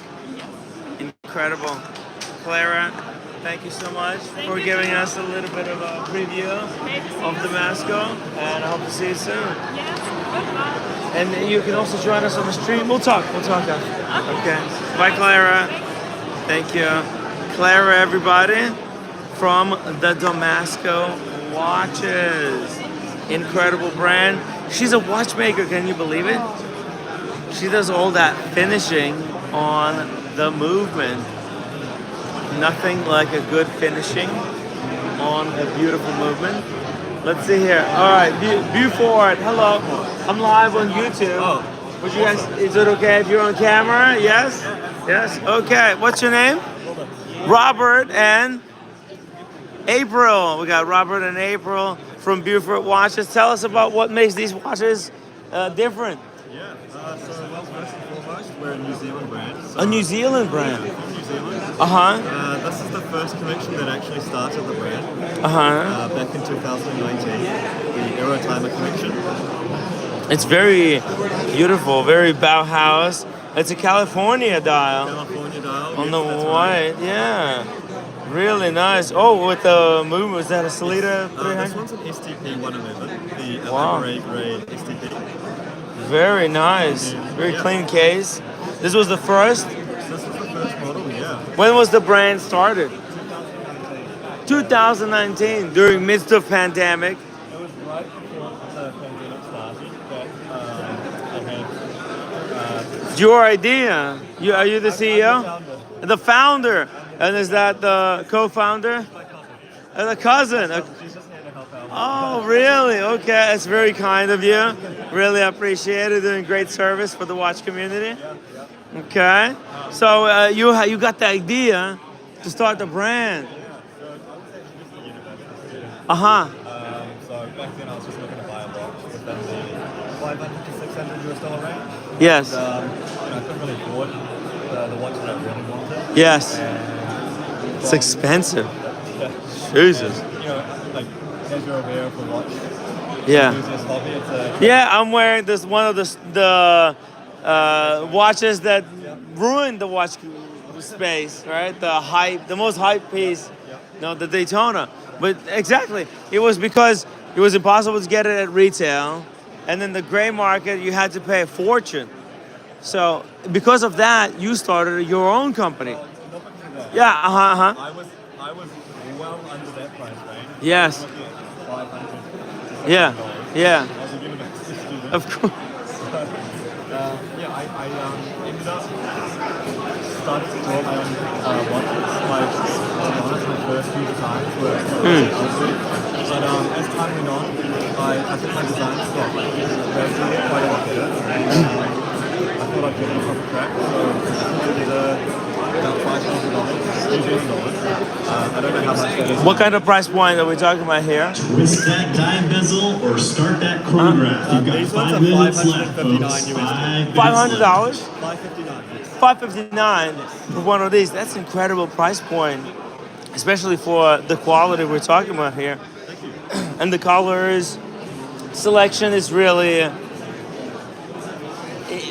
good, because this is what watch collectors like, the salmon. It shows what you're involved in the hobby, right?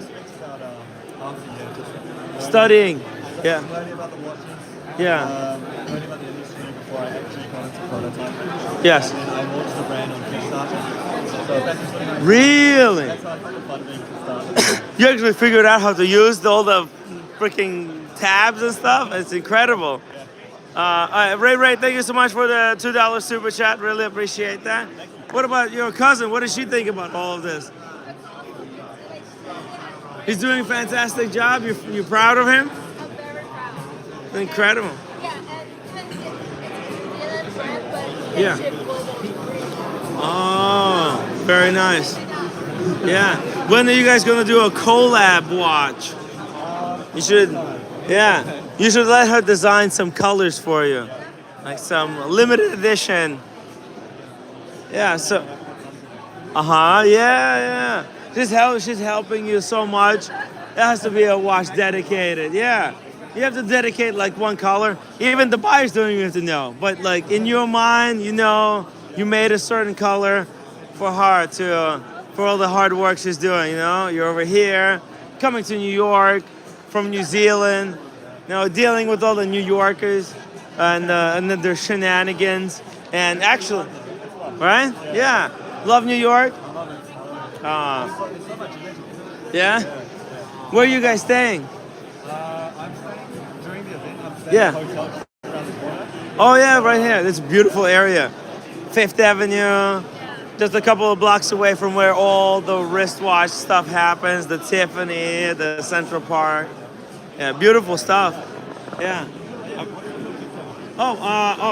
Let me give you my card. I ran out of business cards. Yeah. Okay. Well, you reach out to me. Just right. Oh. This is just a warranty card. But Oh, okay. Oh, it's got the name. It's got the name of the company. Okay. I'll try to look it up, but you guys send me a message. You got my number there. Check out the show. Would love to host you, to chat about watches, chat about at length about how you went from a student to making your own watch brand. That's incredible. Incredible success. He paved his own way, doing the thing that he loved. That's respect, huge respect, bro. It's incredible. When people succeed doing what they love, that's what I like to, uplift and bring more people into and checking out these incredible watches from Beaufort. Yeah, from Beaufort. Beaufort. Yes. Beaufort. What does that stand for, Beaufort? So Beaufort is named after the Bristol Beaufort bomber, which is a torpedo plane that served in the New Zealand Air Force back in World War II. Oh, there you go. Yeah, It's history. You're also probably a history buff. Yeah. Okay, we'll talk some history on the show when you join us. Okay. All right. Thank you so much. Thank you so much, guys. Bedford Watch Brand. Check them out. Very affordable, and we'll talk about how he's done it. Incredible stuff. Huge success. Yes, and limited edition just for your cousin. Yeah. Thank you. Take care, guys. All right. Let's. How much time do we have? I think it's 5 minutes. 5 minutes. We probably should be going downstairs. Hey, there's Venezianico there. The enemy of the channel, the enemy of the Oshinomali island there. Oh, Mark! We gotta say hi to Mark! Marky! How you doing? Hey, man. How you doing? Good, how are you? Yo. You're a little late. I know. Oh, my God. I'm glad I was able to make it here, bro. I had the insane adventures. Okay. At the watch time. Oh, no, this is where it's at. Yeah, I know. The first show I went to was here. Right. But when I came in, you were like, it was a big crowd. Oh, that's the way it works. Big crowd, Yeah. And I was like, look, we'll come back. We'll say our hi to Mark. Yes, I appreciate it. Yeah, and we would love to talk to you. We haven't done a show in a while. It's been a while. Yeah. We'll do a catch-up show. We'll talk about the Islander, the latest creations here, the success. That's great. Yeah, and a lot of my watch community, they have your watches. I know. And they connect them to special time, especially a lot of people who are coming to New York from around the world to to these events, and I tell them, get the Islander watch. Gotta come here. Yeah. Although now it's too late. You know, it's too late. It's it looks Time like to it's go home. over. They're wrapping up. Oh, yeah. Mark, we'll talk soon. Take Yeah. care, man. Yeah. Have a good one. We'll talk soon. Later. Okay, we'll do a special show together on the latest creations from the Islander watches.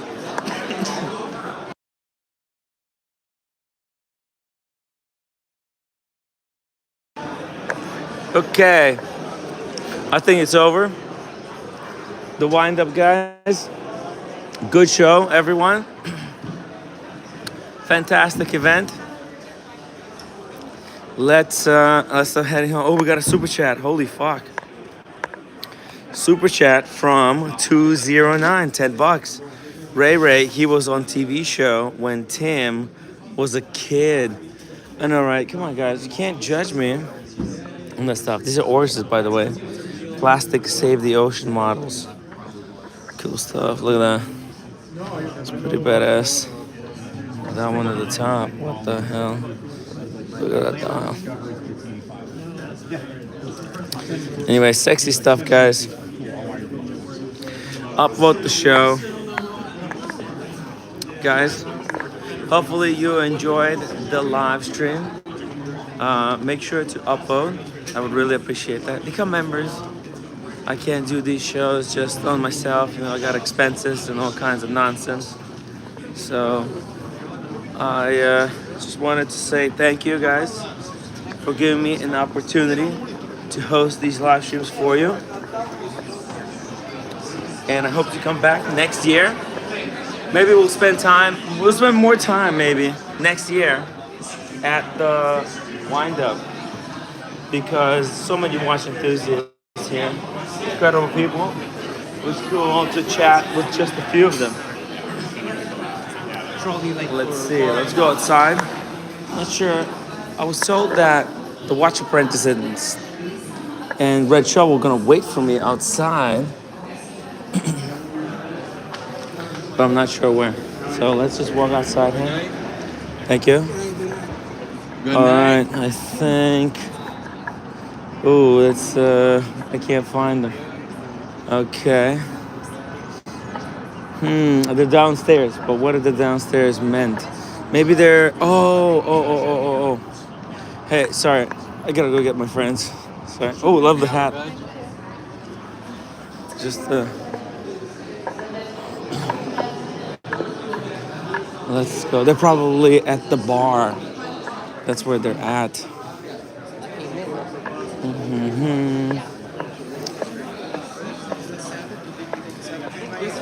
Guys, upvote the show. Let's get us to 100 upvotes.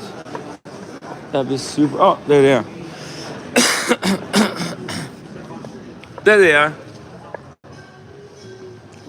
Yo, how's it going, everybody? Good stuff. Get a chair.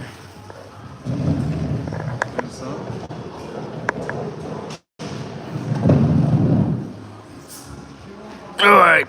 Hello, Jamie, the Watch Apprentice. Thank you so much for doing the show for us. No problem. It was incredible.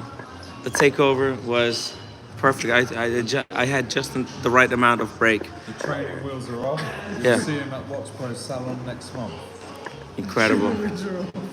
Incredible. There's a Watch Pro Salon next month.